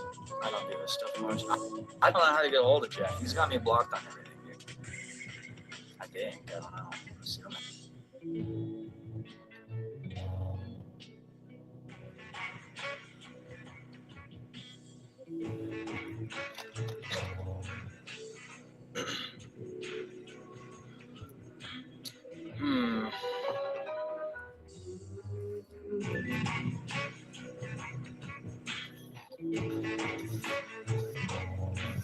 We should talk about genetics and black people.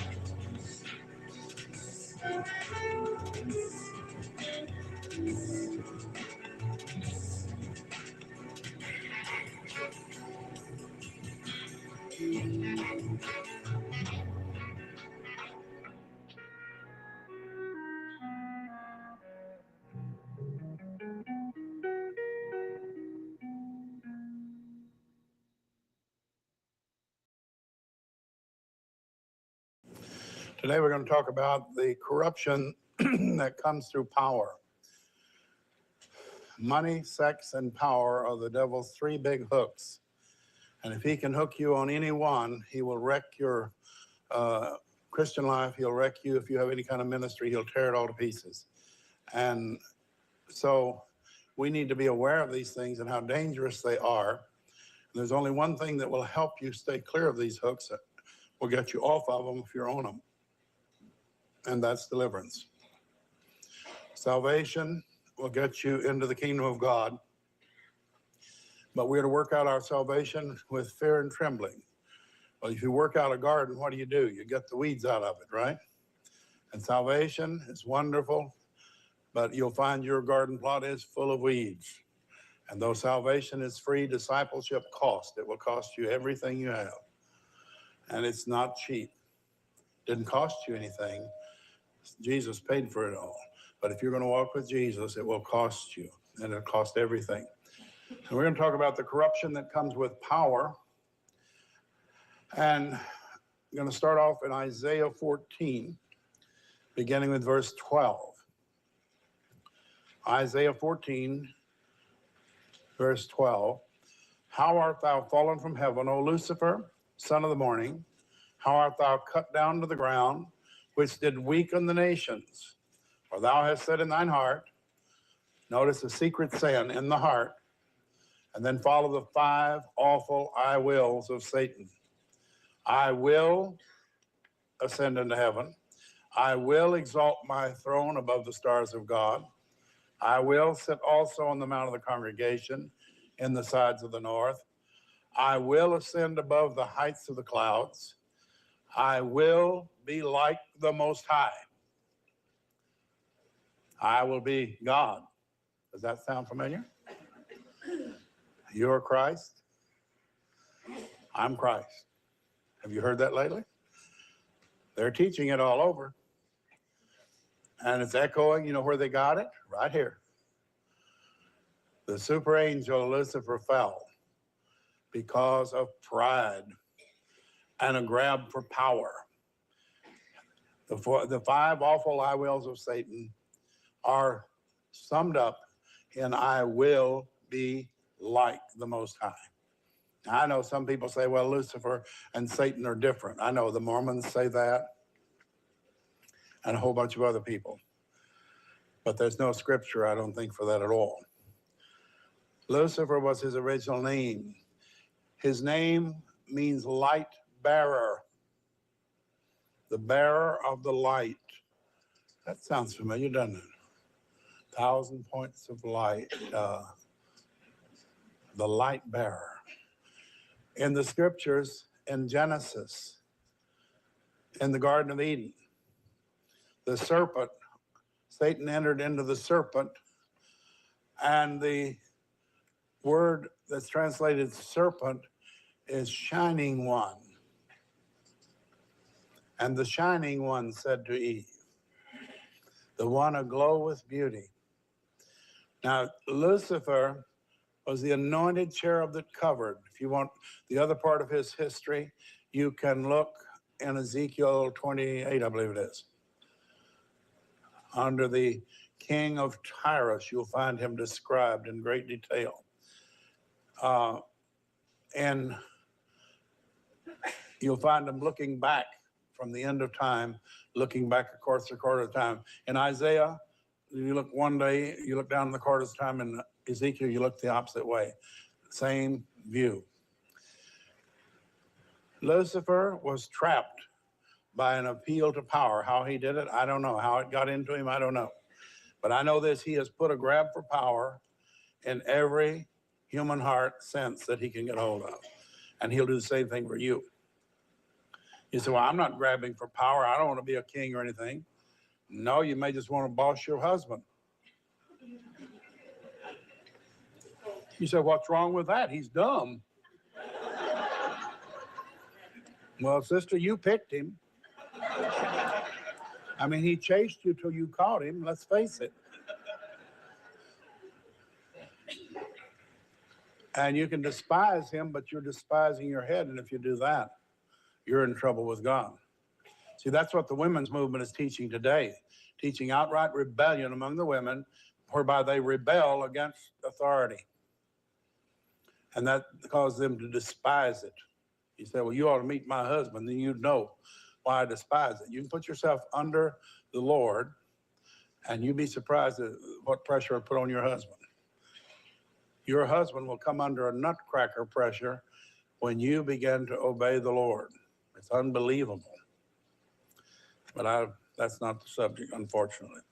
Well, I saw I didn't see one rabbit, I saw a whole bunch of them, and I'm just gonna have to let them get away. Some of my boys have marked it down. Preacher's gonna stick to his topic. There's always a grab for power. When people have exhausted sex, they've done everything that can be done. And when they've gotten all the money that they can spend, then they're bored. The only thing left is power. And power, the appeal to power, is the final thing. And this is what the conspiracy is about. This is what is driving men, the billionaires of the world, to get together to crush out life on the earth and turn it back to the worship of Lucifer. It's a grab for power. The devil promises power. And there's a power grab on. Have you noticed that? Send your money, you'll have power. Make your vow, you'll have power over your finances. You can boss God around, tell him what to do. I've got news for you. Almighty God is not a supermarket. The Holy Spirit is not an errand boy with a grocery cart to run and get everything you want. My Bible talks about Jesus who laid down his life, who walked a simple life and walked after his Father's will, and that's all he was interested in. When you and I get to that place, we'll see things turn for the Lord, not before. Now, I put Lucifer at the forefront because he is the supreme example of grabbing for power. He's continuing to do it. He is the prince of the power of the air. He's usurped authority here. He was once in charge of the earth. And that's what threw it into consternation sometime back in the eons past. And then God brought it out of the chaos it was in Genesis 2. In Genesis 1, he created the earth, heavens and the earth, and they were perfect. In Genesis 2, something dreadful has happened. It's in chaos and it's void and filled with darkness. Now, God didn't ever create anything like that. Something happened. God didn't bother to explain it. He knew that if you got to read the scriptures, you'd find out. There was a rebellion in between, and the earth was all canceled out. As a matter of fact, if you notice, when he did the recreation in Genesis 2, he did not create plants. They came out of the ground, out of seed that was already in the ground. Strange, huh? The earth had been floating through the space for eons, covered with water and darkness, and God did it again. He brought it out. Now, then he took up a handful of dirt, made a man, put him in charge. Lucifer was furious. How dare he put that handful of dirt in charge of his former domain? And he's been battling the Lord ever since, because God set his love on us. The devil has set his hatred on us. And don't ever kid yourself. The devil hates you with a hatred, an implacable hatred that you can't even begin to fathom. Simply because God loves you. You say, well, I'm not so good. I know. I don't know why God makes such fuss over us either, but he does. And because he loves us, that gives you Satan's undying hatred. Young people, don't you be fooled that the devil's trying to help you. Don't you be fooled into listening to the claptrap that the devil's putting out in the world's machines. You get into the Word of God and you find out the love of God is coming through strong and clear through the Lord Jesus Christ to rescue you out of the hands of this super enemy. And he's going to be put down one of these days, finally, once and for all. And that's coming. Don't you worry about it. It's coming. Over in Genesis 4, we find another grab for power, a different kind of power. Cain and Abel, remember? Both boys were taught the same thing. They were taught to approach God through a blood offering. The life of the flesh is in the blood. The shedding or the pouring out of blood speaks of death. The wages of sin is death. And God gave them a picture of death, the death passed on to an innocent animal that had done nothing to offend God, to cover, kafar, atone, or cover the sins of wicked and sinful men. And God instituted the blood sacrifices. That's why the witches, the Satanists, do all kinds of blood sacrifices. It's a mimicking, it's a mockery of the real thing. You say, why don't we offer blood sacrifices? Because Jesus Christ came and offered himself once for all. He doesn't have to go and jump into the Catholic chalice or any place else. He does not have to die over and over again. Once for all, and it was finished. Even though some widely taught teachers following Mr. Kenyon say that Jesus died spiritually, went down to hell, was beat up on by the devil and the demons for 3 days and nights. Friend, the devil and the demons have never been to hell. They're going. They haven't been there yet. That indicates a vast ignorance of Scripture to even say such a thing. But it seems like truth has nothing to do with what is being taught in many places today. Jesus Christ did not. And they say he went to hell because he didn't finish. When he said it's finished, he lied. Because it had to be finished in hell with the demons and the devil beating up on him. Copeland even says that God didn't even know if he's going to get his son back. I know. Take a deep breath, sister. I know it's shocking.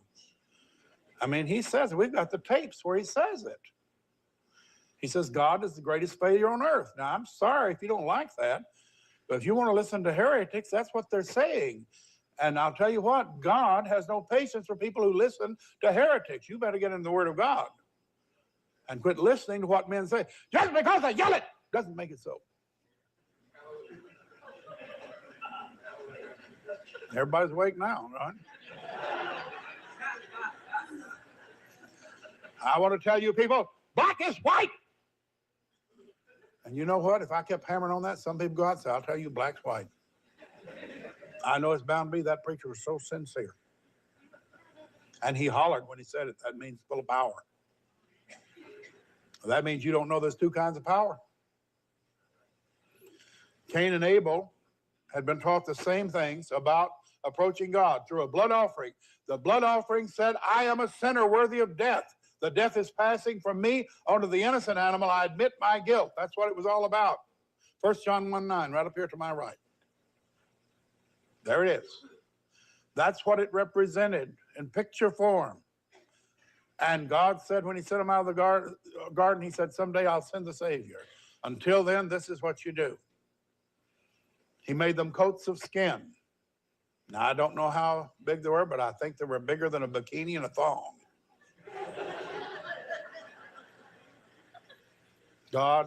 He wasn't quite that stingy on materials. God put clothes on men and women, and the devil's been trying to take them off ever since. You don't believe it? Now, if you think I'm making that up, go down to Chicago's beaches right now. Oh, they may have covered up. It's getting a little chilly now. But some of them don't. Cain and Abel were taught the proper approach. Now, Cain he was a farmer. He brought his fruits. Now, I've heard it preached, well, he brought the little nubbins and the little rotten stuff and all that. No, he didn't. I don't think so. False religionists always bring the best they have. That's how they build huge buildings and great, marvelous organizations and hospitals, orphanages, and everything else. But they bring their best.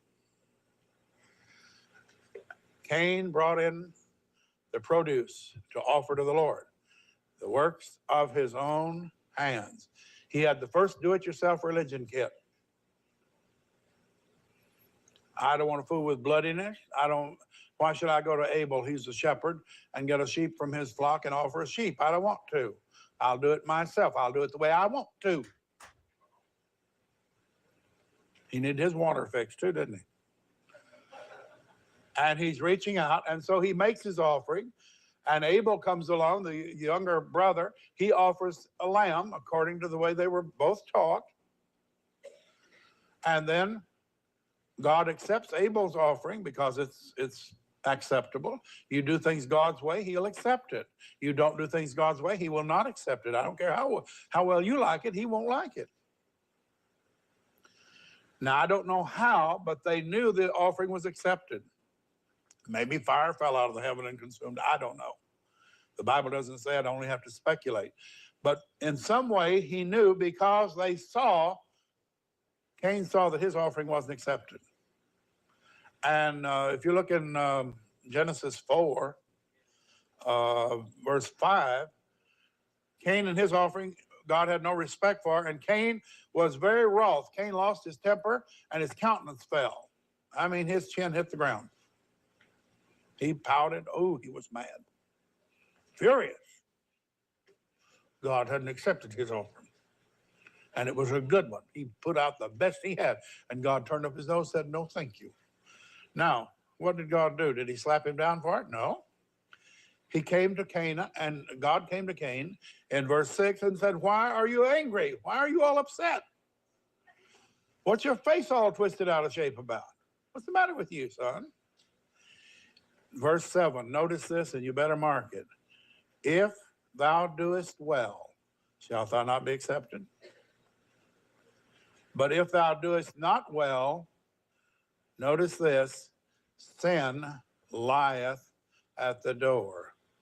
One possible translation of sin here is a demon lieth at the door.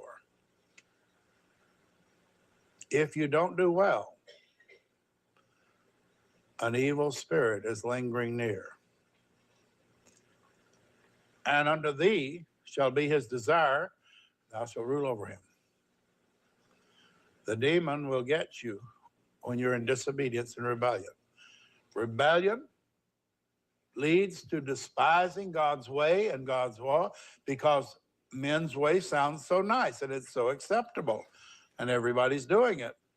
And everybody was eating fruit and everybody got thrown out of the garden too.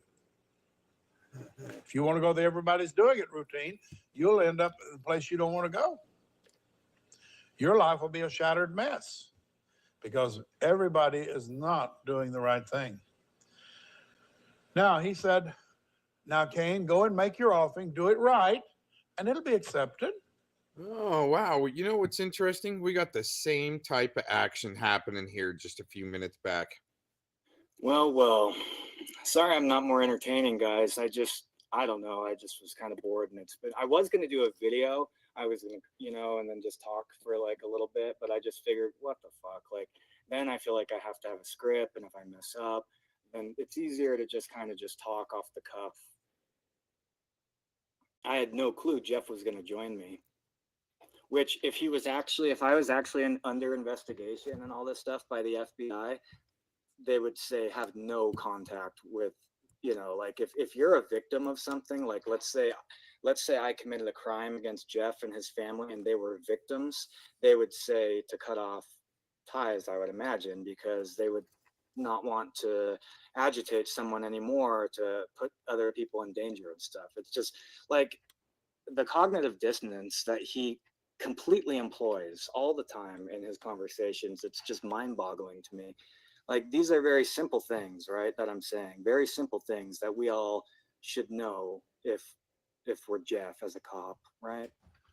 It's just pretty bizarre. Makes me wonder if he's like really believes the stuff or is doing the lolcow stuff. Really is.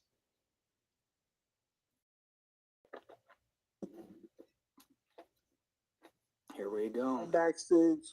What's up, buddy? But buddy, why do you call me a buddy, dude? All right. What's up? I can hear What's you. up, bitch? I'm listening, Jeff. Talk. You're on my live. Important people are watching. Inquiring minds want to know. What's up, bitch? Do you still want your $20? Your peddling $20? I can cash app it to you. Jeff, I don't have bank accounts, dude. I keep all my money with I me. know you don't because you're a criminal. I know that. But do you want your $20 or not? Here, Jeff, call the cops. Tell them I'm a criminal and I shouldn't have it. Oh, shit. He showed his gun on YouTube, which is illegal, by the way. No, it's not. Damn. You can have a gun. Report his channel, people. Everybody report his channel. You can have a gun on YouTube. No, you can't. I like that. You can't. You're threatening me. You literally threatened me, you dumb son of a bitch. God, you're you dumb son of a bitch. The FBI's watching, got it recorded, done and over with, all that shit and everything else. Oh, you stupid son of a bitch. Take me away, boys. Fucking retard, dude. No, Jeff, actually, what... Why'd you show your gun on panel, dude? I showed my gun on panel, dude, because you said I was a criminal, and I said... Yeah, you are. Tommy, why are you the only one that had CP that wouldn't report it to the authorities? Why? It took you 3 days, dude. What are you talking about? I have the screen recording. Tommy got you, dude. You're busted. You sent your own daughter to a predator? A picture of your daughter, dude? What the fuck is wrong with you? Jeff. You admitted it. You want me to play it? I can play it, dude. I can play it. Go ahead. All right. All right. I'll wait. All right. Okay. So while we're waiting, let's talk about something that's actually happened. No, seriously, Jeff. I think it would be good. I think you're always talking about getting views and all this crap, right? I don't give a shit about views, dude. You're not even monetized. Shut the fuck up.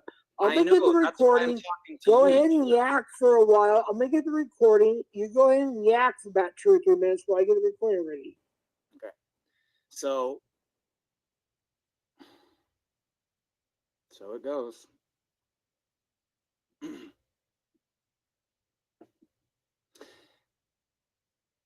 The invisible line, as Jeff says.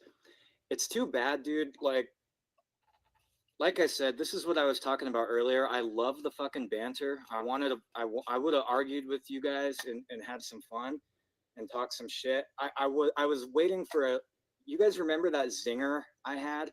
He was like, I'm 5'10", guys. I'm 5'10". And I was like, in your fucking high heels, buddy. And he was like, remember that? That was funny. That was a good one. I was waiting for some one-liners, but when he gets too sloppy, it's hard to look. You want to set him up to knock him down, but he's too drunk to get up to even knock down right now. So it's like, God damn it, Jeff. You're fucking it all up. You're just fucking it up. He gets rattled too easy, man. He just gets shook.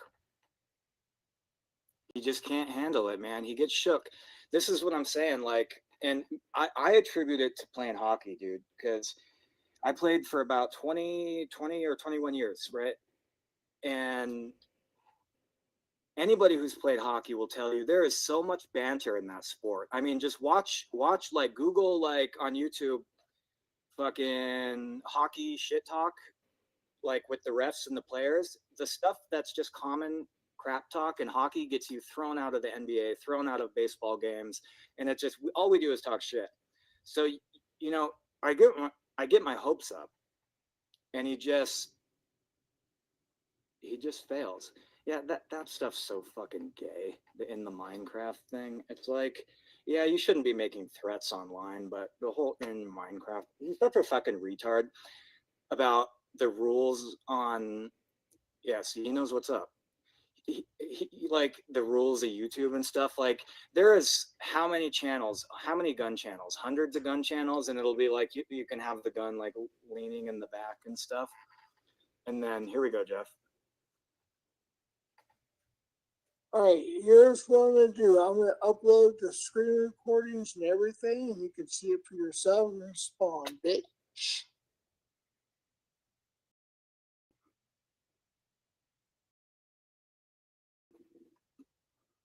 Hello, bitch. I'm waiting for you. Thanks for responding to bitch. Sorry, I didn't mean to mute you, Missy. I'm sorry.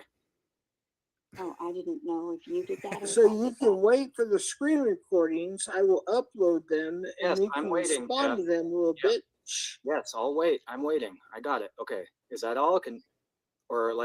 Let's talk. It's dude. not, you have a list. It's hard to understand you. I know you have a list. I'm sorry for that, but I have a hard time understanding your list. You know it's what just you talk like this.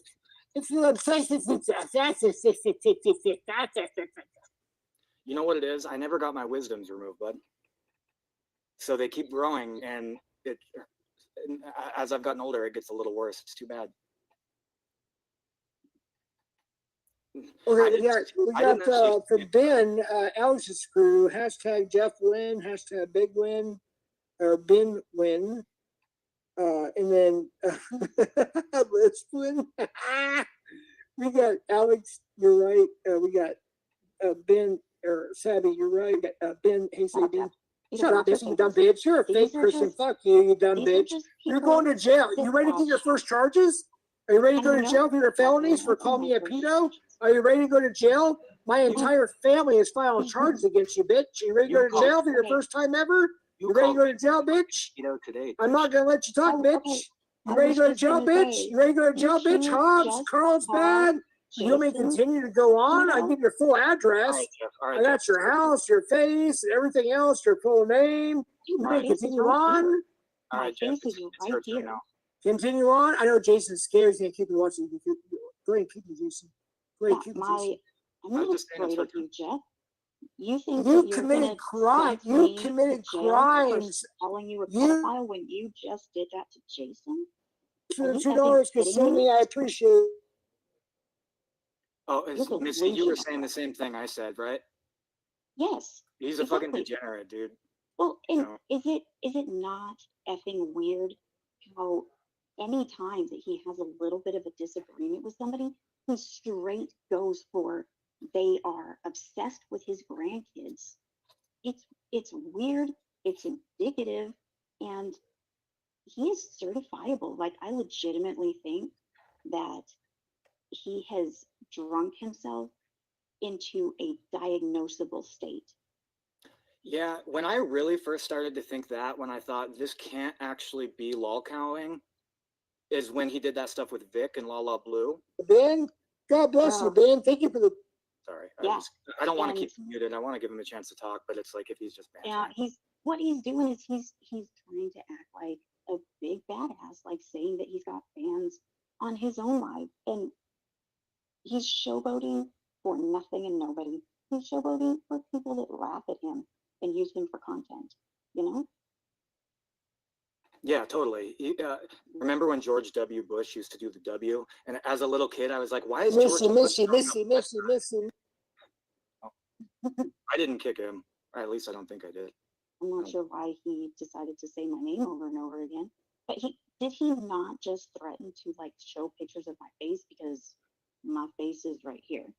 I've used my face 100 times on panels. I've been on camera in freaking VCs before. People know what I look like. And that's part of why I lost it with the community a little bit. And look, I don't think everybody needs to show their face but whatever. But like FCC, he's been FCC since forever, right? We know who he is. You know, he's that fucking guy. We know, but now everybody is like an alt of an alt of an alt of an alt, and it's just like I don't even know who anybody is anymore. It's just random shit talk and Jeff, and then occasionally Tommy gets a catch.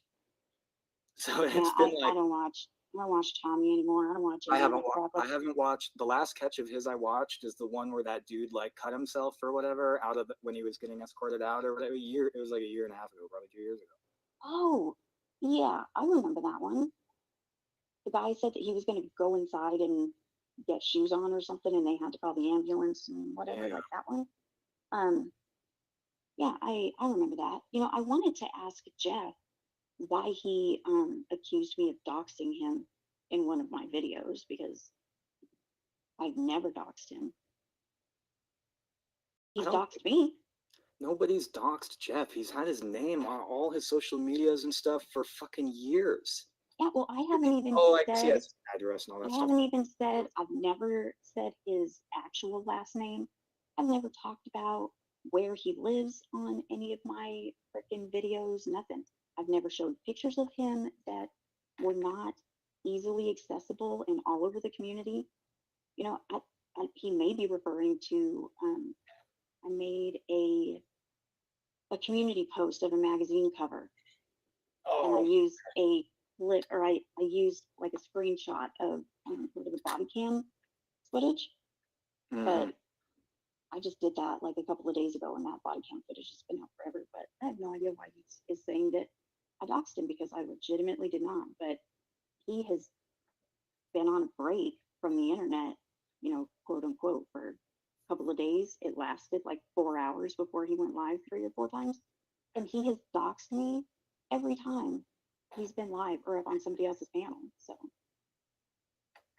You know what would be interesting if we actually had someone here, like, it's too bad we don't have like a New Mexico attorney that could actually go through and actually like look at the crimes that he could have committed, because I actually think there might be stuff there with all the shit he said. Like the stuff. He has all 3 of us live in New Mexico. Everybody knows that all 3 of us live in New Mexico. And now he's threatening me, saying that him and his entire family are going to file charges on me because I said things in a chat that were distasteful. I said, you know, that it's weird that he seems to be attracted to his minor step grandkids. I mean, he literally talks about them all the time, and he talks about other people being attracted to them all the time. I mean, 1 + 1 = Jeff is attracted to his minor step grandkids, you know. But step grandkids, isn't that funny? A funny thing to say. They're not even freaking his grandkids, but you know, it's neither here nor there. He's attracted to minors, it seems like. And you know, so I was saying that in Sam's chat, just last night. And so now all of these people are going to file charges against me when he has called you a pedophile. He's called Annoyed a pedophile. He called Vlad a pedophile. And the stuff that he did with Lala Blue and Vlad, it's been a long time now. That stuff was the most degenerate shit I've ever seen him do, at least up until that point. And it was like that was holy shit. I still can't even wrap my head around that fully. yeah, nothing surprises me anymore. But, since he wants to say that, everybody's a person of interest now and he's got the FBI in his pocket and he's working with his local authorities, I've never made it a secret. I have very easy access to a criminal defense attorney, and I've talked to him. I've retained him at no cost because My uncle is an attorney. His name is Ron Brad, and he's retired now, but he did law here for 30 years. He did several different types of litigation, but he knows basically general litigation, and there's so many things I should probably just ask him. Yeah, well, it's frivolous AF. He's not working with the FBI. He's not working with his local authorities. I've had this attorney look into it, and there's nothing. And he wants to say, what did he say earlier? So I just posted in a chat earlier that, I have retained an attorney because he's threatening me with lawsuits and whatever. And he said that he's got a whole team of attorneys. And not only that, Jason, these attorneys were breaking down his door as soon as they heard that something was going on because they just want to represent him so bad. I heard that right before I took a shower, and I was like, oh yeah, I'll just go live. I did hear that. Yeah, that's incredible. That's incredible. So he must be looking for, what's interesting is that would imply that these attorneys are going to make buku bucks from representing Jeff. A victim in a criminal case is not going to get, Jeff is not in a position where he's going to get some $200 million settlement that these attorneys are going. Okay, the crime in this fucking state, this is literally one of the lowest things on the totem pole that could be possible in this state. This is fucking... And not only that... Actually, literally, the middle of town is called the war zone. Yeah, well... Literally. Albuquerque is a freaking little Mexico, but... So, it's not only that, but no lawyer would even take his case on contingency because it is not worth their time to go tracking down people who say mean things on the internet. And imagine being an attorney and hearing all the shit he said before, this person said X, Y, or Z. It's like, holy shit. Mm-hmm. Like the stuff he said about calling everybody names and this and that, and just I could never represent that dude. He's a fucking degenerate. Yeah, and nobody would either, because if he ever tried to actually file charges against anybody, all that person would have to do is ask for him to be tested for competency. Case done. Thrown out. Nobody would take it because the dude is not competent. I would take him to go get a drug test if he'd agree to it. There's this place I know near in Albuquerque that would do it for a couple $100, and we could see what he's on. If since he's with the FBI, he should have no problem proving he's not on any federally prohibited drugs, right? Well, but with him being so close to the FBI, they probably know and approve of whatever he's on. They're gonna just shove that under the rug because he's so in tight with them. Exactly, because the FBI can just change federal law for Jeff. Right. It's funny because this dude is so hypocritical and you can't even see it.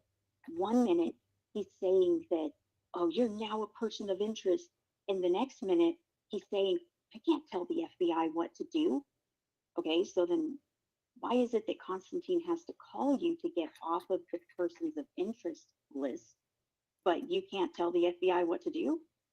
Like, it doesn't make any sense. Doesn't make any sense. How many of his subs are actually his? Does he?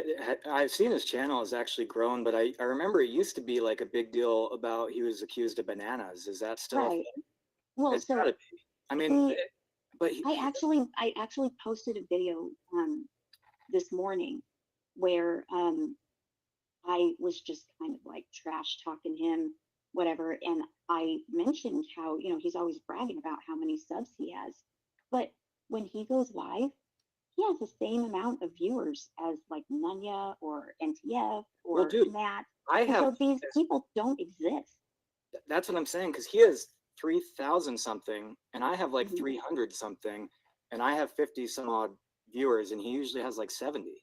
And I'm like, wait a Right, minute, that's same. weird. Like He has I like very rarely will do like post a premiere, because I mostly do videos. But when I do a premiere, I have about, you know, I mean, I guess it's a pretty big range, anywhere between like 30 and 70 viewers. It's not much. I have a very small channel, but I have about 300 subscribers, and he doesn't get that many more viewers than I do.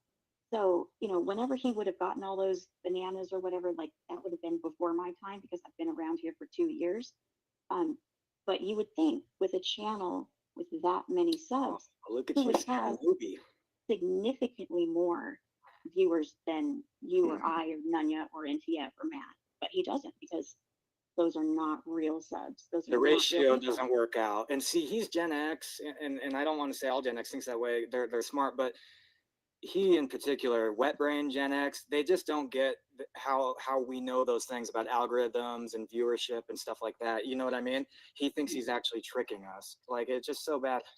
One thing that I think I'm going to start doing, speaking about content, that might be cool when I get down there, because I'm by all the Indian land down there. There's a bunch of Indian land, so I got this metal detector, and it was on sale, but it's a pretty decent one. And I'm going to be doing a lot of digging on my land, obviously. Well, Jeff's going to be doing the digging for me, so I'll get him out there with the metal detector, and he'll find me some Indian arrowheads or some. All those aren't going to be steel. Jeff is going to be like your beast of burden or something. He'll be well. He's already been a burden, so now I need the beast part. I need some labor. He has never been anything but a burden since the day his mom's womb spit him out. He's been a burden ever since then. Perhaps so. I don't think I disagree, but so Jen A asked a question about the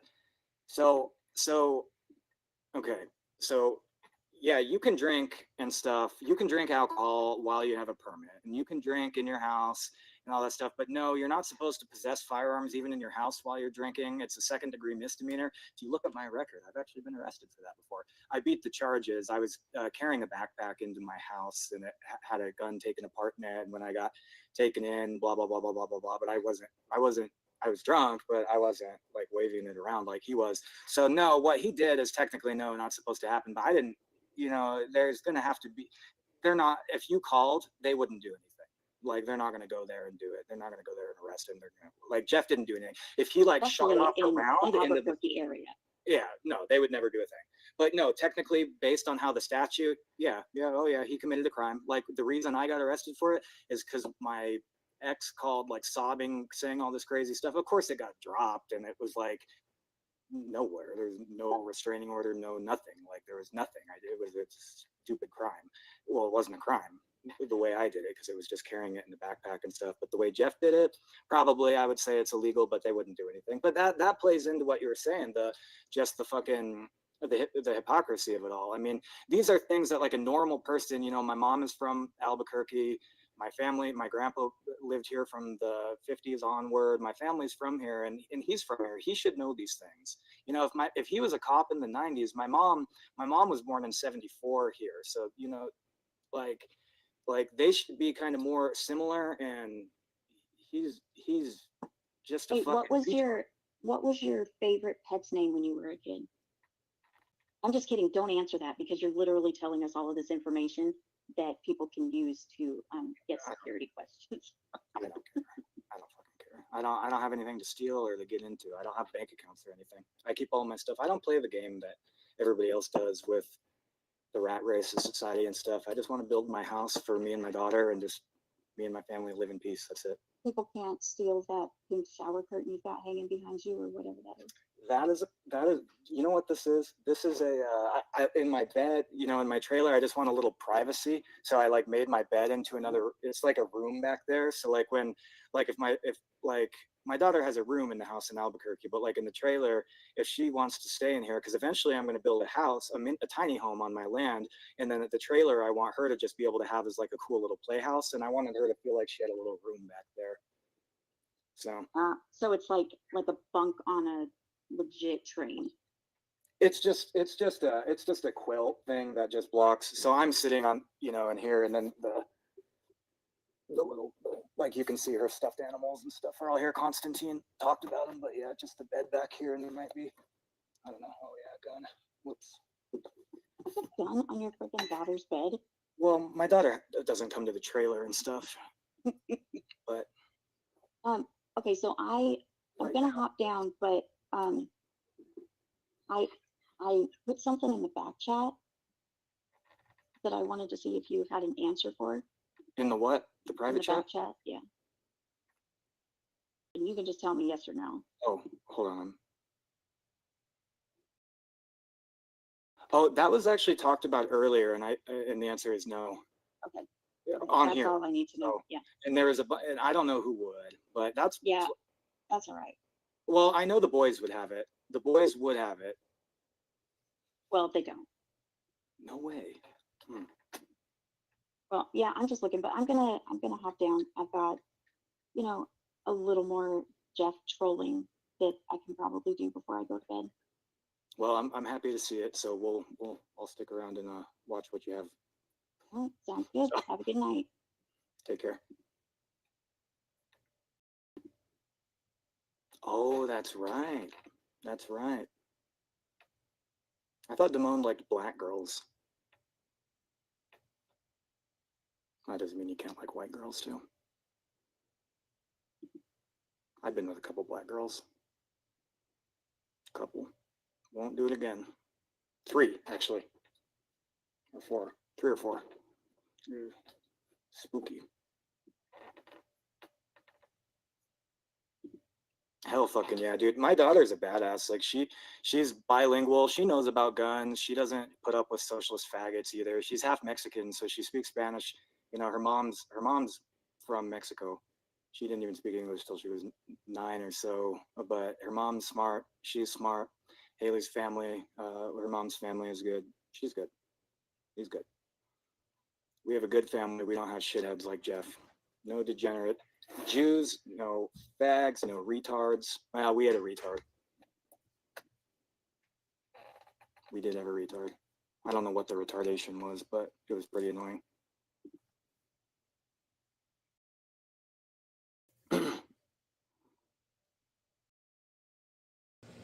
Even though you didn't do it right, now go, you know what to do, make the sacrifice properly, and you'll be accepted. There's no problem. What'd Cain do? He was mad as a hornet. He lost his temper. Verse 8, he rose up, found his brother Abel, and killed him. He fell on him and slew him. It said he slew him. He found him in the field and slew him. The word slew is interesting. In the Hebrew, it's the word used for a wolf who leaps up and tears the throat out of its prey, tears the jugular vein open. There was blood all over the floor, all over the ground, wasn't there? It was a bloody death. So he just didn't hit him on the head. I think, I don't know, I'm going to ask Abel when I get to heaven. But I think Cain rose up, grabbed him by the throat, and was so angry he tore his throat out. You say he could. I have seen demons do things you wouldn't believe. When I'm just talking to me a little bit there. Demons are able to do a great deal. And remember, God told him, if you don't do well, a demon is at the door. It evidently got him. It was full of hate, murder. What else would make you turn on your own brother? And then God comes and says, where is Abel, thy brother? Please remember that when God asks questions, he's not asking for information. He already knows. He just wants a person a chance, give them a chance to right something wrong, usually. And he said, well, I don't know who, I'm brother's keeper. And he goes on. Now, Abel was doing right, and Cain wanted the power. Today we're going to talk about the corruption. Or I know where we're at. Dang it. But right there. Now, he said, now, Cain, go and make your offering, do it right, and it'll be accepted. Even though you didn't do it right. Oh, man, it did it again. Sorry. We're almost there. The word slew is interesting. In the Hebrew, it's the word used for a wolf who leaps up and tears the throat out of its. We're back here a little bit. Because everybody is not doing the right thing. Now, he said, now, Cain, go and make your offering, do it right, and it'll be accepted. Even though you didn't do it right, now go, you know what to do, make the sacrifice properly, and you'll be accepted. There's no problem. What'd Cain do? He was mad as a hornet. He lost his temper. Verse 8, he rose up, found his brother Abel, and killed him. He fell on him and slew him. It said he slew him. He found him in the field and slew him. The word slew is interesting. In the Hebrew, it's the word used for a wolf who leaps up and tears the throat out of its prey, tears the jugular vein open. There was blood all over the floor, all over the ground, wasn't there? It was a bloody death. So he just didn't hit him on the head. I think, I don't know, I'm going to ask Abel when I get to heaven. But I think Cain rose up, grabbed him by the throat, and was so angry he tore his throat out. You say he could. I have seen demons do things you wouldn't believe. Well, I'm just talking to me a little bit there. Demons are able to do a great deal. And remember, God told him, if you don't do well, a demon is at the door. It evidently got him. It was full of hate, murder. What else would make you turn on your own brother? And then God comes and says, where is Abel, thy brother? Please remember that when God asks questions, he's not asking for information. He already knows. He just wants a person a chance, give them a chance to right something wrong, usually. And he said, well, I don't know who, I'm brother's keeper. And he goes on. Now, Abel was doing right, and Cain wanted the power that came from being in God's good graces. Do people today still want the power of God in their lives? Huh? What's the big hook? You want power in your life? You want power in your life? That's the big call of witchcraft. That's why people get hooked into witchcraft. They're promised power, money, sex, power over other people. You get to be the boss. You get to be the head, not the tail. You didn't know they could quote scripture. They can make it sound real good sometimes. Well, you know what happened to Cain? He got the curse of the vagabond. First curse of the vagabond that's recorded. And he was doomed to wander throughout the earth because he returned evil for good. Abel hadn't done anything bad to him. And Genesis 27, another interesting story. Rebekah and Isaac had twin boys. Esau was the one on whom the blessing was to go. Jacob was the second son, the twin. And you remember the story. Well, Esau was Papa's boy, And Jacob was mama's boy. Don't ever do that. If you do, show partiality to your children, you're going to mess them up. And here's a perfect example. Isaac catered to Esau. And so Esau was Papa's boy. Esau was the outdoors man, macho man himself. Marching out, he was a great hunter. And he went marching out. Jacob wasn't that way at all. And so Rebecca hears Jacob say, Jacob's getting old. Excuse me, not Jacob. Isaac, I'll get it right in a minute. Isaac was almost blind. And he was getting older and older. And so he told Esau, go and get me, go make me some, get me some venison and make it up like I like it. And bring it to me because it's time for me to lay my hands on you and give you the blessing. Now, the blessing involved the family priesthood. So Esau went out, and Rebekah got word of what had happened. She called Jacob aside, said, quick, go and get me. Your dad's going to put the blessing on Esau, and he's not going to do it because I'm going to help you get it. I'm running this house. I know what's best. That sound familiar? Some of you ladies looking at me peculiar now. This is what got them in trouble. And she conspired with her son against the other one. And he said, I'm going to fix up what your daddy likes. You go out there and get me a kid goat. I'm going to fix it up. And you take this stew into your daddy and you tell him you're Esau and you come for the blessing. He said, well, Mama said he won't believe I'm Esau. He said, Esau's all hairy. Her suit, Hirsute, now you learn a new word. He's hairy, and I'm smooth. He's slick. Crooked as a barrel of fish hooks.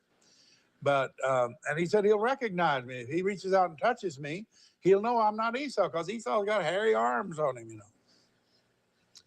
She said, don't you worry about it. I'll fix it. You do what I tell you, son. Here's a mama taking over, directing, contrary to God's will, contrary to God's order, and watch what chaos comes out of it. She thought she was doing a good thing because she knew that Jacob was supposed to have the blessing. So she thought she'd help God out because, after all, God can't do anything if we don't help him. Can he?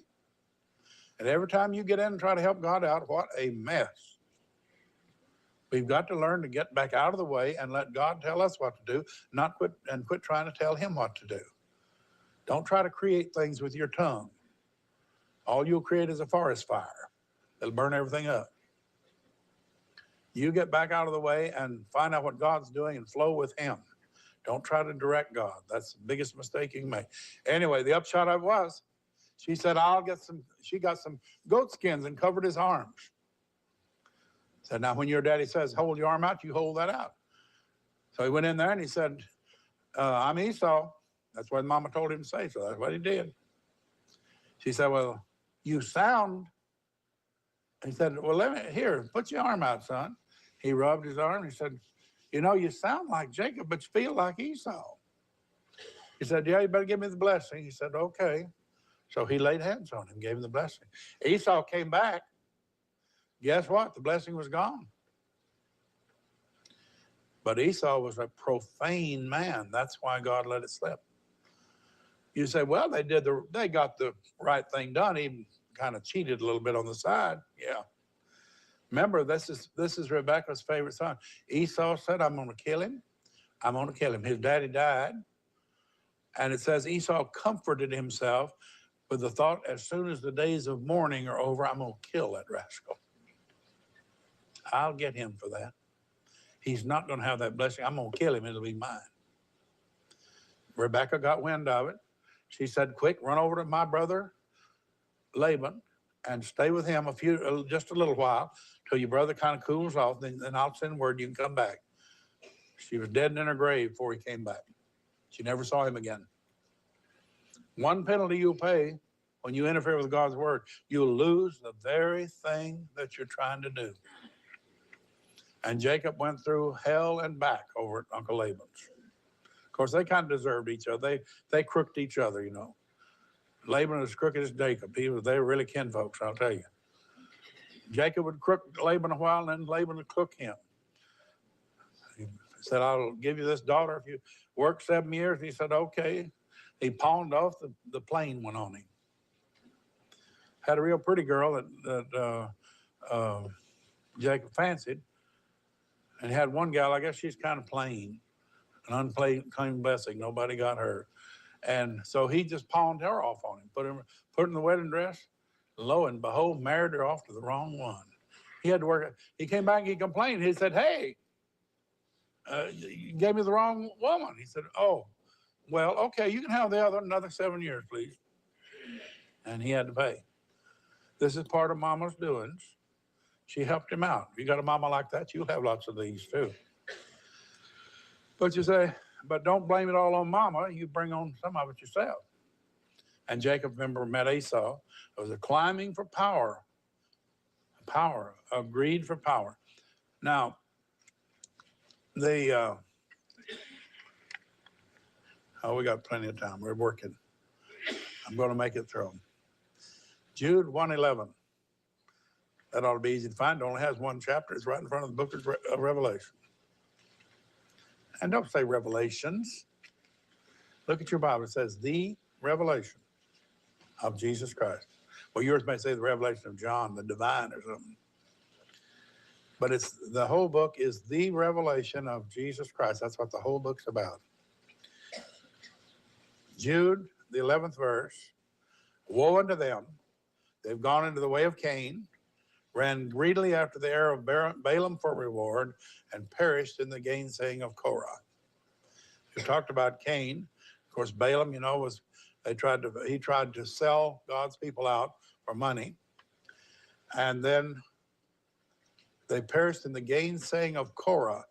In the New Testament, it's spelled C-O-R-E. If you go to the Old Testament, it's K-O-R-A-H.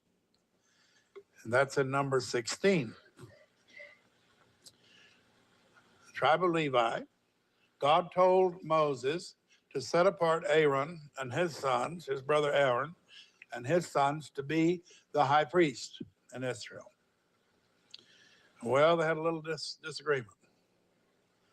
And there were 3 men, said, foul ball. Moses just setting his family in. Our boys are just as fine as Aaron's. And they were all puffed out of shape about it. This is Numbers 16, verse 6. It riled Moses up somewhat. And he, on verse 6, he says, take censers, Korah and all his company, put fire in them, put incense in them, and before the Lord tomorrow. And it shall be that the man whom the Lord does choose shall be holy. And notice what Moses says, you take too much upon you, you sons of Levi. Boy, what it is, it's a grab for power. They saw this as an opportunity for power. Didn't make any difference as God's order was being violated. This happens all the time.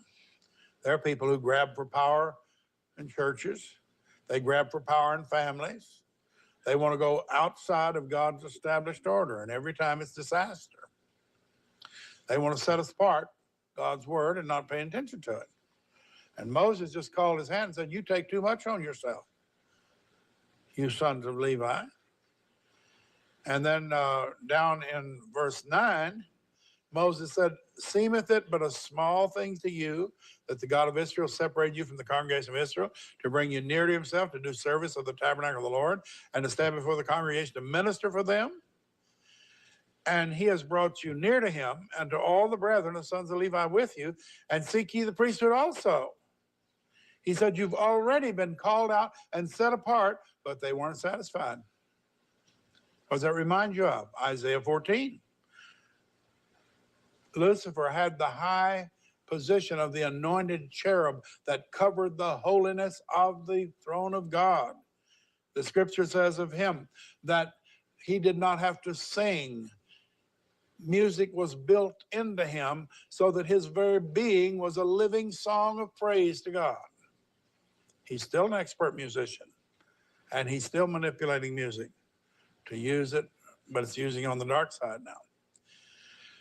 Now, Lucifer was not contented with all that. He had a high position as one of the archangels. There are three, as far as we know, three archangels, and he was one of them, but that wasn't enough.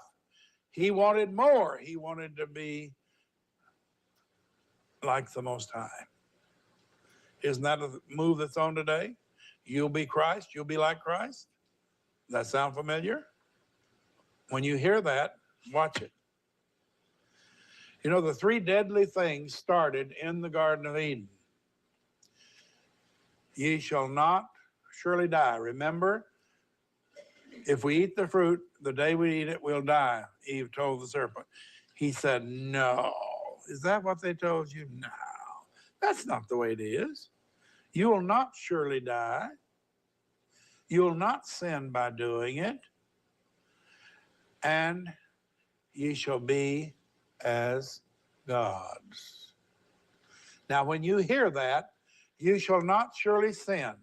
You come to our church, you can get sanctified, and you'll never sin again. That started in the Garden of Eden. You shall not sin.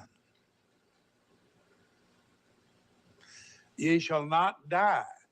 You're going to live forever. There's going to be a company that's on the earth, and they're going to overcome the earth. And when everybody else dies off, they'll march on to victory. They'll even go into hell and preach them out of hell right into Jesus' arms. He never could do it, but they'll take care of it for him. That's being taught far and wide. By the way, that's cloaked under some of this other teaching we've been striking at. That's where they're heading for. They may not have told you yet, but I read ahead of them, and I know where they're going. I know what their books are saying. But they're not telling you that yet. They got to get you prepared to swallow it. And ye shall be as gods. They'll march through the earth, and nothing can stand before us. And what they do, they go over there, those witnesses, you know, the two witnesses that God has during the tribulation, and who stand up and they can't kill them. They're like gods, aren't they? For a season. I don't know. You can't exactly say where they get all this stuff, because they pick a piece here and a piece there and a piece there and they put it together. Like somebody said, a giraffe looks like it was put together by a committee. You know, it just doesn't look like anything else you ever saw. And that's the way some of these doctrines look like. They're jigsaw puzzled together. It's unbelievable. They don't follow the flow of Scripture, the flow of revelation. In the Scripture, well, I had a revelation. Somebody handed me a book the other night. A woman who's been to hell and back. Said Jesus was appearing to her one time for 40 days every night. He appeared to her. Well, I thought, well, something did. And it probably said it was Jesus, and she probably didn't know any better. Because when Jesus starts appearing like that, I wonder why. I wonder why. He didn't appear like that to the others. It was very seldom, and when it was, it produced real results. But you see, if you don't pay attention to the Bible, you can get along with most anything. You swallow just about anything. I would not do this. But before I get completely delivered, I better do it. I just heard this. I'm going to steal it from somebody. There was a blind rabbit and a blind snake in the same cage. And neither one of them had ever seen each other, so they didn't know what they looked like. So the rabbit said, well, I wish I knew what I was and how I looked. And the snake said, well, I'll tell you what, I'll feel of you and find out what you're like. So he slithered all around him, you know, and he went all over and said, when he got through, he said, well, you've got long ears and you're all soft and furry and you've got a cotton tail. He said, I bet you're a rabbit. He said, well, maybe so. And the snake said, well, I wonder what I am. He said, well, let me check you out. So the rabbit checked him out. When he got through, he said, my, you've got the biggest mouth I ever saw. And said, you're all slick and slimy, and you're covered with diamonds. You're a TV preacher.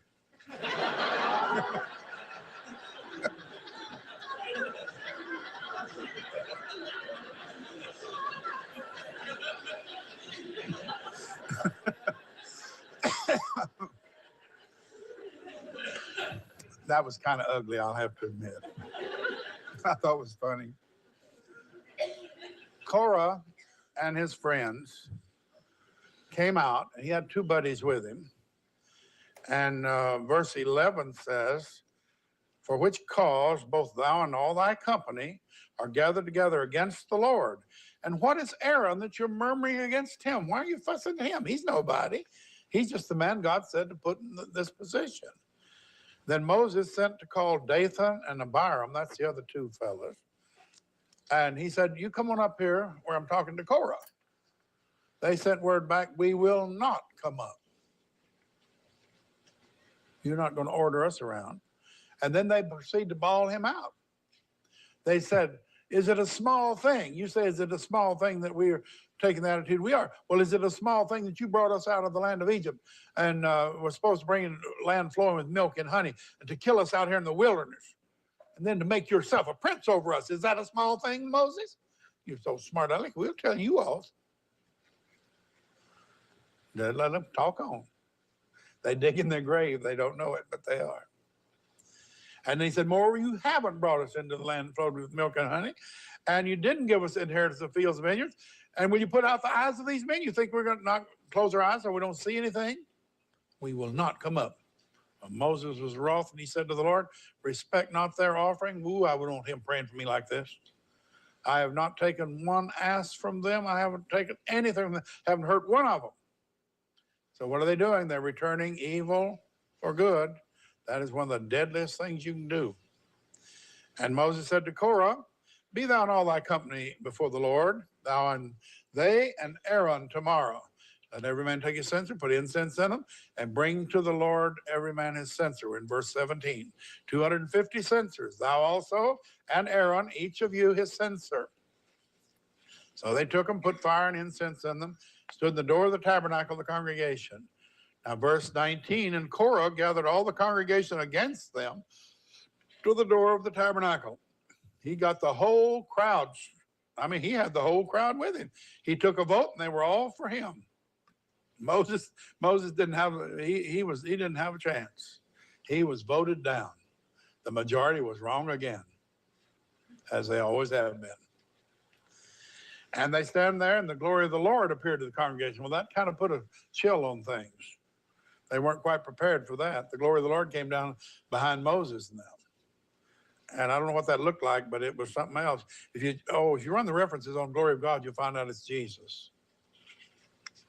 He's the glory of God. Now, the Lord spake to Moses there and said, separate yourselves from among this congregation that I may consume them. He said, I'm going to kill the whole shooting match. Get you and your families away from them, and I'm going to wipe out the rest. I mean, he was fixing to have a mass funeral. He was fixing to kill off over 2.5 million people right there in the desert. I think he was a little stirred up, wouldn't you think? And the Lord spoke to Moses, and they fell on their faces and said, oh God, the spirit of all, shall one man sin and you be wroth with all the congregation? Said, these people are just simpletons, poor ignorant things. This one man stirred up the whole thing. You're going to kill off the whole bunch because of ignorance of one. So then Moses said, speak to the congregation, tell them to get away from all the tabernacle, the tents of Korah, Dathan, and Abiram. And so they did.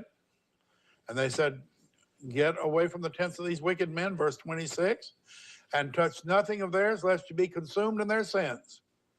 God's fixing to. Well, I'll tell you what, it divided and they started moving. They swapped sides. And so, if you gather up a bunch against the people of God, don't you count on them standing with you when the showdown comes. When the judgment of God rattles, they'll take off and leave you high and dry. You'll be by yourself. That's what these men were. And so these men came and stood in the door of their camp, in the door of their thing. And notice they were there with their wives, their sons, and their little children, standing in the doorway of their tent, and the whole congregation was moved back away from them. And then what happened? The ground opened up and swallowed them. And let me see what else. Moses said, if they die the death of normal men, God didn't send me. I'm a liar. I'm a false prophet. If they die like everybody else. But if the Lord makes a new thing and the earth open up her mouth and swallow them all with everything they've got down quick into the pit, you'll understand these men have provoked the Lord. Can you hear the gasp going through the crowd? What did he say? Oh, my Lord. You don't reckon it'll happen, will you? And then crumble, right down in the pit. Well, I'll tell you, that brought a worship service.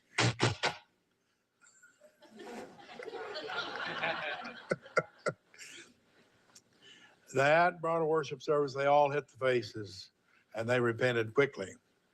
But the three that were the ringleaders in it were gone.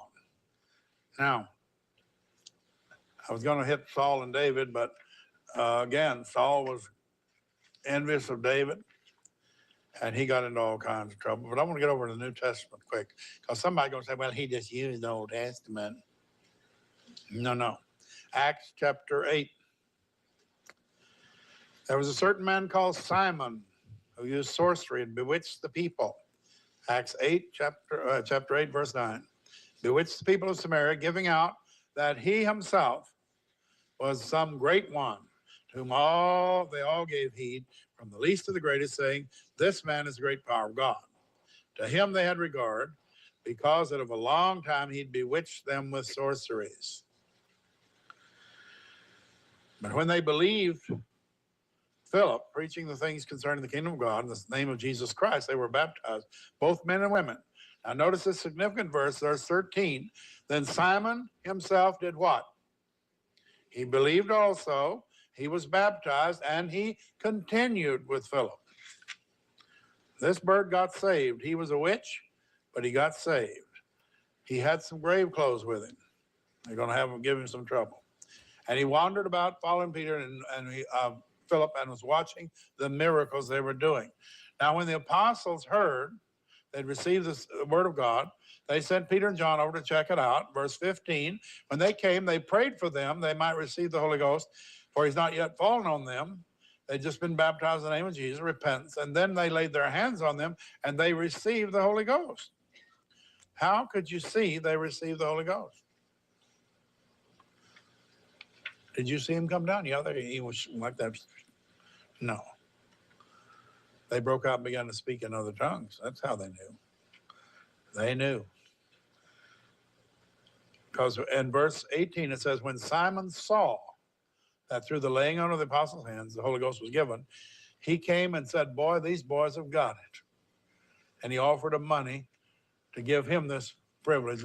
He wanted to have a franchise.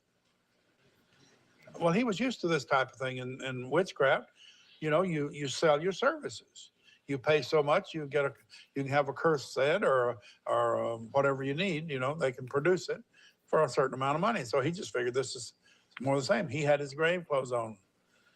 But I have to go back to the fact that he believed. He believed. Now, he said, give me this power so when I lay hands on someone, they'll receive the Holy Ghost. And Peter wasn't very loving. He said, thy money perish with thee, because you thought the gift of God could be purchased with money. He should have said, you've got to vow a vow.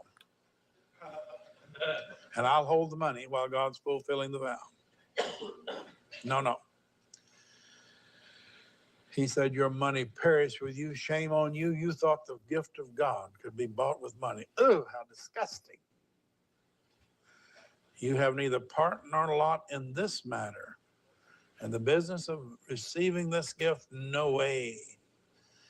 Or your heart's not right in the sight of God. Repent, therefore, of this wickedness. Pray God will forgive the thought of your heart. And I perceive you're in the gall. He went on to discern demons. How about that? You're in the gall of bitterness and the bond of iniquity. Now notice, Simon didn't say, well, I'll just go somewhere else to church. Don't talk to me and tell me I have demons. Forget it. Don't talk to me like that. I don't have to put up with that. I'm going over to Reverend Sweet Sweet's church. He feeds people on a sweet diet and love.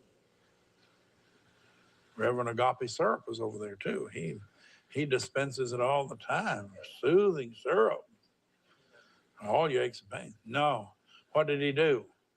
He said, pray ye to the Lord for me that none of these things come. It jolted him and said, please pray for me. In Acts 13, we find a different one. Another sorcerer. And by the way, people, we're going to be running into more and more of this. Satan worship, witchcraft. People are breaking loose out of this stuff. They're coming, trying to find help. And most of the churches having a ghost of a notion what to do with them. And you need to get yourself shored up and ready to go because it's going to hit like a plague when these people begin to come loose from that thing. When they'd gone through the Isles of Paphos, a certain sorcerer, false prophet, a Jew, his name was Bar-Jesus, and he was with a deputy of the country, Sergius Paulus, a prudent man, and he called for Barnabas and Saul to come. He wanted to hear the word of God. But Elymas, here he is, the sorcerer, what did he do? He withstood them and tried to keep the deputy from hearing them. Does that sound familiar? Do you ever have somebody wanted to know about deliverance and somebody jumped in between trying to keep you from doing it? Some of them are called preachers. Oh, you don't want to go over there. You know, you'll pick up all kinds of wild stuff. Well, if I lived in the weed patch, I wouldn't be worried about picking up another weed or two. My. It's time for the Church of God to get back to its inheritance, which is deliverance from evil spirits, and to clear the fog and not make more. Well, he withstood them. And Paul, it's also called Paul. Now he was the great one. Now he's called little one. Was filled with the Holy Ghost. He set his eyes on him. Oh, I'd hate for him to turn his eyes on me like that. He said, oh, full of all subtlety and all mischief. He didn't say he just had one or two. He just said, you're full of it. Thou child of the devil. Now, notice that wasn't said of the other guy. But of this one, he calls him a child of the devil. What did Jesus say? Ye say you're of Abraham. I say ye are of your father, the devil. By the way, you young people out there, if you decide, well, he's just so nice or she's so sweet and so pretty, and you decide to ignore God's rules about not being unequally yoked with unbelievers, decide to go all off and marry them. When you marry a child of the devil, you will have trouble with the father-in-law. A child of the devil has the devil for their father-in-law, and you will have eternal trouble with that. Some people can sit here, they're sitting there, some of them have gray hair. Oh, have I ever found that out? All these years I've lived with the devil. You say, well, maybe they'll get saved. Well, I hope you last longer than they do. How many gallons of tears have I seen shed on my shoulder in my office with people? Well, I thought sure he'd change. I thought she would get right. He did come to church with me 5 times before we got married. He said he liked it, but he didn't go back anymore. Congratulations, you bit on the oldest hook in the country. All the devil had to do is bait it with a piece of old rotten meat, and you bit. No. It's better to be single than to wish you were.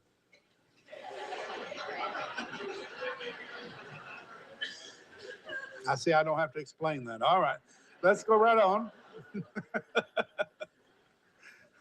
Oh, full of subtlety and all mischief, thou child of the devil, thou enemy of all righteousness, wilt thou not cease to pervert the right ways of the Lord? He said, you are a mess. You're nothing but just a rotten, no good. You're blocking and trying to block everything. And now, behold, the hand of the Lord is upon thee, and thou shalt be blind, not seeing the sun for a season. We'll just shut off your lights, boy. And then the deputy, when he saw what was done, believed and was astonished at the doctrine of the Lord. Now, of course, he should have said, now, Brother Elymas, we need to sit down and let us explain to you what we're doing. I'm sure it's just a mild misunderstanding. You don't understand. We've come to peddle love.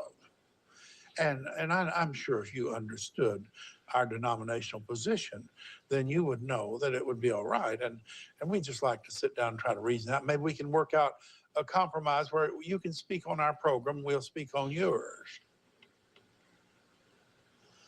Paul wasn't interested. I think Rob said the first time that a lot of these people run around today, and this is the third ecumenical movement I can remember. And in my lifetime, an ecumenical movement is where you put everybody under one blanket. And that's where you tie the bulldog's tail and the tomcat's tail together and you hang them over a clothesline. And they'll eat each other up every time. It's better for the bulldog to go his way and the tomcat to go his way. They'll get along far better that way than when you try to tie them up. You've got union, but no unity. And they're trying to do that again. And of course, the big ploy is, come over and brother, let's lay aside our differences. Just lay those old doctrines aside. They don't believe anything, so they have nothing to contribute. They want you to unload all the precious truths of Scripture and the moral virtues of Scripture and the rules and everything else that God gives. They want you to give all that up so they can give you their nothing. And you can have nothing like they do. What a thrill, huh? You're better off just to stay with the Word of God and say, well, if you believe like that, brother, go ahead. But I will go this way. Thank you. We are talking about power, the grab for power, and spiritual power has a lure about it. And if you won't qualify for God's power and you want to take a shortcut, the devil's shortcut is witchcraft. And that's what's operating in a lot of churches. They're using witchcraft methods and they think it's the Lord. It's sad. Because religious spirits will come flooding right in if you let them. A while ago, the girls sang, by my request, they sang that song about heaven because I liked it.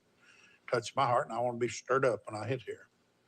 And that song touches my heart.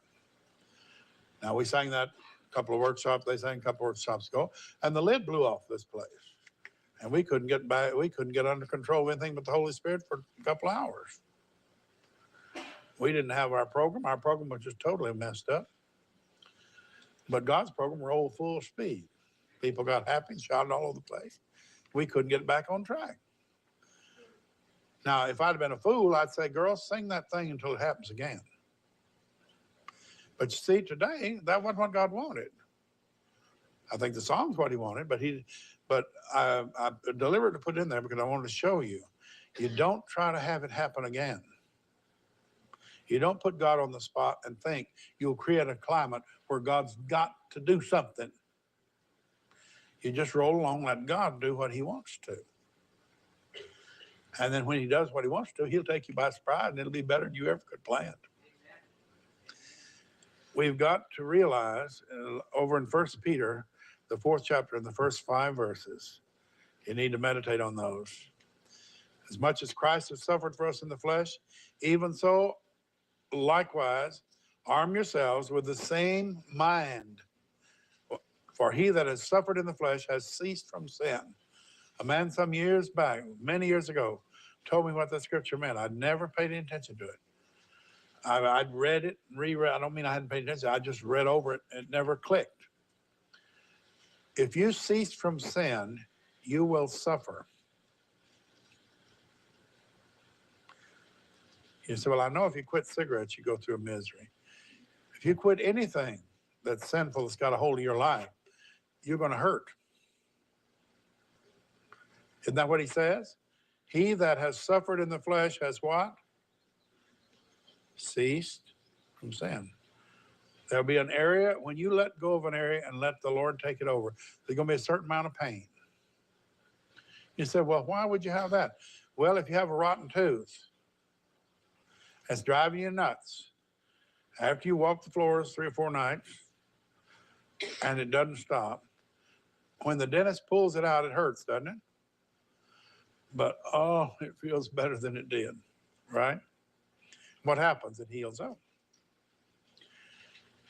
We've got to ask God, arm ourselves this mind to get rid of these demons, get rid of these sins and the besetting things and get rid of them, even though we know it's going to involve suffering. And the reason for this is that he should no longer live the rest of his time in the flesh to the lust of the strong desires of men, but to the will of God. That's the purpose of it. To get rid of our sin, to unload our sin, get rid of the demons that drive us in order that we might live our lives under the power of the will of God. In times past, it's sufficient, he said, to have wrought the will of the Gentiles. We walked in lasciviousness, lust, excessive wine, revelings, banquetings, abominable idolatry. And he says they think it's strange that you run not with them. The same it says, speaking evil of you. Well, there we are. If you want power, you can have it, but only on God's terms. How do you get power? The best way to do is start out by giving yourself completely to the Lord and letting him decide how much you're ready for. If you're not ready for it, he's not going to give it to you. The devil will give it to you anytime you ask. Because you know he has an ask and you shall receive program too, but you pay for it. Orquesta Richard Ewes.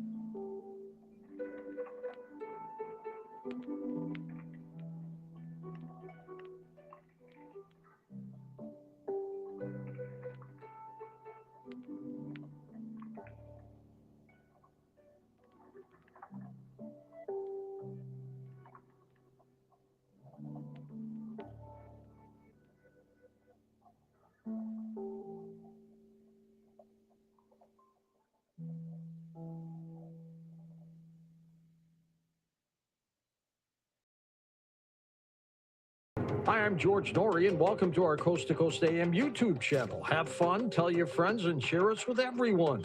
You can also find us on Facebook, Twitter, Instagram, TikTok, and Coast to Coast AM's mobile app. And always remember to log on to our website at coasttocoastam.com for daily articles, the best paranormal information, and all you need to know about your favorite guests. And now you can become a Coast Insider directly through the Coast mobile app. We welcome our international listeners and even offer a free 2-week trial. So don't delay. Become an insider today. And for George Norrie, this is Ian Punnett. John Rhodes is a researcher. He is known affectionately as the Crypto Hunter, and he joins us now on Coast to Coast. Hi, John. Hi, Ian. How are you doing this evening? I'm doing great. I loved reading through your website. And I can tell, I mean, there's like a line where it's like, okay, that's really interesting, dotted line, and then big black line I can't seem to get over. So I look forward to having this conversation with you tonight, and thank you for your patience in advance. No problem at all. I look forward to talking with you and listening to questions from the audience, of course. Good.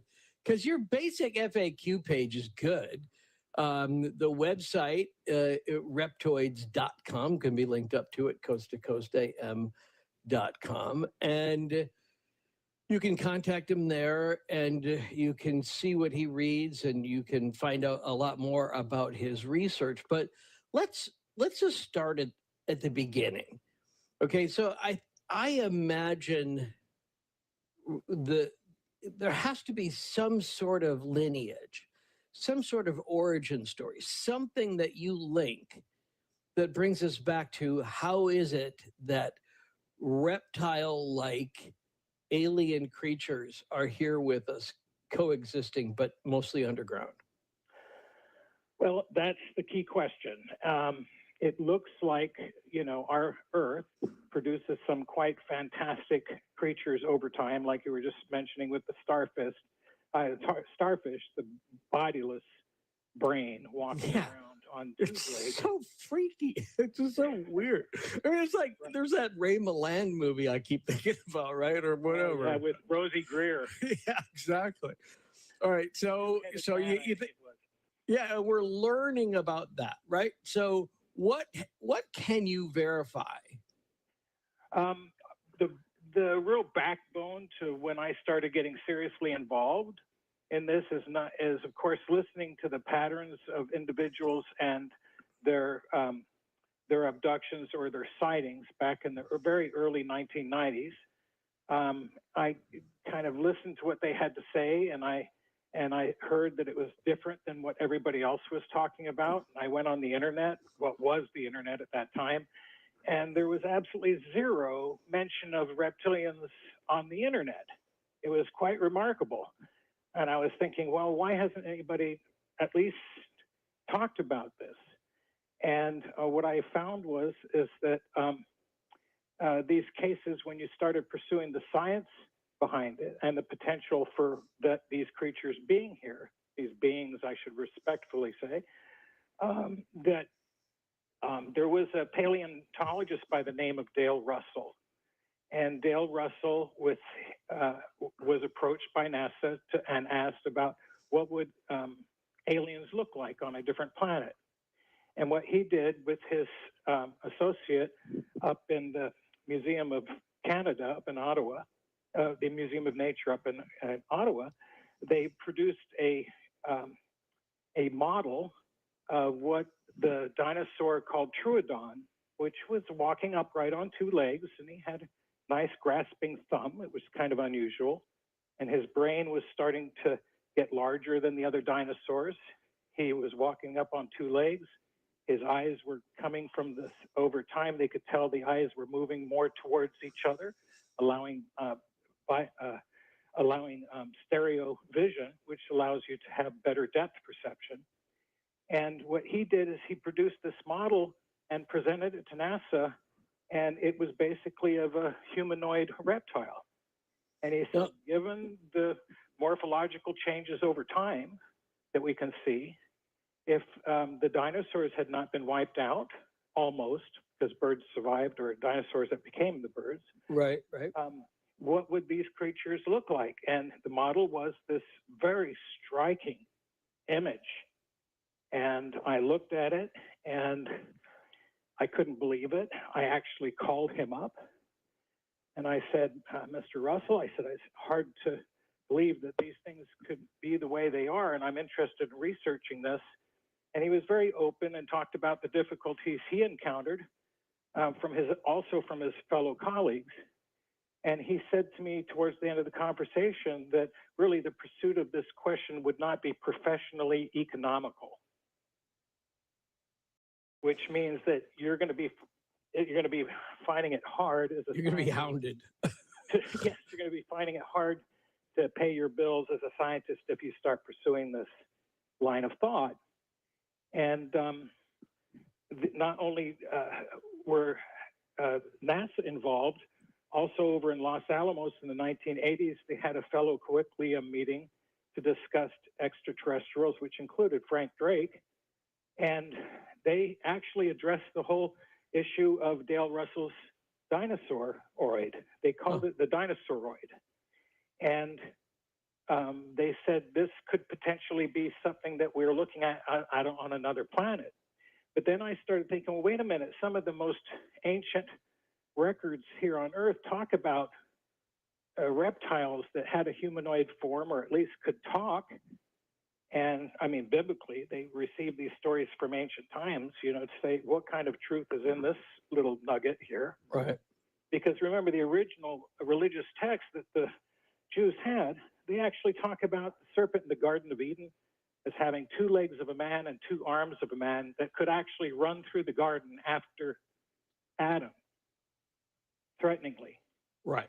And he was, they say he was as tall as a camel. So when I started hearing these scientific reports projecting what would have happened, and then we know the birds survived, and they flourished, and they diversified considerably over time, and they don't look like dinosaurs like we would think dinosaurs would look like. Then it started occurring to me, but maybe we're getting something where we have a remote group of these creatures who may have also survived underground in an environment that reptiles are quite used to, and could they have evolved over time parallel to mankind on the surface? And this seemed to fit a lot of the mythologies that we had, ranging from Near Eastern to Middle Eastern to Asian, and also to Western mythologies or religions, and the books that talked about the ancient times. And that's really kind of what pushed me further and further into the question. Well, so there's a difference, as you know, between the age of reptiles and the age of dinosaurs, right? You know, hundreds of millions of years between those two things. Largely, reptiles got wiped out after the age of reptiles, except for those that had gone underground. And the same thing's true in the age of dinosaurs. There were more than just birds, but not many species that burrowed and had found a way to survive the end of the age of dinosaurs, where they reemerged and then began the you know, all of the branches from there came from those creatures. Some of those include crocodiles and alligators and other things that we know of, but there's a handful of other species. So that is an interesting theory, that underground, you know, things survive. But tell me about this concept, though, that a reptile with a developing brain and is it bicameral vision would be able to walk on 2 legs. Is there any evidence that particular dinosaur ever lived underground? The Troodon was already walking on 2 legs. A lot of people don't realize most of the dinosaurs were going into bipedalism. Right. Well, a lot of them were, right? And especially even the ones that walked on all 4s still fed by leaning backward and depending on their back legs. But let's not miss the question. Is there any evidence that says the Troodon at any time was living under the ground? No, there isn't any evidence of that. But we've got to remember that most reptiles do seek cover under some sort of shelter. They're not just sleeping out in the open all the time. And they're ectothermic, so they've got to preserve their body temperatures. Yeah, no, I totally get that. If they're underground, we've just barely skimmed the surface of our planet. We haven't even walked on every meter of our planet. So there's an entire underworld under our feet that's unexplored. 1/2000th of the Earth's surface actually has entrances into caverns and caves.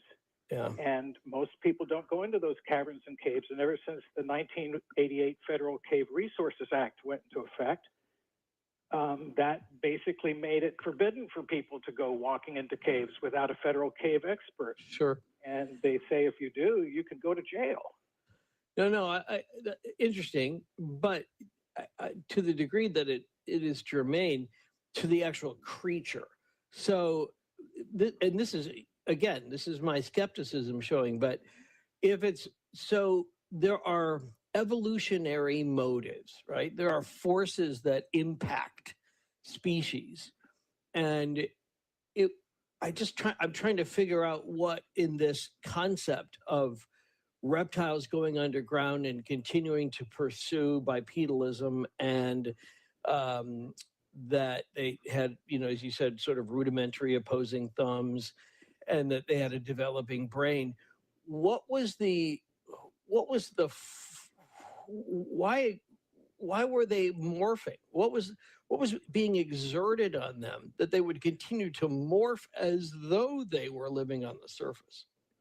I think that we're talking about a convergence, an evolutionary convergence, which means that the environment itself has pressures on the physical form that tend to push things in different ways. Right. Lack of oxygen, lack of food. That sort of thing. And there's a paleontologist by the name of Simon Conway over in England, and he believes that reptiles and humans have also achieved a convergent evolution over time. And so we've got other scientists that look at these body forms and they go, well, morphological changes happen over time. Sometimes, according to the teachings of evolution, we get these periods called punctuated equilibriums.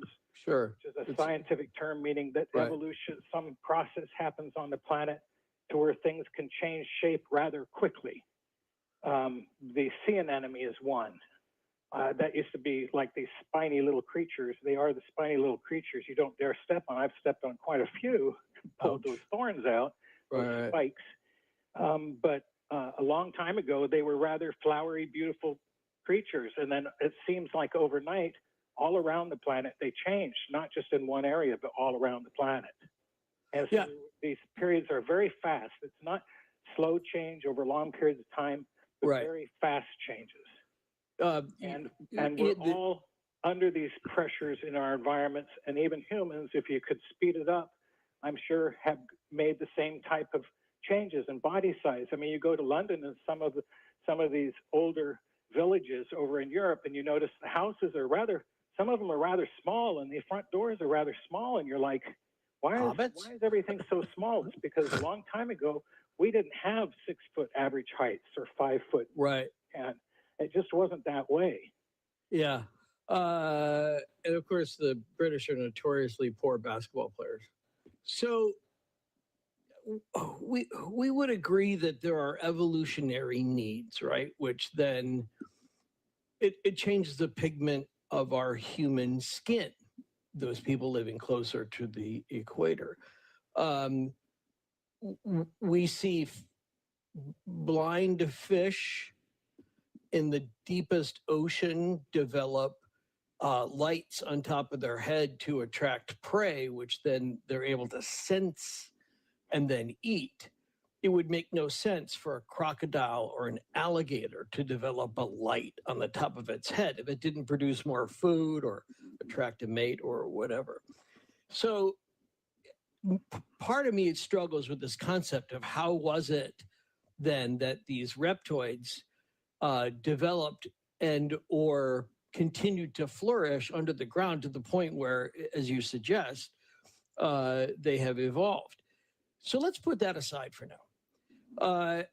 That having been said, explain what you think the qualitative research that you've done, all of the interviews, the collection of stories, what does it indicate to you about what's going on underneath our feet? Well, it's twofold, I believe, or almost threefold.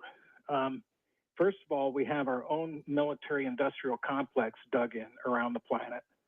And we're talking about thousands of underground bases, not just a few, I'm talking thousands. And it's not only here in the United States, in some of the other developed countries, and perhaps even undeveloped countries, they have them. So we use that because our military has learned a long time ago the best place to hang out is underground. In World War I and a lot in World War II, a lot of the war was fought in underground tunnels and underground bases that the Nazis had. That's one of the things about World War II we don't see very often in the movies.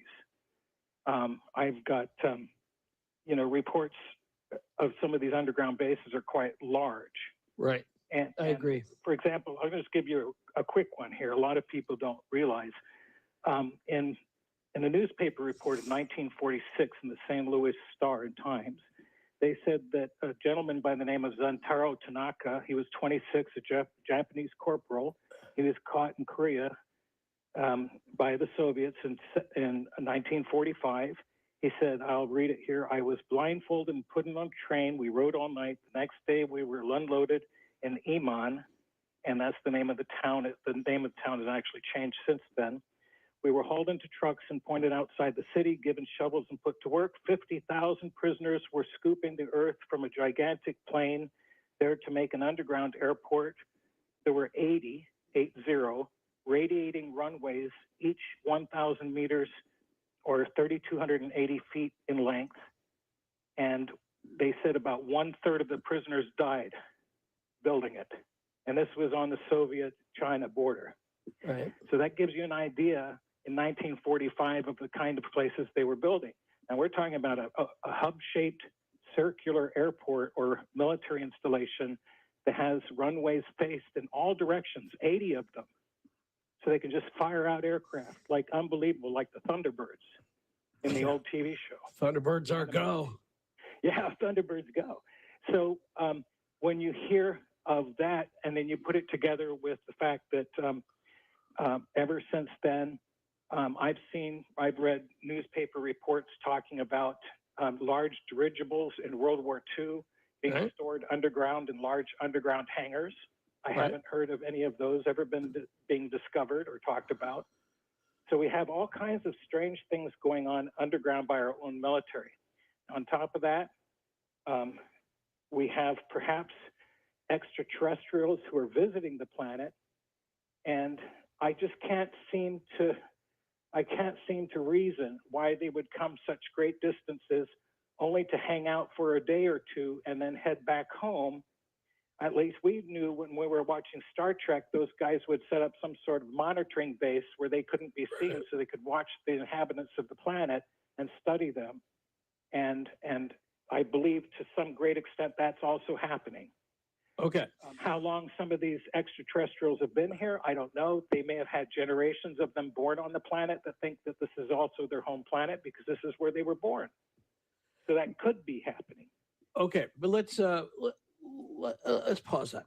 So the idea of the U.S. military or any military around the world building underground bases makes sense, right? I mean, especially because of aerial bombing. Correct. In World War II, you went underground. Not the Pentagon does not list every installation, and many of them are very intricate to the degree that they could support, hundreds of thousands of people or a very complex life. I don't know, but they seem very kind of functional. So they were functional to the point where it could be a plane, it could be a dirigible, it could be a train that came in and out. It could be a lot of things. And and there were people who were POWs. Obviously, a lot of Jews were forced to dig and build and reinforce these underground bunkers for the Nazis themselves to survive or attempt to win the war, even if it was just for testing organizations. But that still doesn't put me closer to the concept of what's your vision then for these reptilians? What are you saying, they take over the vacant bases? I mean, that's what I'm trying to understand, the connection I believe that we have our own underground bases, but there are also probably very remote locations in which these craft fly from, also using the underground to shield themselves from being monitored by satellites or anything else. For us to see lights in the sky, we are just automatically assuming that if they outperform our aircraft and people say they're anomalous, that they must come from outside our planet or from another dimension. We have, since the 1930s, been redirected. Back in the old days, literature used to be filled with oh, what's living underground? What kind of monsters? What kind of lost civilizations? And all of a sudden, the entire subject matter of phenomenon changed, and we were looking off our planet. And I really believe it's kind of a form of a distraction where they say, look off our planet and think about the subject matter. Meanwhile, what's happening here underground on our own planet?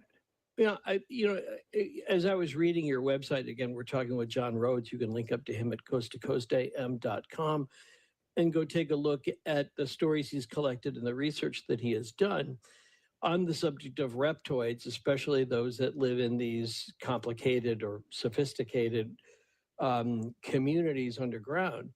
I agree that it's the stuff. I mean, as I was reading, I thought this is the stuff of Jules Verne. Yeah. Right. This is the stuff of H.G. Wells, to name two original authors on subjects like this. So Arthur C. Clarke. Let me just jump in real quick. Arthur C. Clarke, when he wrote his book Childhood's End, he refers to the alien that came down to Earth as looking like the devil, and our classical descriptions of the devil are of a reptile talking. And the old descriptions, like I said, are also of them walking. Well, I get that, but remember that the other part of that Genesis narrative, of which I am very familiar, is that God created all of the creatures in the Garden of Eden, without exception. So, there is no discussion of a serpentine-like creature coming down from heaven, entering into the otherwise perfect garden. I'll grant you, he's the only one. That serpent is the only thing that is mentioned as having the ability to talk or to communicate. But that's kind of part of the story, right? That's just kind of part of the story. We don't, remember these guys that wrote these religious works a long time ago, they were taking information that they were provided and writing it down in some sort of a digestible manner. And when they composed the Bible, they were basically including all of these myths from all around the world and trying to find out the common denominators between all of them so they could invite members of other religions over to the Christian religion. Because, you have, in Babylon, what? You have a guy that was swallowed by a fish? But we have that story as well. Well, that predates Christianity, though. So that predates. Right. So but to make that point, it wasn't all over the world. It was all over the region that God took different names and different forms.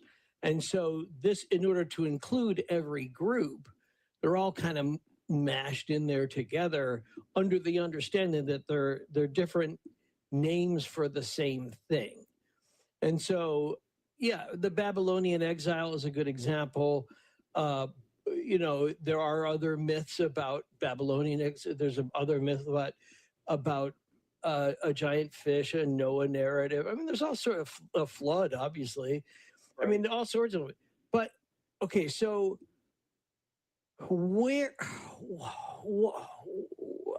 again, tell me the vision of what you think is going on underneath our feet right now.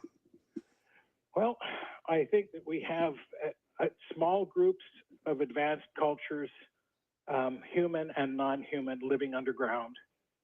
And they feel very well preserved down there. If anything happens, like some sort of cosmic disaster, where everybody on Earth is destroyed from a comet or something like that hitting the planet, they're going to survive because they're underground.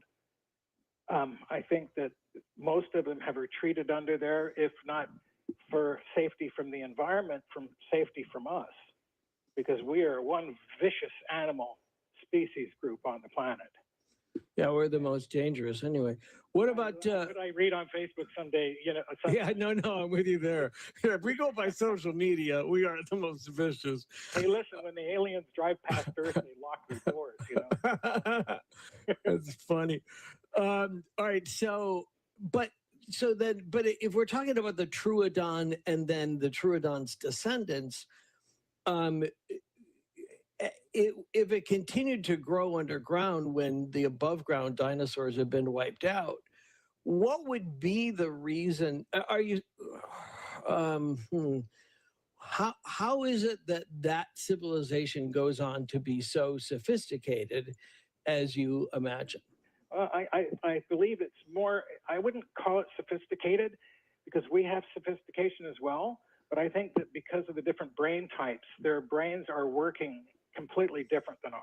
Right. And so how we perceive science and what we can learn from it may be two different things. We have common things we could learn, but also things that are pretty distinct to how our brain is functioning and what it allows us to even think. Okay. And so when you're talking about sophisticated learning, I've talked to some really, really intelligent people at times, you know, who are really sophisticated. And there's others at times that I've talked to that aren't. And it's not so much that they're all sophisticated. I believe that we have some maybe near surface pocket groups of creatures that also answer to the same physical description, like that was discovered in 1988 down in Bishopville, South Carolina.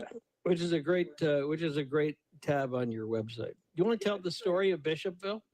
Well, in 1988, a young boy was changing a tire out in the middle of a swamp road, and it was late at night, early morning. And as he was changing the tire, he saw something running through the swamp area towards his direction, and he said it was upright and it had glowing red eyes, and it was running fast towards him, and he got scared. He jumped in his car, threw the rest of the tools in the front seat, jumped in the car, and started driving down the road, and something jumped on his roof, and he could actually see a hand reaching down, trying to reach through the window and grab the side mirror. And when he got back home, he was so scared he couldn't talk. And his family, he started going into a fit. His family was wondering what's wrong. They called the Sheriff Truesdale out, and Sheriff Truesdale's always kind of he's presented as like this local, you know, Southern sheriff. But this gentleman was a good friend of mine. He was trained at the FBI courses over with the FBI. So he's had a lot of training behind him. And so he started investigating what was going on around there. And there were multiple eyewitnesses that described something that was like a lizard man. He was about 7.5 feet tall, had large arms. He had very muscular build. And this was reported by several people. And in the end of the entire years and years of going through these different cases where people said their cars were kind of mauled and they think it may have been by the lizard man, some of these may have been hoaxes, but some of them certainly weren't, because when the young boy was brought into the station, he passed lie detector tests twice, okay, about what he had seen. Right. And, you know, Mr. Truesdale died just recently, and he said to me, no matter what's going on, he says, it's not normal. And he says, in those swamps in there, nobody can get in, they're so thick. He said, so you could have anything living in those swamps, deep in the swamps, and we wouldn't know it. And this is the same kind of thing where people have gone down to Bishopville and they said, no, this has got to be Bigfoot, because people are fully invested in their research. So they'll try and go into other areas where it's the drawings and everything that's described is talking about a reptilian humanoid, but they come down and say, no, it must have been Bigfoot, because that's what they know. Right. Yeah. There's confirmation bias. What's the image then that you have in your head that you think is closest to what this guy had in Bishopville? Oh, you mean as far as in media? What it looks like. I mean, okay, so, well, I can give you a physical description. Okay. We're talking about beings that are on average height. The ones that have been seen have been about anywhere from 6.5 to about 7.5 to 8 foot tall. Okay. Large muscular arms and legs. They have scales across their body. The scales on their chest are more broad, like plates. Their head is large. It's got a little bit of a crown on the top, kind of like a gorilla. And they have no hair. Their eyes are almond-shaped. Their pupils have cat-like eyes with vertical slit pupils. their hands have 3 fingers with an opposing thumb, and their feet seem to have a raised, like a dew claw, or a thumb, I guess, or an atrophied thumb, way up near where we have our ankle bone. And they also have no lips and no ears.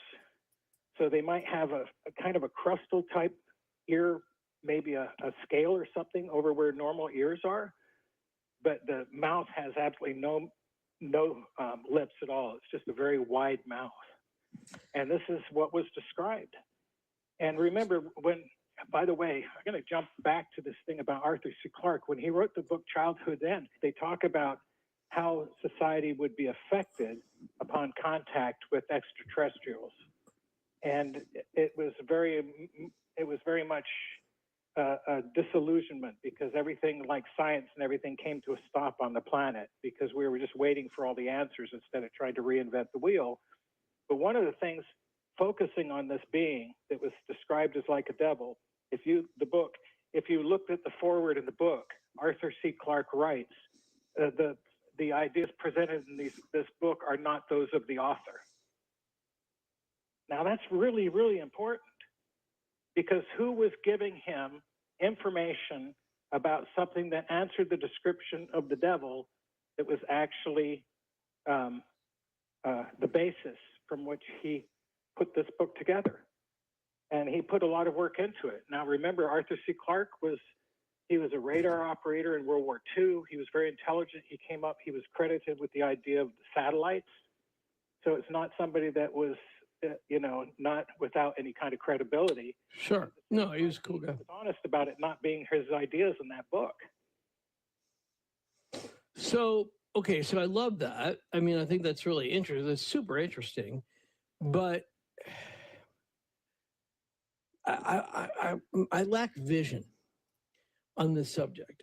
I imagine something akin to the Flintstones, or maybe the Hollow Earth premises that somebody could enter into the Antarctic, find the door, or find the secret runway, and come out hours later out of somewhere in Scandinavia. Why is that wrong?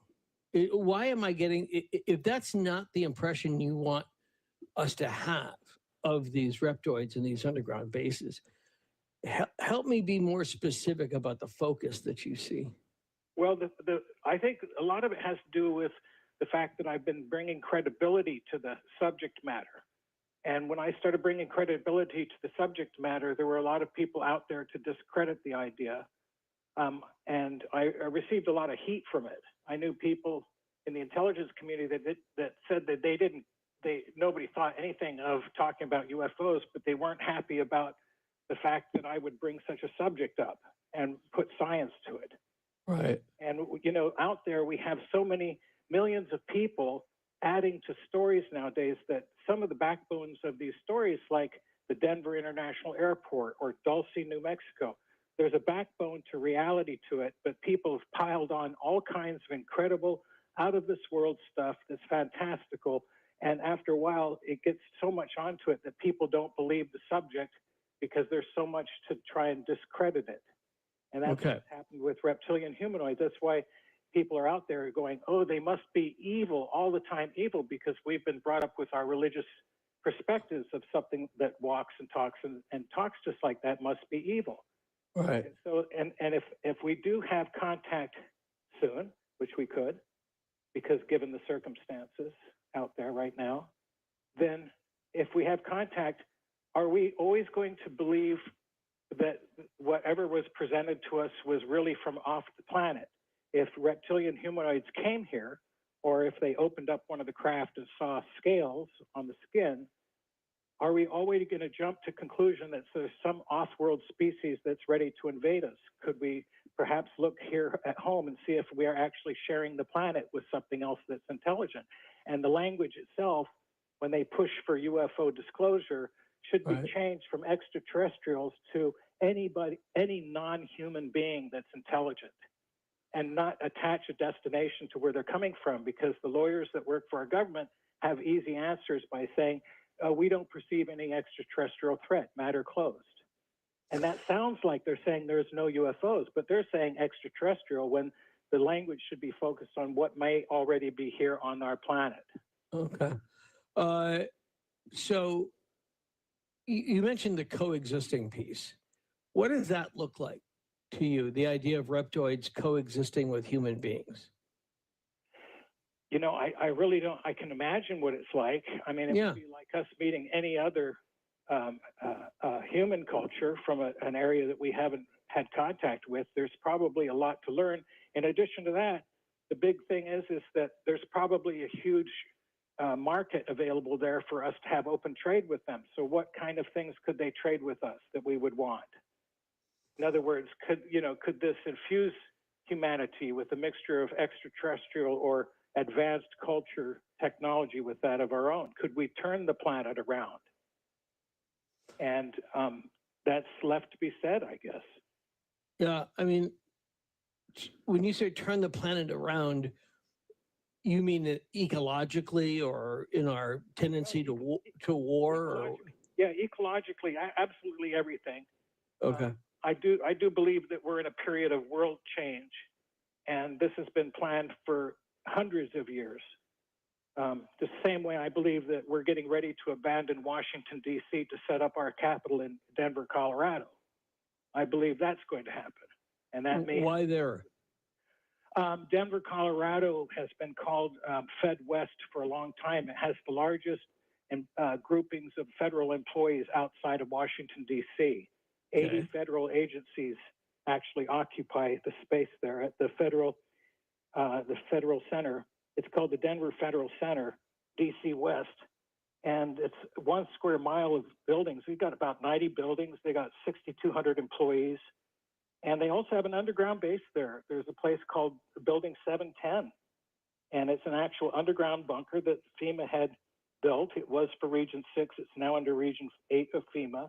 And they say they have about 36,000 feet, enough food to supply for about 300 people for 3 months. But I'm sure all those are, estimates are under what they actually have. And the different things about Denver is that they built the airport there. My father was a pilot. I happened to fly out of Denver, Stapleton a lot with him doing charter flying. Right. I flew in and out of the old airport too a couple of times. Oh, really? I mean, well, it depends how old are you talking about? Before DIA, before DIA, yes. Yeah. And Denver itself is located there. It's right near Cheyenne Mountain. That's run by the Space Force at this point. I believe that they probably have a tube shuttle that goes from the airport down to the Denver Federal Center and then probably onto the Cheyenne Mountain.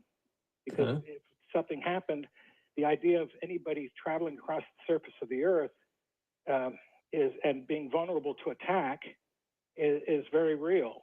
So with the ease of building tunnels that we have nowadays, and that doesn't include considering the Rand Corporation and how these guys built tunneling machines that melt the earth instead of grind through them.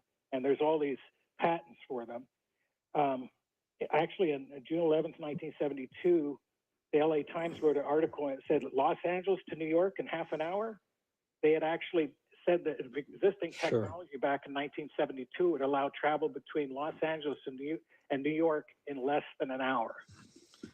And well, I don't know what the context was for that story, and I know that the Boring Company is the lead scientist for the Rand Corporation was the one giving the interview.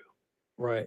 So these kinds. But those are all a bunch of speculation. It's a think tank. It's all a bunch of speculation. It is a think tank, but the majority of our government wanted to go underground ever since the 1940s. Have you seen any new air bases being built? No, but then again, sort of the scare in many ways. They used to build bunkers in my neighborhood when I was growing up in Chicago, and that was like it was a thing to have, was an underground bunker. Right, and civil defense. Strangely enough, civil defense is not encouraged nowadays. They're not doing any kind of civil defense anything. No. No, that's talking true. about us being so vulnerable to all of this attack. Denver is the location because, number one, Washington, D.C. is too close to waterways where submersible craft can come in, or anything from the ocean. It's too close to our eastern shoreline, so it's vulnerable. Denver has been chosen to be the the next U.S. capital for probably hundreds of years. And I'm not going to get into details how I know that. No, but I mean, I accept all that. I mean, I don't know. The mural thing, I'm kind of over that. But I mean, I think there's interesting things about DIA and sort of anomalous kind of things. But at the same time, I still don't see how that undergirds a reptilian coexistence. So let me ask you that same question a different way. In all of the people that you've interviewed, in all the things that you've done, have you ever met anybody who openly talked about having a reptilian as a neighbor, as somebody who was whether it was an underground base or whether it's that they had some sort of ongoing encounter as opposed to a confrontation? Well, I know that the stories that came out of the Dulce base in northern New Mexico were talking about humans and aliens being side by side, but those were only in the work environment. They had their own living quarters and their own socializing quarters. They weren't intermixed, from what I know. And so I'm not sure that they just kind of hang out together. Sure. But okay, well, I mean, maybe lunch, if you can stand what they're eating. But according to legend. So what was life like for those people who told you, yeah, I used to work right alongside of him? We called him what? I mean, like, how did that relationship develop? How was it a regular work relationship, but just with a reptilian? The information is too scant, Ian. We just have enough information to tell us this might actually be occurring. The details of what you might hear in regards to relationships, I haven't heard anybody that has a credible background to them discussing the subject matter, talking about having, relationships, social relationships with reptilian humanoids. Yeah, and I don't mean, sexual. I'm not trying to imply, but theoretically, if what you're saying is true, that could have happened somewhere in our distant past. In some past, we share things. We're not so much different than we are alike. Remember, even the mammals evolved from the proto-mammals, which were early reptiles. Right. So, there's shared common things that we do actually have. We've just changed our physical forms, and we've been living in different environments, and it might make them literally feel alien to us as well. I mean, they might be looking at us like we might be not as sophisticated than they are, but then at the same time that we share the planet. I mean, when I've investigated cattle mutilations side by side with sheriffs over in Montana, and I'm going to tell you something, it always comes down to an environmental issue. There's something environmentally happening at these locations where most of the cattle mutilations are occurring. And what do you mean by environmental? Why would somebody, perhaps if it were alien, which people have suggested, why would they come from another planet and even care about what we do to our planet? What does environmental mean? In the case of Montana, the mutilations happened near a lake that we found out later on, a year previously, 3,000 gallons of swine waste had been spilled into the lake. It was a drinking lake for a large population group in nearby towns and cities. And so when I worked with the sheriff, I had to say, listen, it appears that something's going on here. It's scientific in nature. And he said, well, how can you tell that? And I said, because in 2006, when this happened, the day it happened, if you went onto the weather reports, on the internet, you'd pull out the weather, and it said it was the strongest wind for the entire year on that day. So I said, well, maybe it's because if it's environmental, it's particles being carried in the wind, downwind.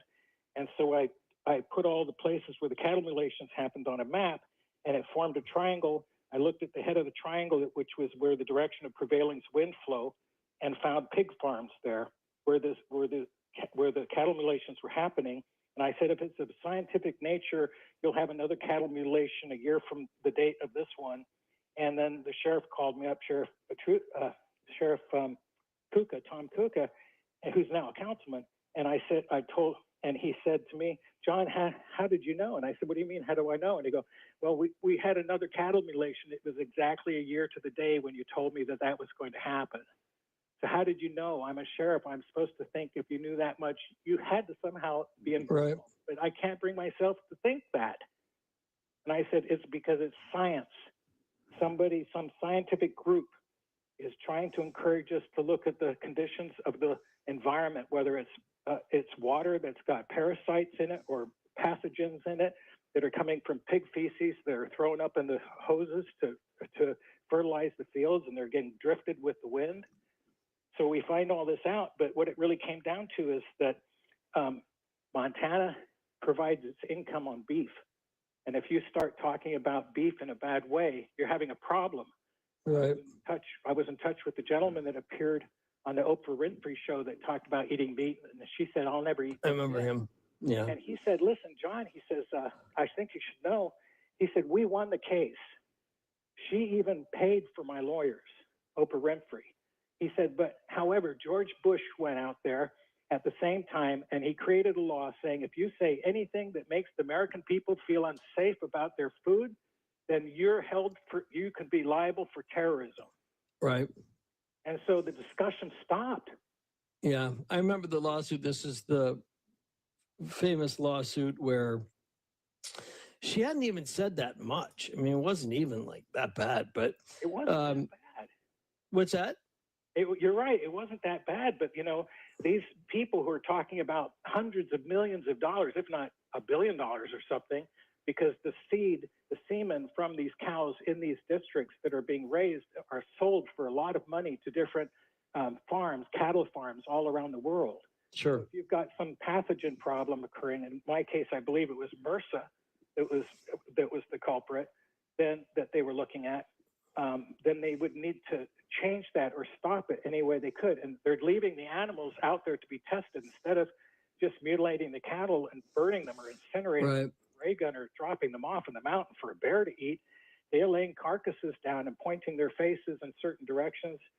And in the case of the one up in Montana that I looked at, it didn't even have birds want to land. No bird would even land on the carcass. If it did, it was only for about 2 or 3 seconds and it would jump off. There was something on the carcass that kept all the predators away.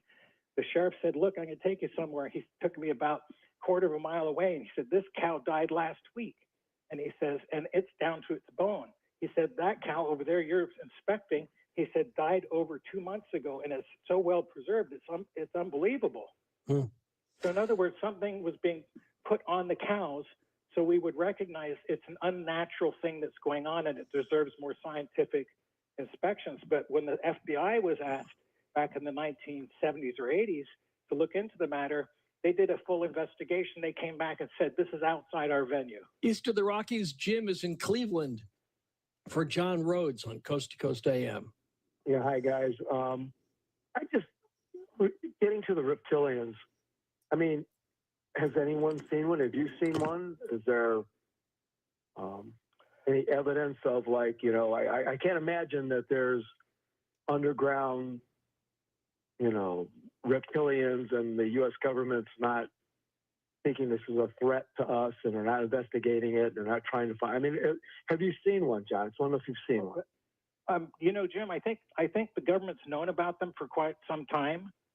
And I think that's an mostly amiable relationship. As far as seeing them, I speak at length about people who have encountered them. One individual was named Tal. He's the gentleman that you see maps on the internet talking about underground bases and lines going across the United States and the different phenomenon. And he passed away just recently.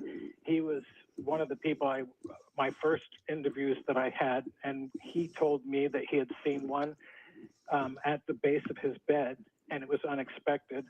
I've heard other people talk about it, but I think the most troubling thing I've heard about it is that compelling is that I've been talking about this subject forever, it seems like, and I would have, I did not have anything occur to me. However, I did have one account in which I think that I had contact with a large reptilian humanoid, but I can't believe it. I can't bring myself to believe it. Even though I'm out there in public talking for years about this being a phenomenon that's real, when I had a brief fragment of a memory of having contact inside my condominium where I was, I had to come out of it. And then I said to myself, I don't believe it because I study this subject. I'm bound to have dreams. So I do not believe what I saw. Let's face it, though. If you woke up and your mailman was standing at the edge of your bed, you'd freak out, right? You would freak out. Yeah, I mean, it's not. To me, the freaking out part about someone standing at the edge of the bed, that would go for anybody. And so I'm pretty sure that I don't know that that's much of a criteria, but it's interesting. Jason, west of the Rockies in Olympia for John Rhodes on Coast to Coast AM. Jason? Hi, Ian. Thanks for taking my call. And God bless Coast to Coast and everybody that's listening tonight. I have a question for John Rhodes, and I really champion John Rhodes' work here. I had a couple questions here, and I'm going to keep it brief. I was going to ask John what his thoughts were on David Icke's work, and obviously David Icke broke the ice here with shape-shifting reptilians, and also too how they've infiltrated a lot of society. But also too, I was curious if John had heard of the Lacerda files, which is something really interesting that I've been doing some digging here on my end. But the Lacerda files sounds very plausible and very real. And as far as underground bases, Phil Schneider, my God, there's an American hero. And Phil Schneider, unfortunately, was killed in a very serious way. And I think Phil Schneider possibly was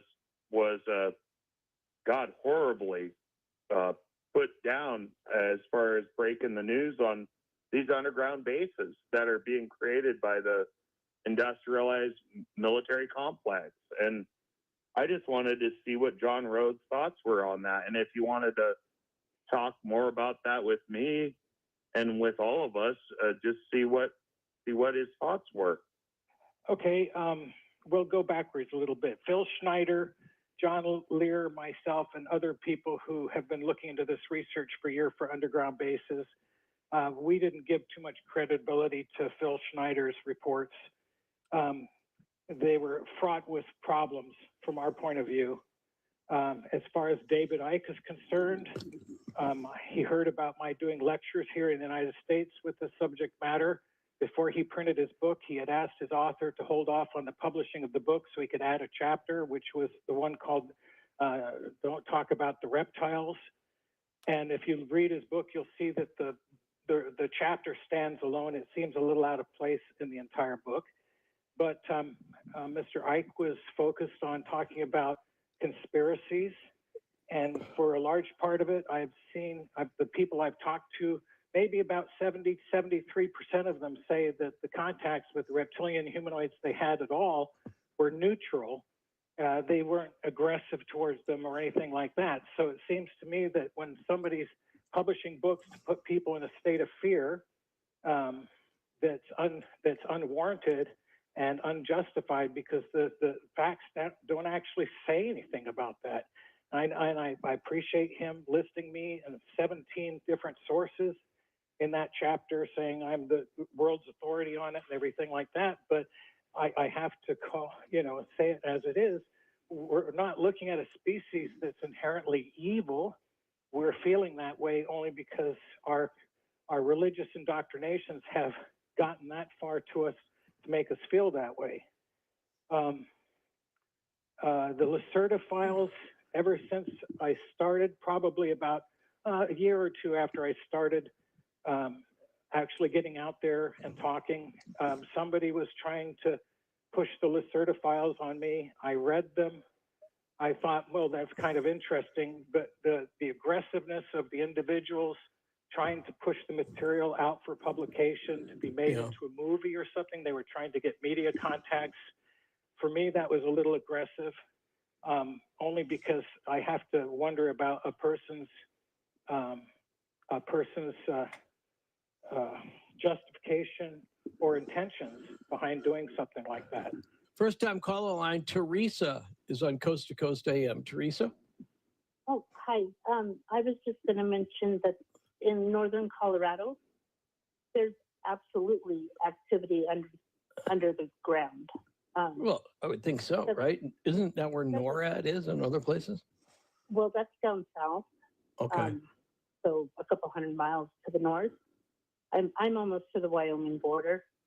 Actually, if you draw a line from like BIA to Laramie, I'm like on that line. Okay.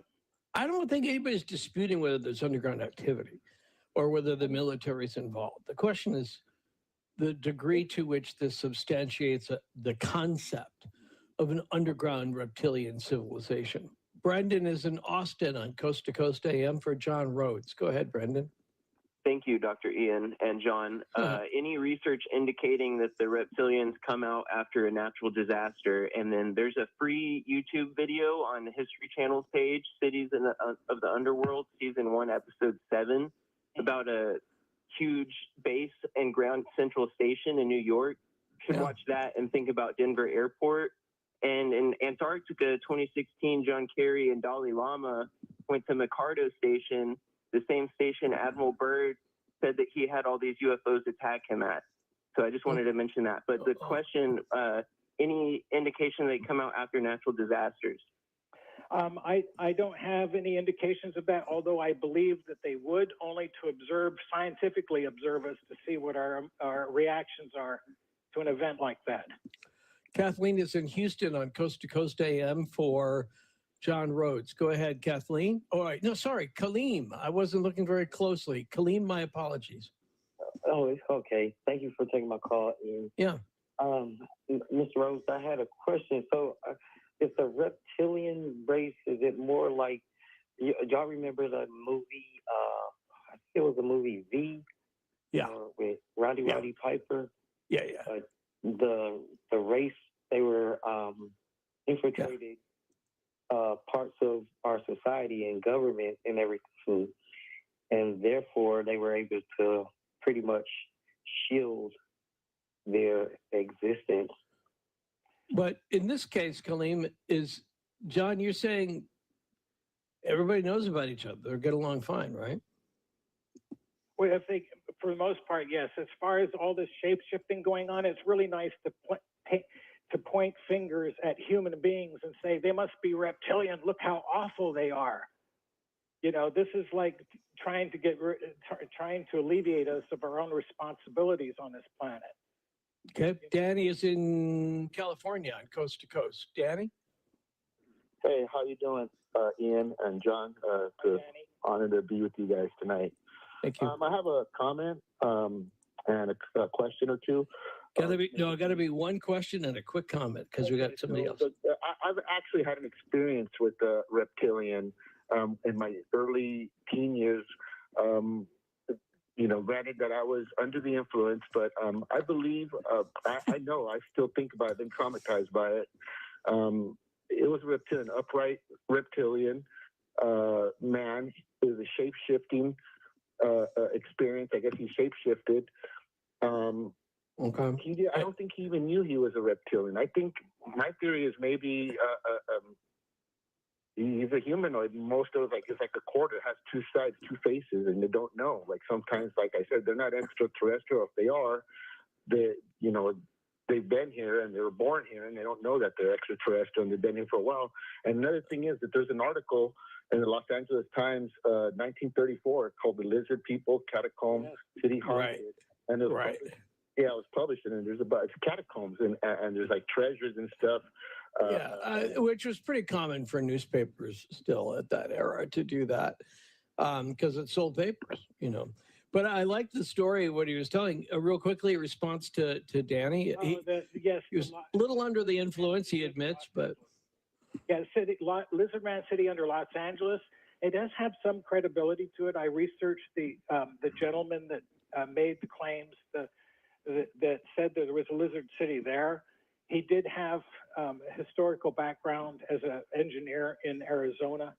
He knew what he was talking about. I'm not sure about how he could see gold underground in the tunnels. That may have been said to encourage people to start looking.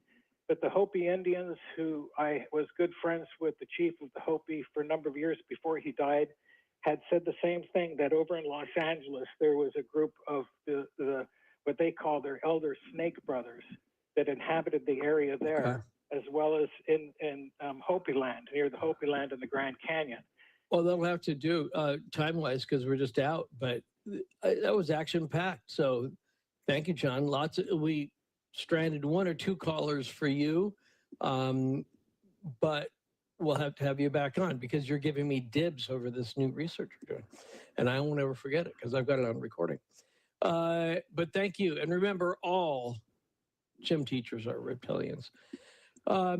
This was fun. Perfect way to get into open lines. Ben is in Texas. Ben? This is Ben. Yes. Yeah. How you doing, This is the world calling. Yeah. How's it going, Bob? Hey, I was calling about a question for Rhodes, but I guess he's gone now. Yeah. I have a question for you then.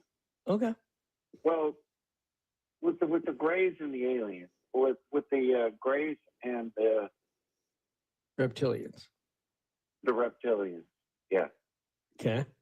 Do you believe they could actually be some kind of like part of a humanoid? I just don't. Here's what I know.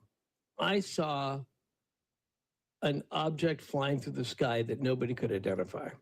I know that it was put to the test with the available resources that I had back then, which wasn't, they weren't many. And nobody could ever determine what it was. I know my wife and my oldest son saw something. What's actually in those? I don't have any idea. And whereas people will talk about things that they saw, I think, unfortunately, there's too many variations for me to be able to form an opinion. I mean, if we're using just the word could, yeah, I mean, could. And who knew, for example, in the story that I mentioned when we started the show, that starfish were really bodiless heads that roll around at the bottom of the ocean. That's not their body, that's their head, which is so freaky. So who knows? I mean, nobody saw that coming. I know I didn't. Thanks, Ben. We'll get to Tim in Carson City, Nevada on Coast to Coast. Tim? Hey, Ian, buddy, it's good to hear you again. It's been a while since I've made contact.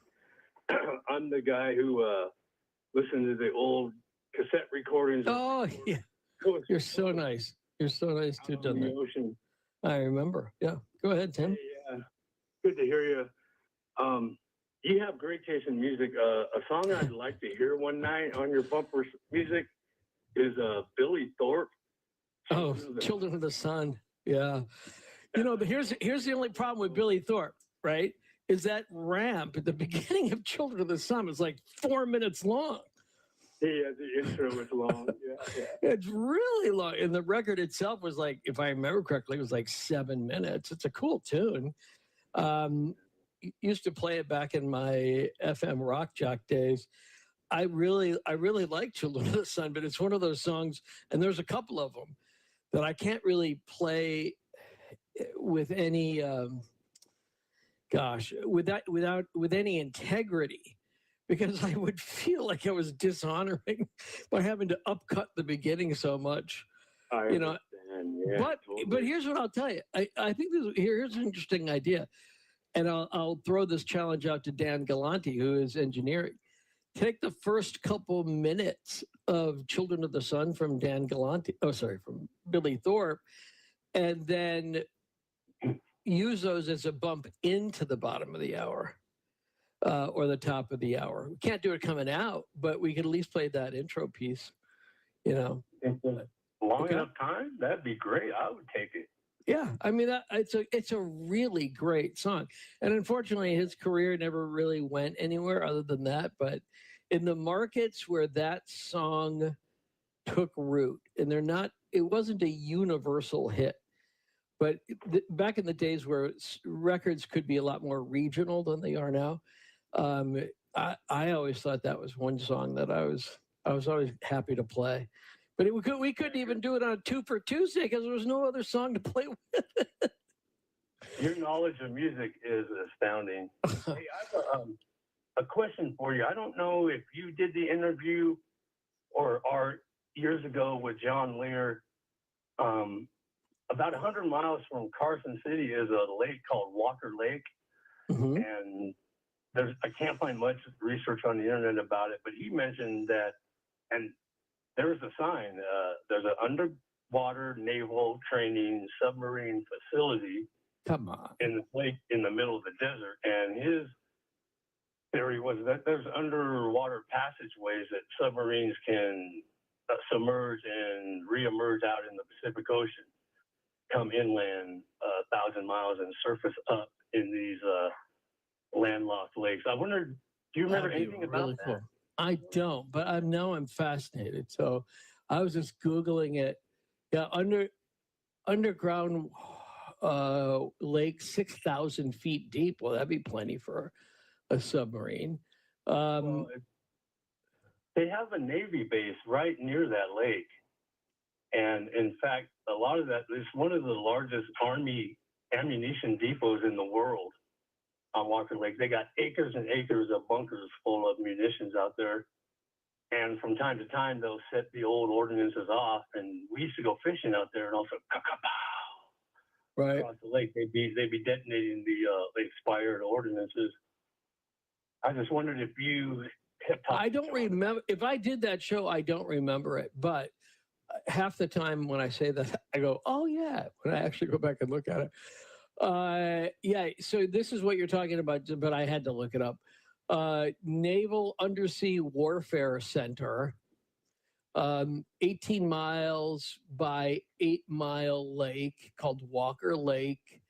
It supports the locals enjoying a swim or some fishing, but does have some kind of base along its western edge. By the time, yeah, so I don't know. I mean, it doesn't seem to be a secret. Well, I was able to find one photograph of a submarine and a military barge, a flat barge out on the lake. Now, I don't know if they would bring the submarines in and just use them for training purposes only. That's a legitimate.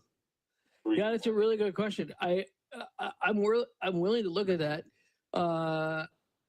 It is, yeah, and it used to be run by the Army until 1977. Then it was taken over by the Navy. But just remember this too about the Navy, is there's a lot of aspects to the Navy that don't require water.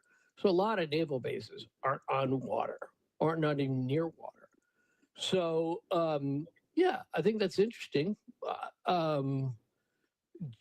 Giant waterway that would go from that lake out to the ocean. I can't imagine that, but I think that's in the same story. He had mentioned that there are similar things where submarines will enter the mouth of the Mississippi River and resurface way up in the interior in places I can't remember that he had mentioned, but places that you wouldn't expect, way up in the interior of the Mississippi. Okay. Well, I will leave it there, but really glad you brought it up. And I will take a look at it. It doesn't, it doesn't seem to be like a secret. It's just things that have been speculated about it are unproven. So maybe that accounts, but thanks. Wild card line, Joseph is in Colorado on Coast Enough. Joseph? Ian, how you doing? Good. How about you?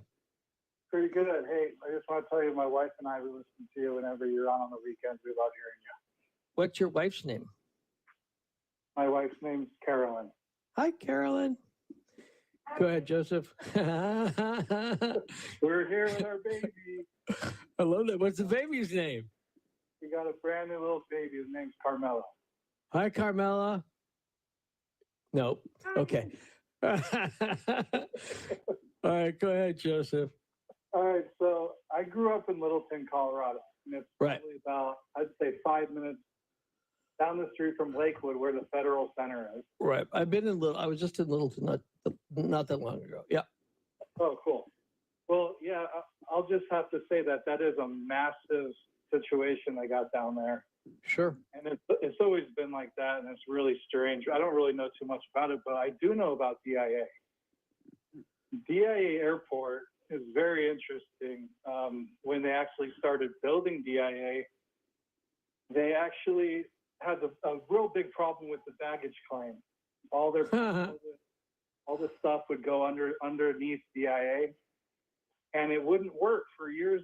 For like maybe a year or two, it was a problem with it. So they needed millions and millions of more dollars to fix the baggage claim. Right. And so that's one of the oddities, because you look around DA, if you look at from an aerial or if you go from the highway, there's giant mountains of dirt just piled up everywhere. Huh. And it's very, very strange. Another thing about the airport, when I was going in there one time, this is years before I heard anything about this, like on TV or whatever, but there's really occultic murals of the world, like in that weird stuff. I looked at those murals because one of the first times I flew into Denver, they were just closing down the old airport and they were transitioning to DIA. So if I remember correctly, I actually flew into the first one and flew out of the second one. And then somebody started mentioning all these murals and other stuff, which I'm not sure I saw because I don't know if they were completed. But the next time I flew in, I made a point to just kind of sit there and take those in. And I just was there a year ago going through DIA. I think DIA is a terribly designed airport. So some people really like it. I don't. I don't like this central system where you go in and like essentially just a few lines and then you have to get through security and all of that. And but I hadn't heard about these mounds of dirt. My sister-in-law lives right by there. So what should I tell her to look for and send me a photo of? Well, I'm sure she can send you a picture of Lucifer. You know who Lucifer is? Right. It's the gigantic blue horse with devil eyes that's outside the airport. Yeah, I know the horse has become very controversial. Actually, when it was being made, it killed its creator. It fell on top of it. I didn't know that. That's funny. Yeah, well, that's weird. But you know what's even weirder is that there's an obelisk that's inside of the airport, and it says the New World Airport, and it has a time capsule inside of it. I'm not too sure what year it says when it can be opened, but that's really strange too. And it's an international airport, so let's say if there's some kind of national or like some kind of disaster or like some sort of emergency in the world, all these elitists can fly right into DIA if they can get on their airplanes in time. And then they can get on that underground shuttle like your guest just talked about, and they can ride it all the way to Cheyenne Mountain. I'm not sure that any airport in a disaster, if you've got enough money in a plane, isn't an international airport. You know, I mean, I don't know that they would avoid a small, I think the size of the runway would determine the size of the plane. And I always thought that the horse thing was just because of the Broncos, right? I thought that was the only thing I thought it was in reference to. I hadn't heard that the original sculptor had gotten killed or something. But well, I tell you what, I want to look at that other. I want to get those mounds of dirt thing. I think that's interesting. That if that's true, that there's still something going on underground at DIA. You'd think after all this time they would have worked out those bugs. But then again, like I said, I don't think it was a very well designed airport in the first place. So in deference to Carmilla and to Caroline, I will just say thank you for your call, and I'll move on, try and squeeze in one more person before the bottom of the hour, and that would be Julie in Columbus. Hi. Julie, still there? Yes. All right, go ahead. Hi, Ian. How are you? Good. I saw Leo Kottke and Lyle Lovett in Newark. Leo Kottke played at my high school. He was amazing. He played or went there? No, he played. He came and performed. It was just him and a guitar and a stool and it was like one of those things where it's like, oh, you can do that with a guitar. Oh, it was outstanding. Right. So I wasn't able to stay for the whole concert because my back was hurting, but I'm sorry. they just talked between each other. So he would talk. Lyle Lovett would ask him a question. Leo a question, Mr. Kottke Right. a question, and then he would tell a story and then play a song, and then Lyle Lovett would sing a song, and then they would just go back and forth. Oh, that would have been a great show. I love it. I saw him in Minneapolis at a beautiful theater. And I love She's No Lady. That's a cool tune. Don is in Alberta on Coast to Coast. Don? Hi, Ian. Hey. I was looking into that, the Byrne, how they pronounce it. Yeah, Byrna non-lethal pistol or less lethal pistol. The good thing about it is, like, I looked at all the reviews on it. Of course, a lot of the products, we can use it up in Canada, but we can't use the BBs that have the powder in them, like the red cayenne or the hot pepper or whatever. Right. But those would be your most effective deterrent. It only comes out at 300 feet per second. I think they should crank it up to about 500. But basically, it's a paintball gun. But it's the capsules that they use. They use solid. They use ones with the hot pepper and stuff in it. Yeah, it was interesting. The varieties of them are. I was half expecting it to be like ping pong balls or something, but yeah, cooler than that. Don, you're hanging on for open lines. Where are you going to take us? I was good. That base down in Arizona. The question is when was that tunnel built? Because I think it was pre-existing and the Navy just took advantage of it. But yeah, they bring their subs in to resupply them and rearm them. That's Nevada, by the way, not Arizona. It's okay. You're Canadian. You're forgiven.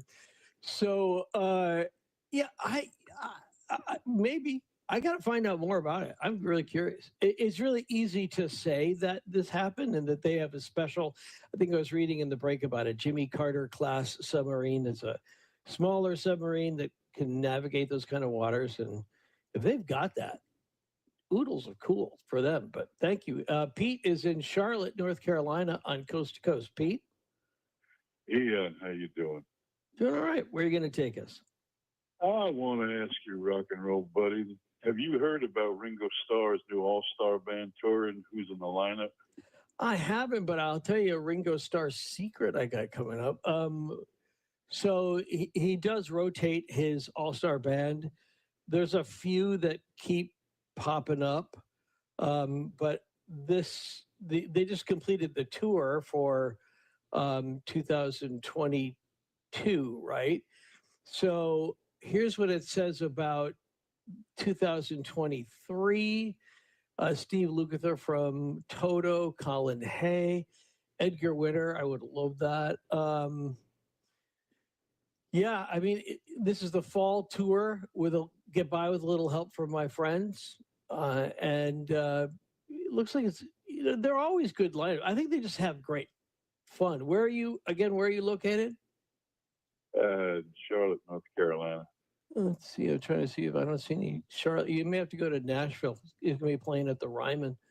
Hey, does that lineup say if he's got Sheila E. playing drums in it or not? Now you're talking my language.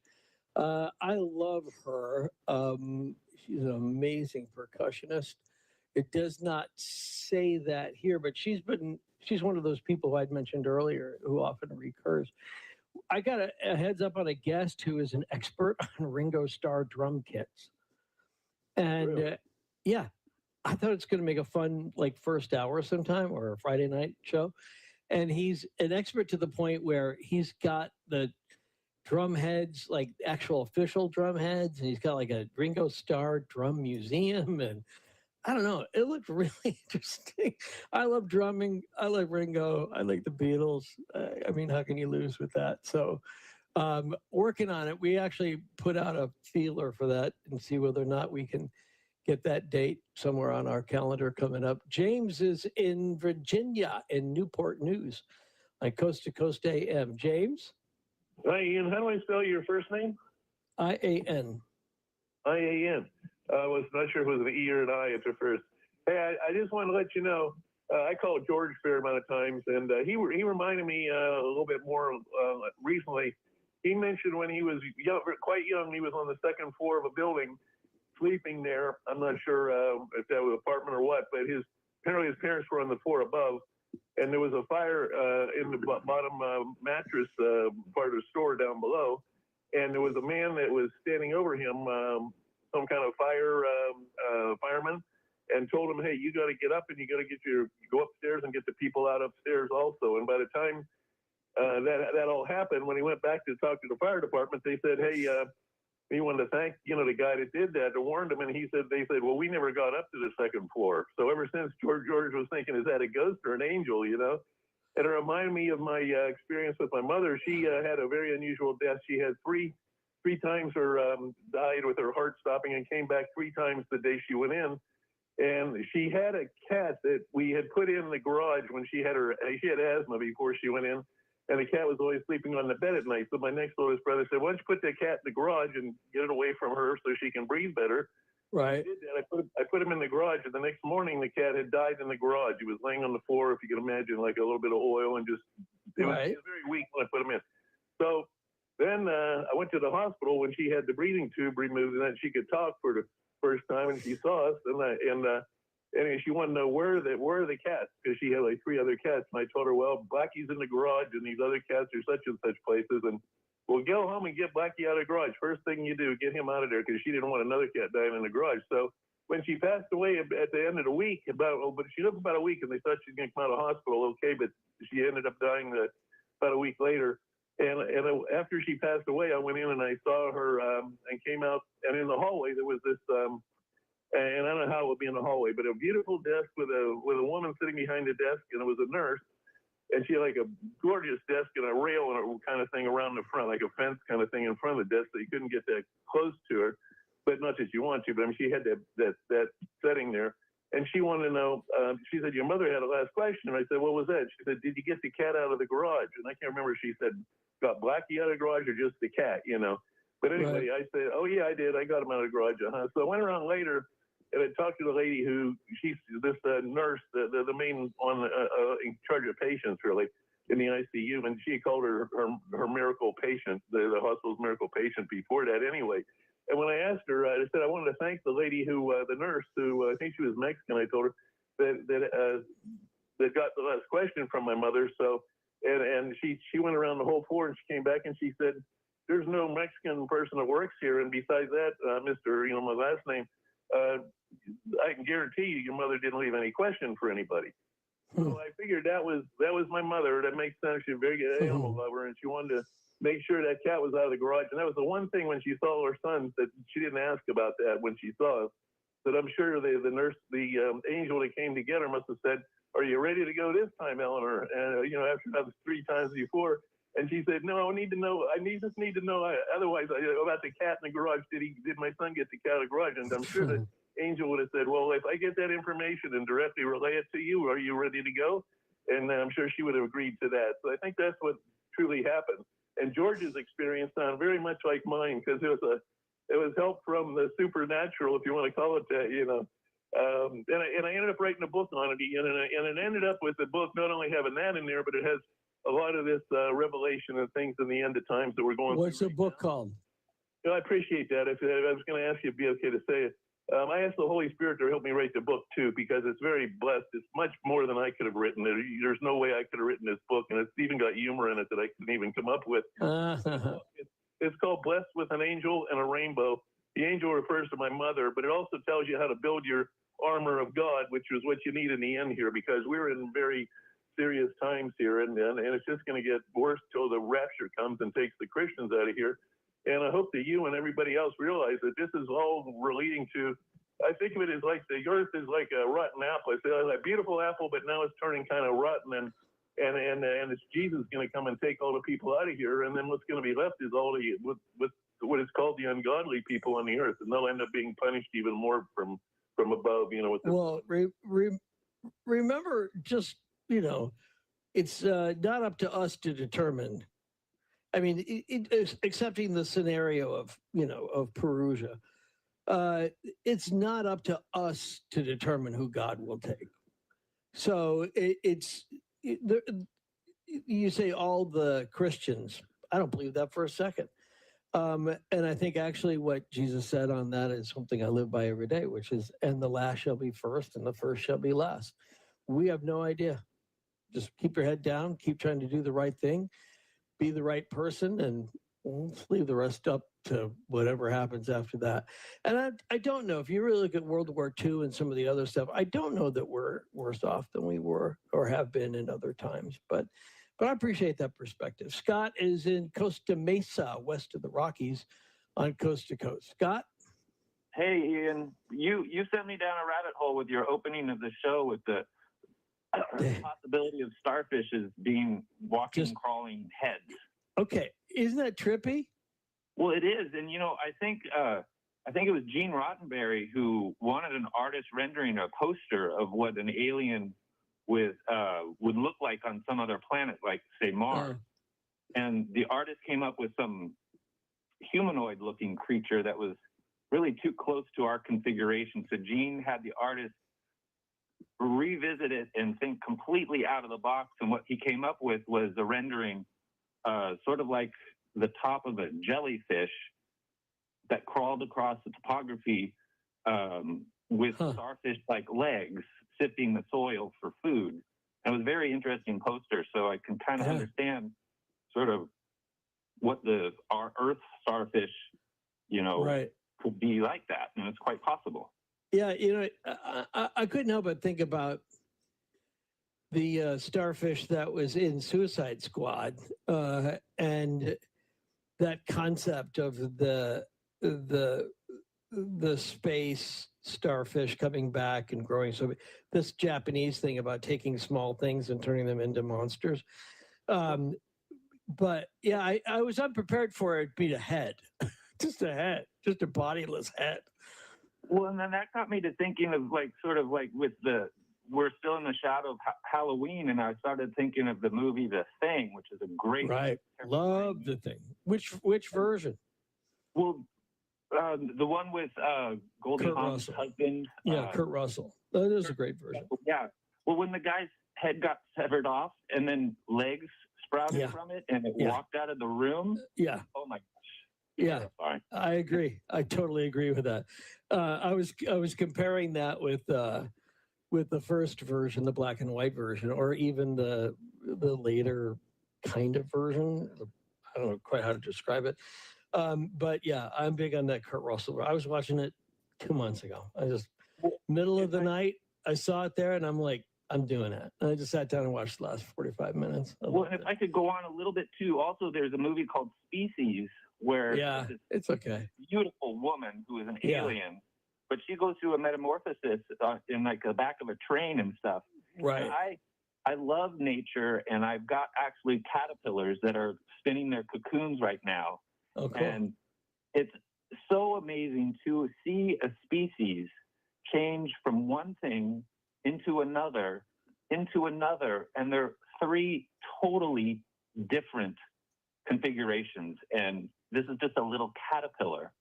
And what if aliens could do that or whatever? And just the possibilities out there are just phenomenal. Yeah, the careful that you don't sound like you're from Silence of the Lambs or something like that. You know? No, I'm not. Gotta be really careful. But whatever you do, don't be. There's probably some songs you should avoid when you're listening to that. Fava beans for me. There you go. All right, let me get to. Let's see, Beaumont, Texas is Vaughn. Take us up to the top of the hour, at least coast to coast. Go ahead, Don. Vaughn? Vaughn, yes. I didn't call about this, but you said the starfish is a head that moves around. It doesn't have a heart? No, everything it needs is in its head. But it's no heart there, or what? No, it has some sort of, it has some sort of rudimentary Okay. Because I always vascular look at system. our bodies as being a head transporter. I didn't find it very unusual. But anyway, what I called about was the Roundup in foods that's causing issues that people are not associating with their ailments. Oh, that's interesting. Like what? One of them, it chelates manganese, and I started supplementing with manganese and glycine, and my backaches went away. Oh, good. Especially sleeping on different types of surfaces, and I knew beforehand that lack of manganese causes laxity in the joints, in the back area and stuff. Right. But I had never supplemented with it. Anyway, it chelates manganese, glycine, zinc, which is, when men are low in that, then they are susceptible to prostate cancer because, oh no, it has a role in the peripheral zone in the prostate, and also boron. It chelates. A lack of that causes a lack of testosterone, and we have a lack of that in today's society. Yeah, all sorts of reasons for that. And fertility problems also with the lack of manganese. Now, I accept. Go ahead. No, just go ahead. Yeah, Cheerios is very, very high in that, and so if you have people, especially kids and older adults or whoever, they need to stay away from Cheerios. It's the highest measurable amount of Roundup, in that. Okay, well, I almost had some the other day because I have this honey nut Cheerios. Yeah, and that's one of the worst. Yeah, I poured a bowl of it, and then I realized it was pumpkin spice honey nut Cheerios. Yeah. One last thing, Ian. Gotta be quick here, dude, because honestly, I'm out of time. But you can't just keep doing that. But go ahead. Okay, very, very quickly. I like to direct people towards Coast to Coast YouTube. Especially decoding Sasquatch language. Okay. I've transcribed accurately the Sierra sounds, and if anybody think that it's real, look under Coast to Coast AM official comment under, and my reply is under there with minute, second dictates. Okay. Well, that's all the time I got. But Vaughn, I appreciate that. Dan is in Wisconsin on Coast to Coast. Dan? Hey, Ian. Thank you much. Yeah. First off, I'd really like to say it's a privilege and an honor to be heard by the Coast to Coast listeners, researchers. I call these people at night researchers because the people in the daytime are just sleepwalking, listening to the mockingbird media falsities. But the researchers up at night, they're the people that are actually awoke. Well, I want to make a point on that. I wish more people did original research. And just going online and reading stuff, that's not really research. So I'm with you. And I think that that's a cool thing about a lot of these coast to coast authors. And what a lot of our listeners do is they go out and they find something. They don't just repeat what they've read. They go out and they find something. They go and do in their own investigations. They go to places. That's what I really admire. But go ahead, Dan. That's exactly the point, to inspire, to do research. Yeah. If you want to know more, do the research. Right. But don't just sit in your gaming chair, and come back and go, I read this thing. It's like, yeah, okay, fine, but that's not really research. But so where do you want to take us, Dan? Well, I heard you talking about the late Phil Schneider, and I've seen all of his videos, but I was even in contact with Dr. Fred Bell in the late 90s. He had written a book on medicine, alternative health care, Right. But he was being interviewed by Jesse Ventura on his TV show, and I don't know if it was then, but he mentioned that Phil Schneider was actually taken out because it wasn't what he was saying publicly. It was when he got very drunk and inebriated, the things he was shedding about what was going on underground and things like that. And then Dr. Fred Bell, I think he wanted to stick around and talk to Jesse Ventura about some things on the moon, because he was telling him he was also a CIA agent. And Jesse Ventura says, well, of course, with all the knowledge you have, And Dr. Fred Bell, I hope you all know who he is, but he's the son or a great-grandson of the Bell, the guy that made the phone. So Dr. Fred Bell, he was working with the government, and he saw on the satellite monitors that what they were called fast walkers, these alien spacecrafts. So Dr. Fred Bell was very much in the know on many things and was trying to communicate with these antennas that he made out of sacred geometry, pyramids, and so forth. He was kind of like the pyramid guy. And David Wilcox, interestingly enough, he was the one who discovered this L-tannin antenna. That's L-T-A-N-I-N antenna. And then this guy, he developed the math to follow how these fast walkers were coming into our space, our cosmic part, and that math was a breakthrough to the military and so forth. So I encourage the listeners, the researchers, to look into the L-tannin antenna. And if you could find the paper that David Wilcox wrote, you'll have a good first base to do the research on that. But Dr. Fred Bell, he was also, we call it suicided. They said he died of natural causes. But unfortunately, like the alternative health people who want to tell us about what's in things, you know, they kind of disappear as well. But we got to stay awake. Are you alleging that who is it that you're alleging kills them? Yes, only. No, who is it? Who's the they? I'm just always curious. Who's the they, as opposed to the, you know, he committed suicide. Yeah. Well, they're the ones that put their finger to the lips and say it's a secret. They all belong to the secret societies that we're not a member of. Okay. And they have to take an oath, as Bill Cooper told us. If you have to take an oath to join any clique, any club, any religion, it's not a religion, it's a cult. Stay away from it. And these people all belong to a cult, and they all send their money, dollars go to Lucifer. It's all to support Lucifer. All right, we'll leave that there. Thank you. John is on the international line in Newfoundland on Coast to Coast. John? Yeah. Hi, Ian. Hey, Newfie. Hi. Yeah, good to talk to you. I'd like to talk about what I think are the real causes behind the Havana syndrome. Just before I do, want to mention last year, interesting. Go ahead. Yeah. Last year, the Biden administration, they released a report into the final research on the Havana syndrome.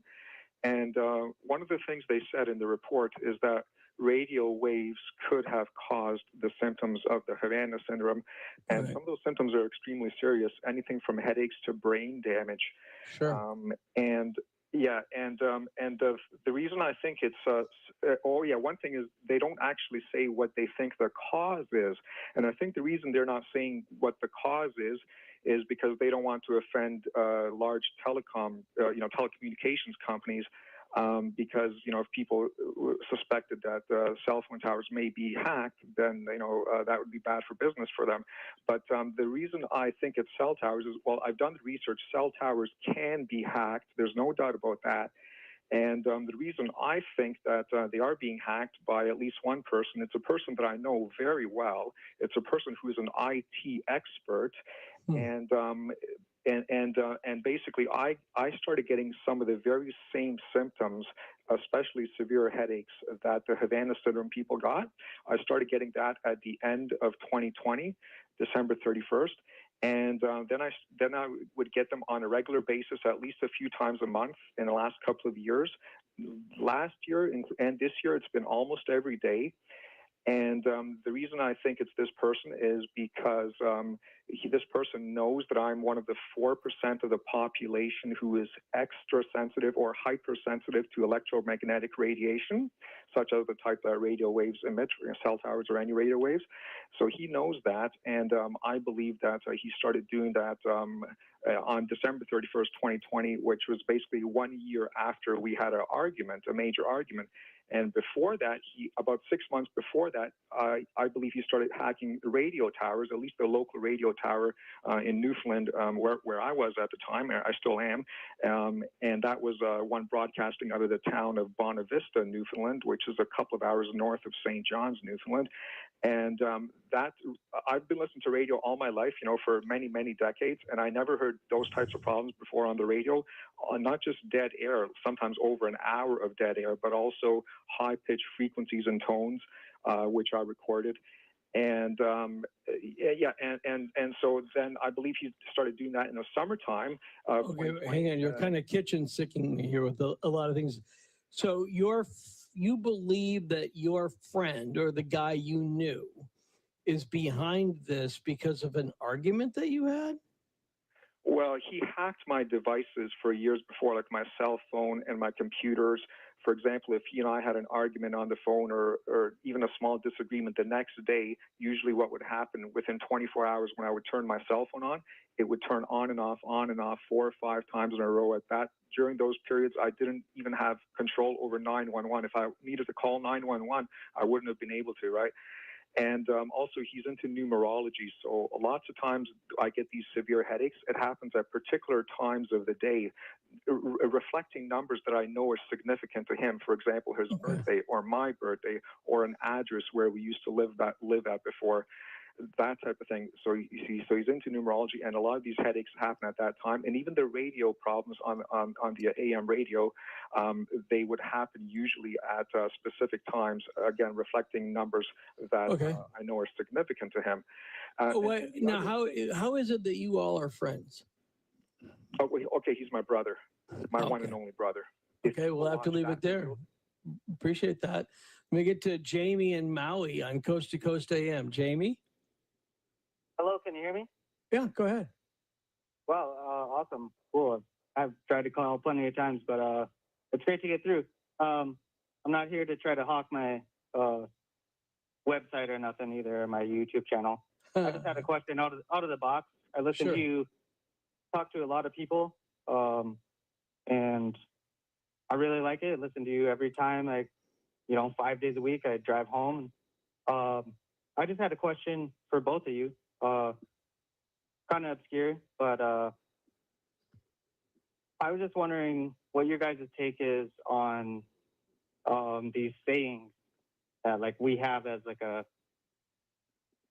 maybe it's just in the United States or all over the world, but time is of the essence, or takes one to know one, or dreams do come true.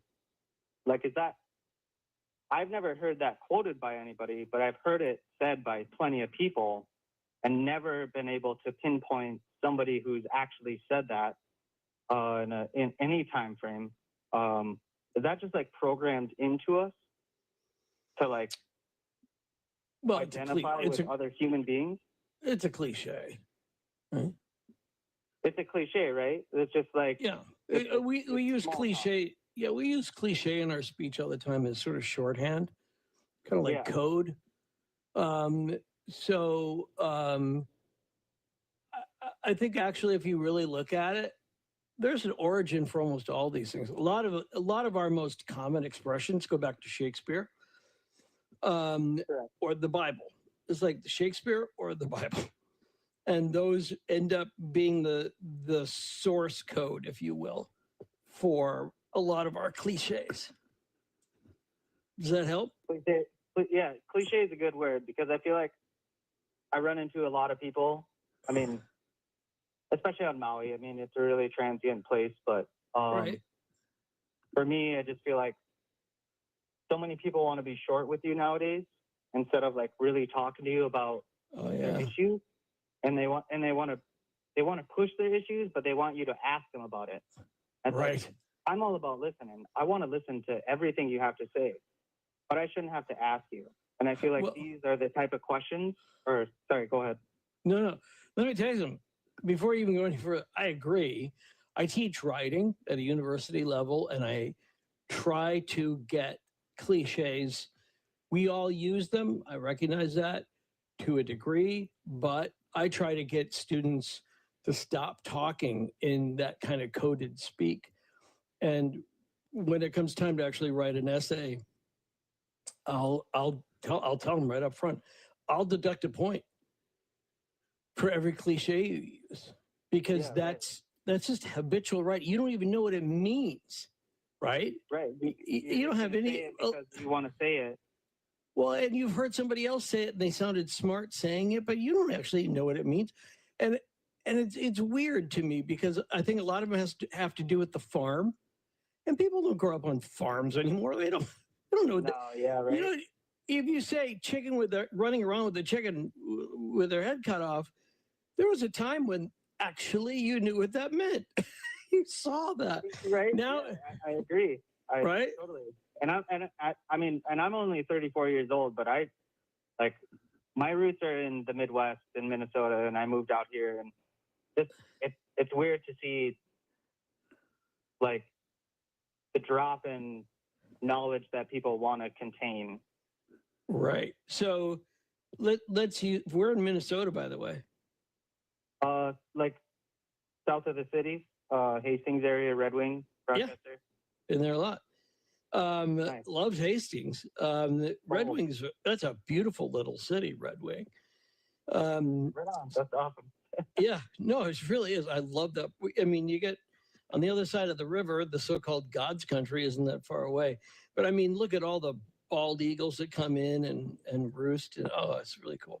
So, but I think that's what we do. I think especially with the nationalization of media and the internet, and with people who speak in shorthand on digital media and cell phone messages, they're pretty happy with these meaningless expressions that they're expressions that have meaning. They just don't happen to know what they actually mean.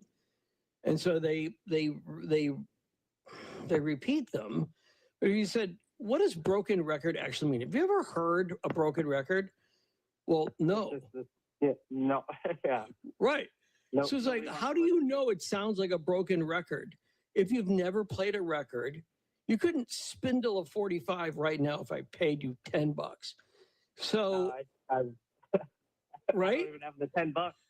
Right. But that's what I'm talking about. It's like, you can't, that's where cliches come into it. It's a nice, easy way to speak.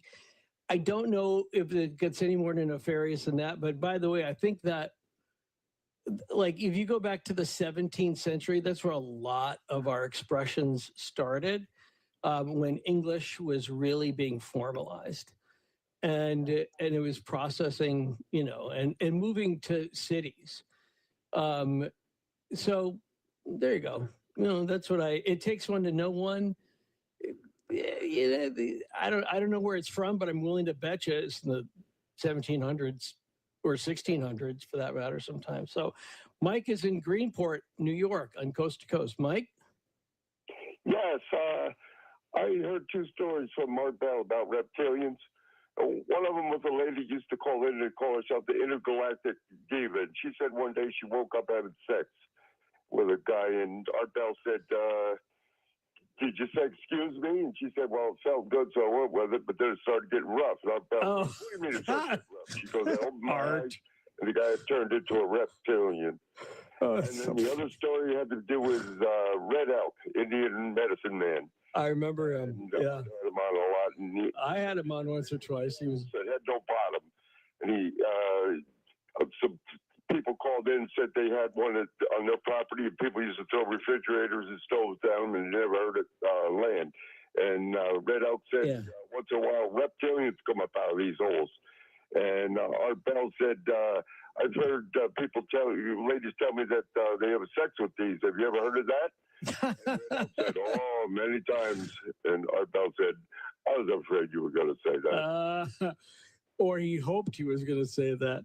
It's funny that makes me so happy, Mike, in its own weird way, because that really is how Art talked. And I didn't have a lot of private conversations with him, but I certainly listened to him enough. And he created a culture where, that kind of jocularity was so perfectly Art. And no, he was being devilish. He was just trying to get her to say something she didn't want to say, or he was hoping she would say. Harrison is in Dallas on Coast to Coast. Go ahead, Harrison. Yes, I am, sir. Can you hear me? Perfectly. Awesome. Ian, I've been a fan for years of yours, and especially Coast to Coast area. And I hope I'm not dragging you on the fence, but I'm sorry. I've got to have this question answered.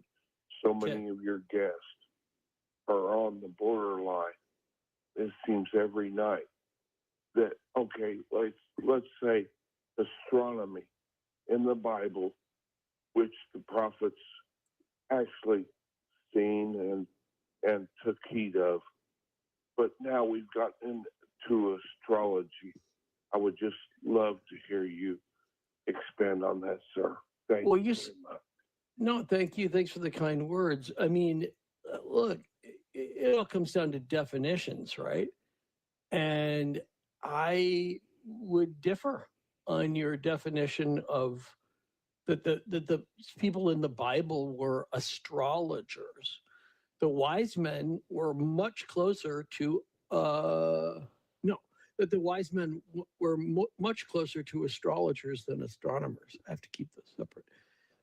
That numerology and chants and reading the stars, that was not far from the worldview, from the cosmology of the science of the Bible. This notion of something more exacting, something more scientific like astrology, we gotta jump ahead a century or two or 16, right? I mean, we don't get until Galileo, maybe Copernicus. I mean, there is, and okay, sure, the pyramids. That was some interesting work being done in what we might call today like the foundational work of astronomy. But I don't think it's the progression that you think it is. In fact, it's really interesting. Have anybody ever looked up drawing lots? You say, yeah, they drew lots. It's just a game of chance. And the disciples and in the Christian part of the Bible and all throughout that era, the idea that chance was decided by God. So it wasn't in conflict with God.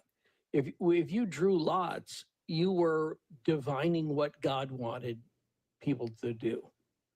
Now we look at it differently. I don't know if that helps, but I always find that interesting. And it tests my view too, because I think, well, gosh, that seems so cheesy. But then when you actually get into it, the reason why the three wise men came was they were following the stars, they were following astrology, not astronomy.